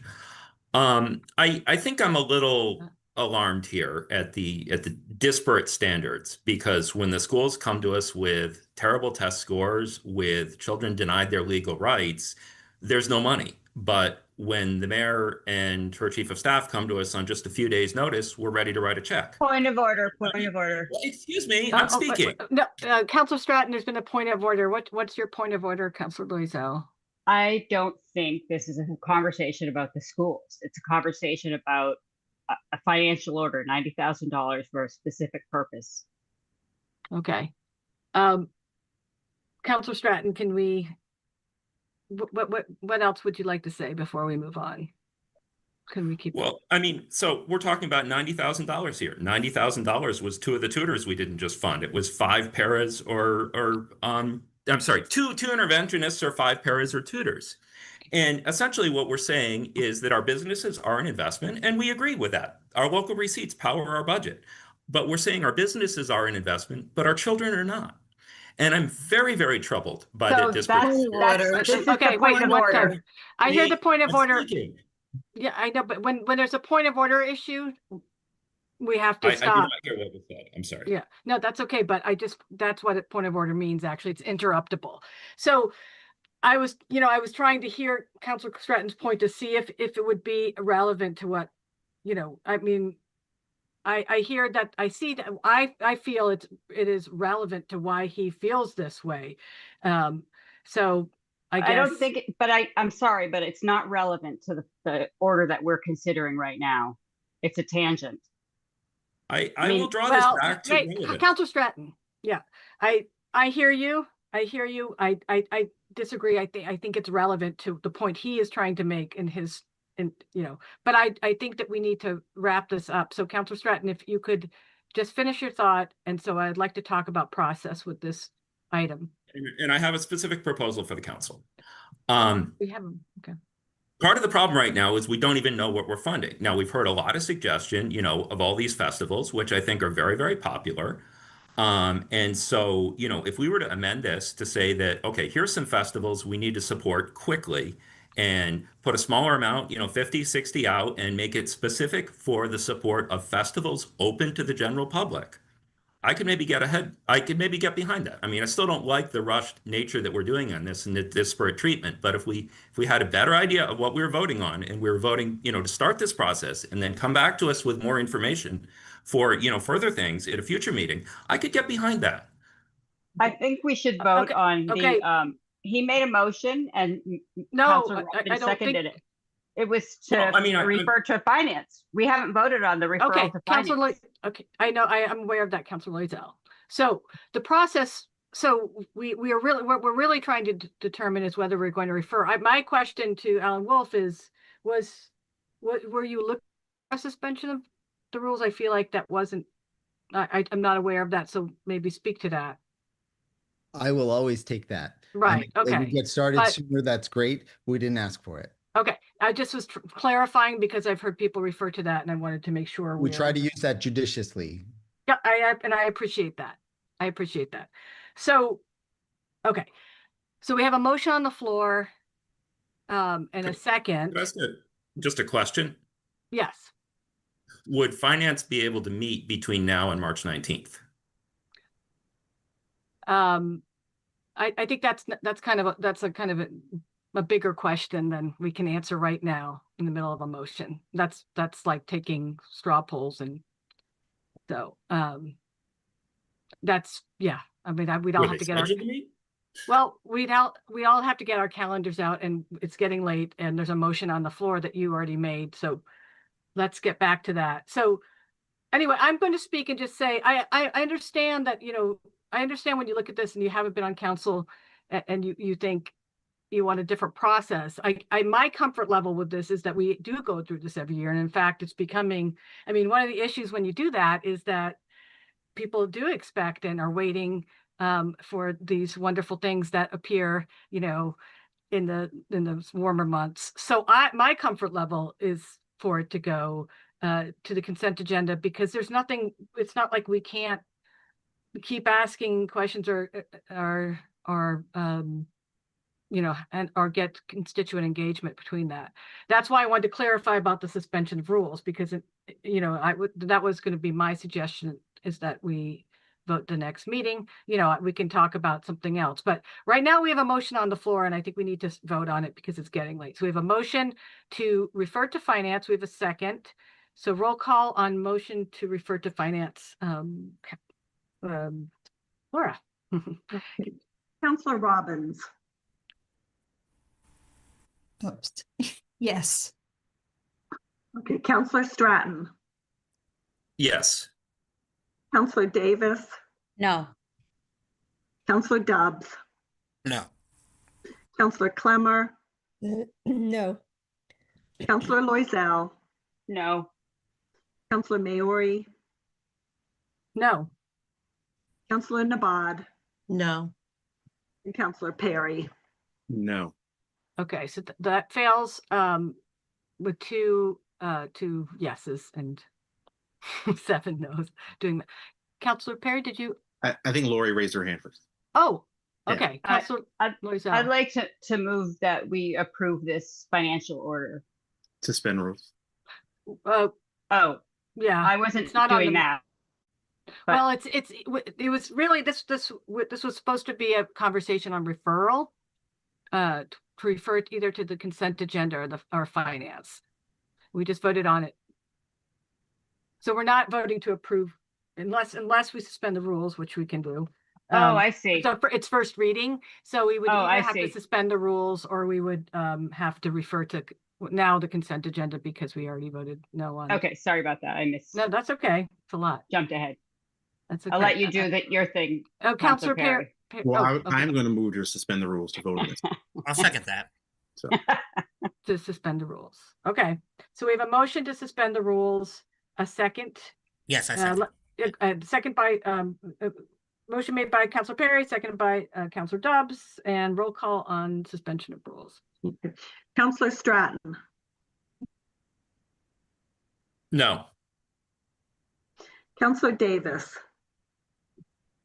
Yes. Counselor Dobbs. Yes. Counselor Clemmer. Yes. Counselor Loisel. Yes. Counselor Maori. Yes. Counselor Nabad. Yes. Counselor Perry. yes. And Counselor Robbins. No. Okay, so that passes with 2 nays. So now we have the suspension of the rules, and we would need a motion to approve if we wanted to approve tonight. Counselor Perry. I would move to approve. Second. Okay, second by Counselor Clemmer. Roll call on approval of 26.019. Counselor Davis. Yes. Counselor Dobbs, Yes. Counselor Clemmer, Yes. Counselor Loizell, Yes. Counselor Maori, Yes. Counselor Nabad, Yes. Counselor Perry, Yes. Counselor Robbins, Yes. and Counselor Stratton. No. So that motion passes, and all right. Good luck, Alan. Thank you. Thank you all very much, counselors. Okay, thanks. All right, guys, let's see. We have a financial order on second reading, 26.003, in order to appropriate 2.1 million free cash to various reserve accounts. Second reading, the history is it was referred to finance and was postponed to February 3rd. Oh, right. Okay. And then it received a positive recommendation from a unanimous positive recommendation from finance on 2/25/26. So I would look for a motion. Counselor Stratton. Well, I was going to speak about why we'll be opposing this, but I guess you're looking for a motion at the moment, so maybe do that first. Or yeah, actually you can, if you'd like to do that first, that's fine too. So, by the end of the fiscal year, we do have to put everything in stabilization. We know that because the free cash certification expires. But we've really not yet seen the full plan for how we're going to use the free cash. We've not really seen the budget yet. The DPW needs more staff. That's not a simple problem. The school needs more people. We don't really have the full plan yet. And, I've asked repeatedly, why do we need to do this order now? And the answer is only we could. There's never a reason why we need to do it. And we just do it by tradition. And in effect, if we pass this tonight, we are basically beginning the process that be better this year than last year. We're just going to keep along business as usual, underfunded schools, neglected services, roads that, don't get plowed timely. We're just going to keep churning along. And, the argument's made, yes, we could legally vote to pull money back out of all of these funds for any purpose, really, but we know we're not going to. And so what passing this order tonight would do is that it would preempt a lot of important conversation that needs to happen. And I don't want to see that conversation preempted, so I will be voting against this. Thank you, Counselor. Other counselors? We don't have a motion on the floor, so if it was... I'd make a motion to approve. I'll second that. Okay, motion made by Counselor Clemmer, second by Counselor Dobbs. Any other discussion before voting? I just have a comment. Go ahead, Counselor Clemmer, and then I'll go to Counselor Robbins. Yeah, I mean, we did discuss this. We discussed it at finance. We discussed it at our full city council meeting. And, here it is again. So we had a lot of opportunity to discuss this, I believe. Okay. I see. Thank you. I see Counselor Robbins and Counselor Nabad. Counselor Robbins. Yeah, and I agree with Counselor Clemmer, and I think these are serious discussions and they're ongoing. And the question really is, Counselor Stratton's absolutely right. When we put it in the stabilization funds, we can still draw them out. It feels like nominally it's easier for people to say if it's in the fiscal stability fund, it's kind of looser rather than being in a stabilization fund that has a name. So I will vote positively on this, but I'm hoping that we have an understanding as a council about that. Should we need monies in order to finance essential services, these are stabilization funds that we could conceivably draw on, and the name is in many ways irrelevant. So thank you, Counselor Stratton, for bringing that up. Thank you, Counselor Robbins. Counselor Nabad. Yes, I just want to echo what Counselor Clemmer said, which is that this has kind of been through. It's been cycling through. It went through. It was referred to finance. It went through there.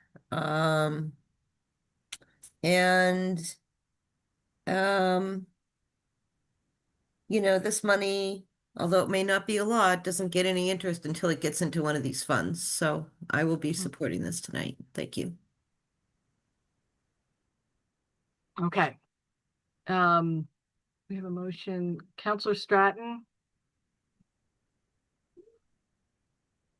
Are you muted? Sorry. This Yeah. this money is earning interest. The only question is, where does the interest land? But this money, it stays invested in the same way. The city earns the same interest rate, regardless, if it's in a stabilization fund or not. It is only a distinction of where the interest accumulates to which account. Okay, so we have a motion on the floor in a second. No more discussion. Let's do a roll call on approval of 26.003 in order to appropriate 2 million to free cash to various reserve accounts. Counselor Dobbs, Yes. Counselor Clemmer, Yes. Counselor Loisel, Yes. Counselor Maori, Yes.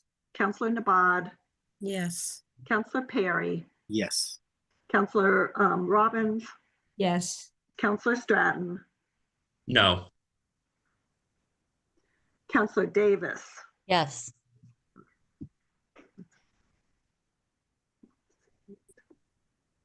And did I vote? I don't think I did. I made a check in the box with your name. That's okay. It's because we're getting telepathic at this point. Okay. Yeah. Yes. Okay. So passes with 1 nay. Correct. Okay. Thank you, Laura. Okay. So that moving on, we're getting there. We have 26.010, an ordinance relative to always stop control for Finn Street at Prospect Street. And the history is that it was referred to legislative matters. And it was also a 22/5/2026 positive recommendation with a split vote, 3-1, 1 opposition. And it was also went through TPC, which I don't think we have here, but okay, so that's the history. Yes, I see Counselor Dobbs and Counselor Dobbs and Counselor Loisel. Thank you. Yeah, so I have heard from quite a few Ward 4 constituents about this, about the Finn and Prospect stop, and so basically, most people that I've heard from are in support of it. And I wanted to read just a couple quotes from constituents that I heard from. One person wrote to me and said that my 11-year-old crosses here twice a day getting to and from her JFK bus stop. And while we've taught her to be very cautious here, I worry daily about speeding drivers. There are several other kids who cross here as well to get to the JFK stop or while walking to Jackson Street School or Northampton High School, and it's also a very busy route for general pedestrian access, so it's heavily used by pedestrians. It's such a risky crosswalk for pedestrians with poor visibility for both drivers and pedestrians, and drivers speed through it all the time, especially coming down Prospect into Finn. So that was one constituent. Another person just basically said the proposed stop signs at Finn and Prospect will improve pedestrian safety, something desperately needed at that intersection. And so I also heard from people that were opposed to it. And while I understood their concerns, I feel like this is a public safety issue, and that's very important to me. I feel like very important to our community, and so I would make a motion to approve this, actually. Thank you, Counselor. So a motion to approve. Second. Second. Was that Counselor Clemmer? And then, okay, so we have a motion to approve in a second, and let's just continue. I see the discussion here. Laura, Counselor Loisel. Okay, I wondered, a couple of meetings are merging together for me, but I wonder if we want to have, so we heard from the DPW director at our legislative matters meeting, but did we at the last council meeting, and do we want to hear from her tonight? Is she here? See, I always miss her. She is here. Oh, yeah. my goodness. If she would like to speak, that would be fine. I mean, I guess I was wondering if the people on the council want to hear. Right, good point. Who weren't at the legislative matters meeting. That's true. We got a very detailed interaction with the director. So Counselor Clemmer? Oh, yeah, I just heard from a lot of constituents also. I was also on transportation and parking last term where we discussed it at great length. And, you know, this is the best option. It's the least expensive option. You know, people suggesting narrowing the street and extending the crosswalks, but as we all know, that's extremely expensive. Yeah, safety is first, and the study was done by Tool Design, and they recommended that we go forward with this project, and I agree, and that's it. Thank you. I see Council Robbins. I mean, Director LaScalia, if you would like to jump in at any time, no pressure, but we always love to hear from you. So, okay, Council Robbins. So, Yeah. I don't know really, I don't have an opinion on this as I don't have the expertise to make one, but I'd like to talk a little bit about the process in this decision because I am confused. We've gone through this before about stop signs and traffic lights and all, and a city website has a really wonderful couple of pages on traffic calming. And it's very instructive, but it actually puts stop signs as being kind of a last resort in what we do. And that traffic calming is, from my understanding, is the priority and what the city wants to have happen. It basically gives a really good explanation about how traffic stop signs can actually be more dangerous than doing traffic calming. And I worry about that. It's a terrible corner. I don't think it should ever have a crosswalk in it. And we did have a public hearing, and I was a few things on the list. So in the public hearing, 12 people showed up. 2 people were really worried, as they should be, about pedestrian crossing there.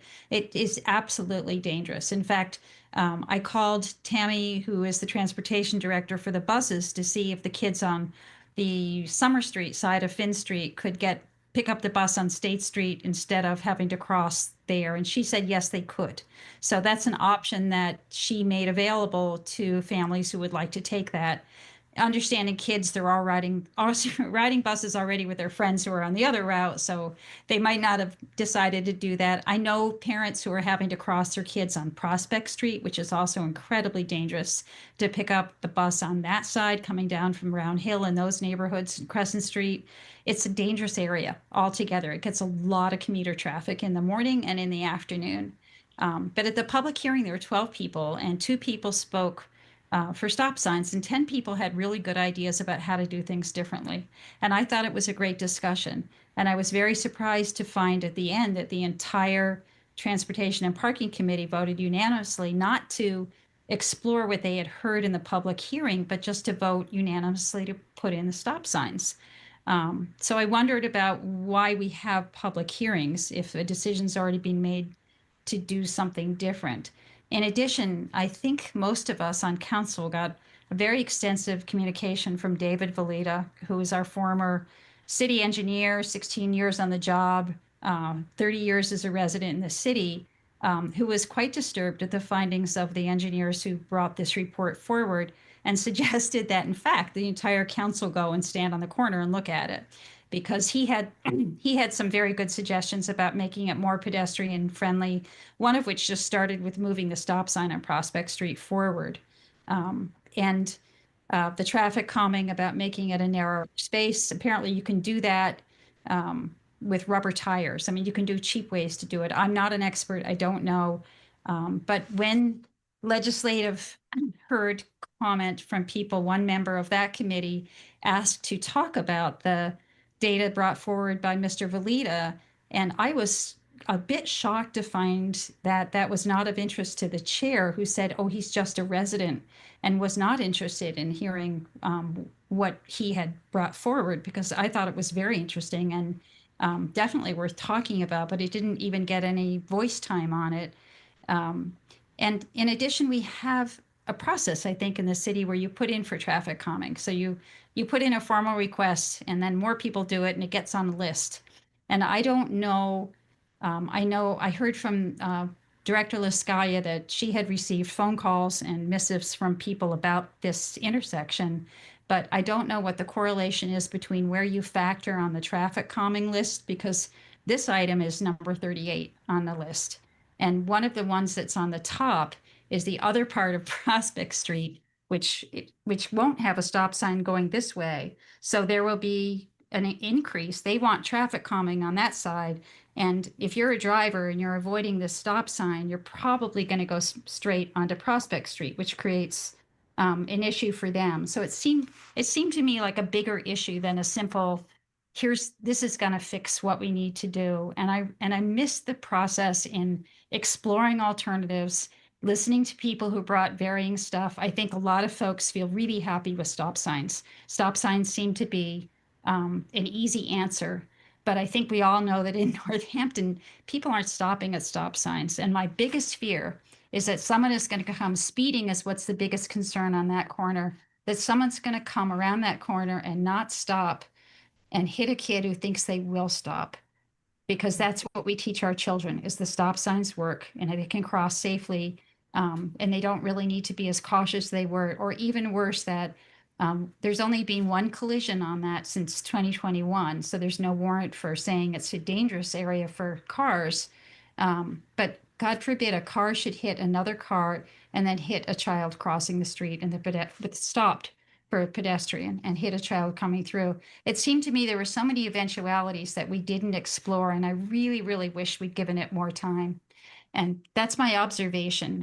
Whatever the committee decides is what it decides. And thanks for hearing me out. Thank you, Council Robbins. And I'll go to these three. I will just, and perhaps the chair of legislative matters. Correct myself. I said tool design. I meant to say Foss and O'Neill. Oh, sure, of course. Yeah. Thank you. Yeah. Okay. So, no, I was just going to say that we did talk, we did discuss at legislative matters with the director, the alternatives that were brought up. Basically this got down, a lot of it has to do with cost, the choice. This is what we can do I'm just relaying, and my other colleagues on legislative matters can also, but that's, we did talk about, if there was an unlimited budget, I think the director would choose lots of different, other options as well. But this is one that could address and was within our reach. But I'll go to my the other members of legislative matters. Councilor, let's see, Councilor Stratton and then Councilor Loisel. I think many people made up their minds, so I'm going to try to keep this relatively brief. But to somewhat echo what Councilor Robbins said, this is very clearly a request for traffic calming, and it happens to be one at an intersection that doesn't have a pedestrian crash history, that's leapfrogging over many intersections that do, because people perceive this one as dangerous, even though the evidence really says many other places in the city have more danger. But it keeps coming back to traffic calming, and stop signs are not a means of traffic calming. This is clearly established. Stop signs are counterproductive to traffic calming. We point this out and people will back away from calling it traffic calming. And then a few minutes later, this characterization of it as traffic calming kind of Freudian slips out again, because that really is where people's thinking is. There's some recognition among some of these voices that maybe a stop sign is not the best answer, but the other things would be more expensive. They take time, they take more work. So we'll do the easy thing and we'll do a stop sign. And, there are rules for stop signs. They're not supposed to be installed by legislative fiat, which is what we're poised to do. There are criteria to be met. And the suggestion that these criteria met, it seems very not credible and very trumped up. We don't have traffic speed measurements. We have an estimate, and a subjective estimate made by someone who had a misconception of what the speed limit even was. If you think the speed limit is a certain thing, you're probably going to see traffic going what you think it is, rather than the lower number it actually is. And the sightline measurements seem very not credible to me, especially the way that they actually, in some cases, got worse in winter. So I really, there are cases that could be made to me that would be compelling for a stop sign, even here, but I'm not seeing that made. I'm seeing a lot of very dubious inference on things that aren't even said or things that were said not credibly. So this will be a no for me. Okay. Councilor Loisel. I wanted to say that, first of all, Councilor Robbins said, we all know people aren't stopping at stop signs in Northampton. I don't know where you get that. I see people stop at stop signs, and I think the police would beg to differ with you. I don't think this very clearly is a request for traffic calming. I think it's a request for a stop sign because neighbors have felt, people walking across that crosswalk have felt unsafe. I would like to hear from the DPW director because I think allegations have been made and she has a right to respond. Yes, thank you, Director. I'm sorry you have to be up Hi, with us. councilors. Good evening. So I just want to clarify a few things that might be helpful for the council to consider. So we have a third-party engineering firm, Fuss and O'Neill, as I've mentioned before at previous meetings when we've discussed this and other matters. And I want to be very clear about what I asked Fuss and O'Neill to do. This is a request. These are requests that we bunch together each fiscal year using traffic calming funds based on complaints that have come into the DPW, based on clusters of accidents, based on pedestrian concerns, based on concerns that are brought to us by school bus drivers, for example. So we take and we bunch all of these concerns in various places around the city and we hand them to a third-party engineering firm. And I want to be clear about what I asked Fuss and O'Neill to do at this specific intersection. I asked them to evaluate it for the need for intersection control. That's what I asked them to do. I did not ask them to evaluate it for other traffic calming measures.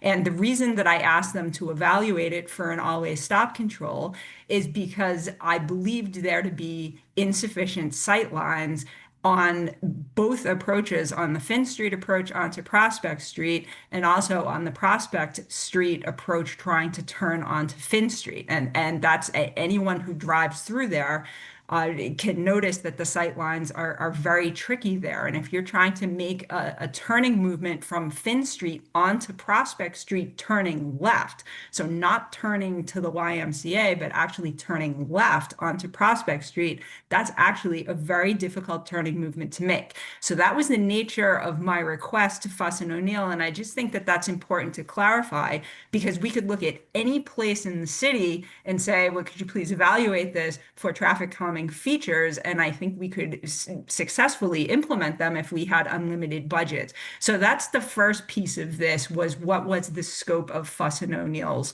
work. The second piece of this, and we discussed it at length, Councilor Stratton and I in particular discussed this at length at the committee meeting, was around the engineering study that Fuss and O'Neill produced and the data that they produced and what the design speed limit is, and how those sight lines are calculated, how those appropriate sightline distances are calculated based on what the speed limit is. Fuss and O'Neill did actually collect speed limit data and found the 85th percentile in that area to be 25 miles an hour. They used 35 miles an hour as a sort of a sightline metric because when they were doing their field visit, they witnessed multiple cars speeding. So what I would say is, though the 85th percentile shows, you know, a lower speed limit, actually in line with what the posted speed limit is for the area, they're using a higher speed limit when calculating sightline distances.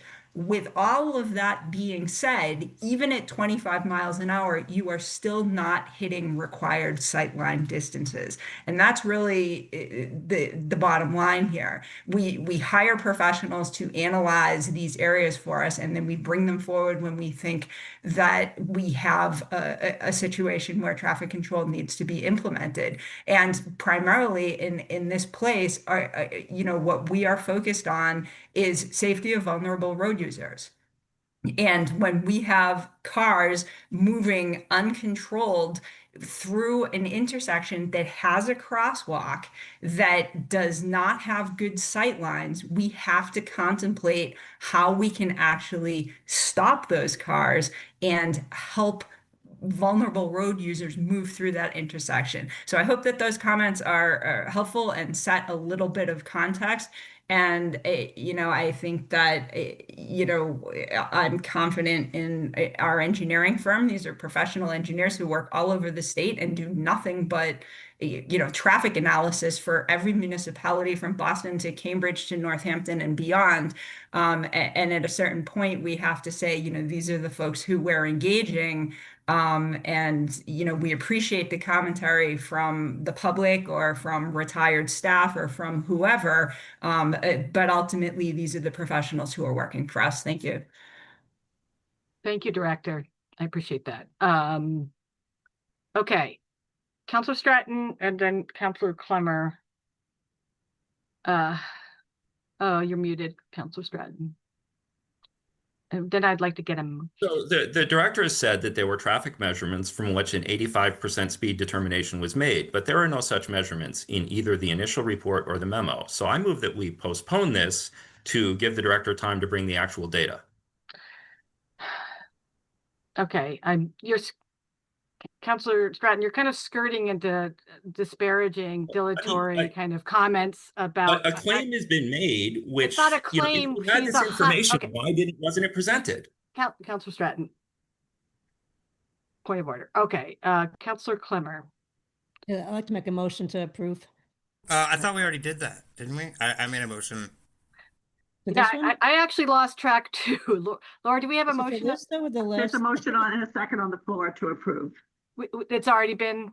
Okay, so yes, Councilor Dubs, seconded by Councilor Clemmer. Okay. Okay, yeah. so I'd like to call the question. Oh, okay. Is there a second? There's already a second. There's already a secondary motion on the floor, though. Wait. There's a motion to right. We have a motion to approve, and we have a motion to postpone. No, you can't make a motion to postpone if we haven't voted on the motion to approve. Point of order. Okay. Yes, he can. But was there a second to the motion to postpone? There wasn't a second, though. So there was a second to. Right. There's already a motion on the floor. Well, so there's a motion. Okay, let's back it up. So there's a motion to approve. There was a motion to postpone, but there was no second. There's a motion to approve and the second. And the second was Councilor Dubs? Yeah. Yes. No, I was the one. You were the motion maker. Okay, just trying to. Okay, so we do have. So we need to. I mean, yeah. I guess we have to vote on the first motion. We have to vote on the motion to approve. There was no second for the motion to postpone. So we have a motion on the floor. So. So we need to vote on that motion. Roll call. Okay. I would note that Councilor Robbins has her hand raised. No. Councilor Robbins. So I'm really confused about what we're doing, but I have a request that Director Laskaya could consider, which is this is my neighborhood and these are our constituents. And I think we all want to make this very dangerous corner as safe as it can. And two items we haven't talked about that perhaps the DPW could consider implementing is point of order, Councilor Robbins. This is not about this order. Let's stick to this. If you have suggestions for how the director, her process, that is not relevant to the vote it's not on this the process. If I can put it out there, there's two other pieces to it and that are really relevant. And it's very simple, and you can dismiss it after I say it, which is simply that there's a pedestrian yield sign just before the crosswalk going north that has a big tree in front of it, and no one can see it. Okay, if that pedestrian yield sign were in a more visible place, it might let people know that there's a crosswalk coming. And additionally, it's a 20-mile-an-hour zone for 200 feet through that corner, but it's only signed, and you can't really see the sign coming down Prospect in one area. And it might be really helpful to have that be in a more visible place and to have a 20 hours on. I need to stop you though. I'm there. We have to focus on that is not this order. So let's get back to this order. May I call the question or? I did already. Okay. Oh, did you call the? Oh, well, you couldn't. Call the question. Well, we didn't. We couldn't do it because there was no motion and there was no second. I would like to just do the roll call. Would that be okay? Or or you could get a second for your call to question, but I believe we're at, Same thing, right? The same outcome, because either we're voting on approving. well, if we call the question, we have to do 2 rounds of voting where we already have a motion on the floor, and I believe. Just to do the motion. Yeah, okay. To approve it. Thank you. Thank you, Councilor Clemmer. Yes, roll call then. Councilor Clemmer, Yes. Councilor Loisel, Yes. Councilor Maori, Yes. Councilor Nabad, Yes.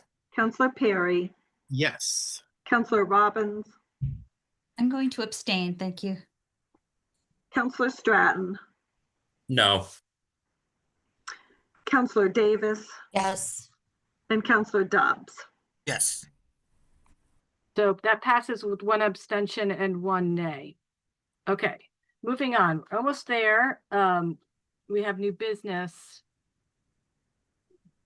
Yes. Okay. Yes, we do. Yeah, I understand. Thank you. So my rule. Do you have your hand up for some reason, Councilor Stratton, or? Yes, I'm entering new business. You're entering new business? Oh, I Yes. was referring to okay.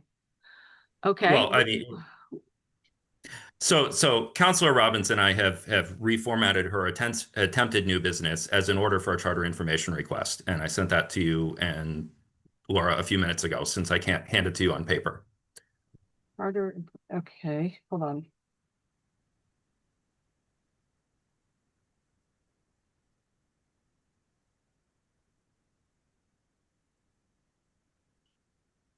Excuse me, I'm just looking at my.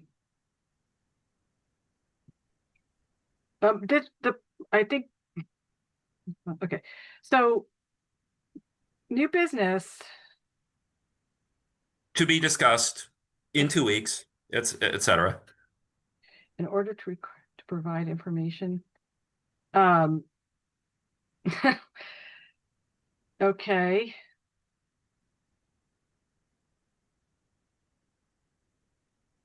Just for a point of information to the other counselors, the new business is for orders, ordinances, and resolutions. It's not just responding because Councilor Robbins' original new business was sent earlier to us. I just wanted a point of information about that. And the issue is with that is that if it has to be an ordinance or resolution, or it would contradict 5.13 in our legislative process, which is that 2 counselors can bring something forward. So that was my ruling on that one. Now this one all right, gonna have to pull it up because I can't.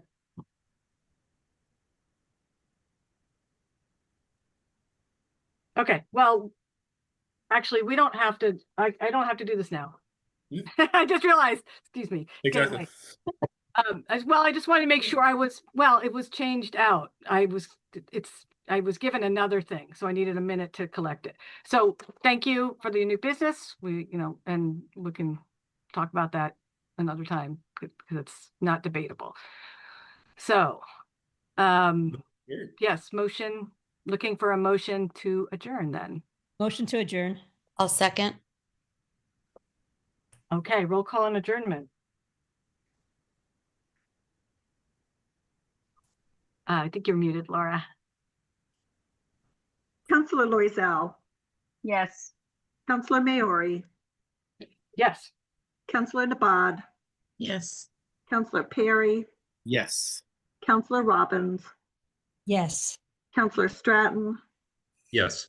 Councilor Davis, Yes. Councilor Dobbs, Yes. and Councilor Clemmer. Yes. Okay. We are so adjourned. Thank you, counselors. That was a long meeting, and Sure was. yeah, I appreciate all your patience, and have a great night and stay Thank safe you. out there.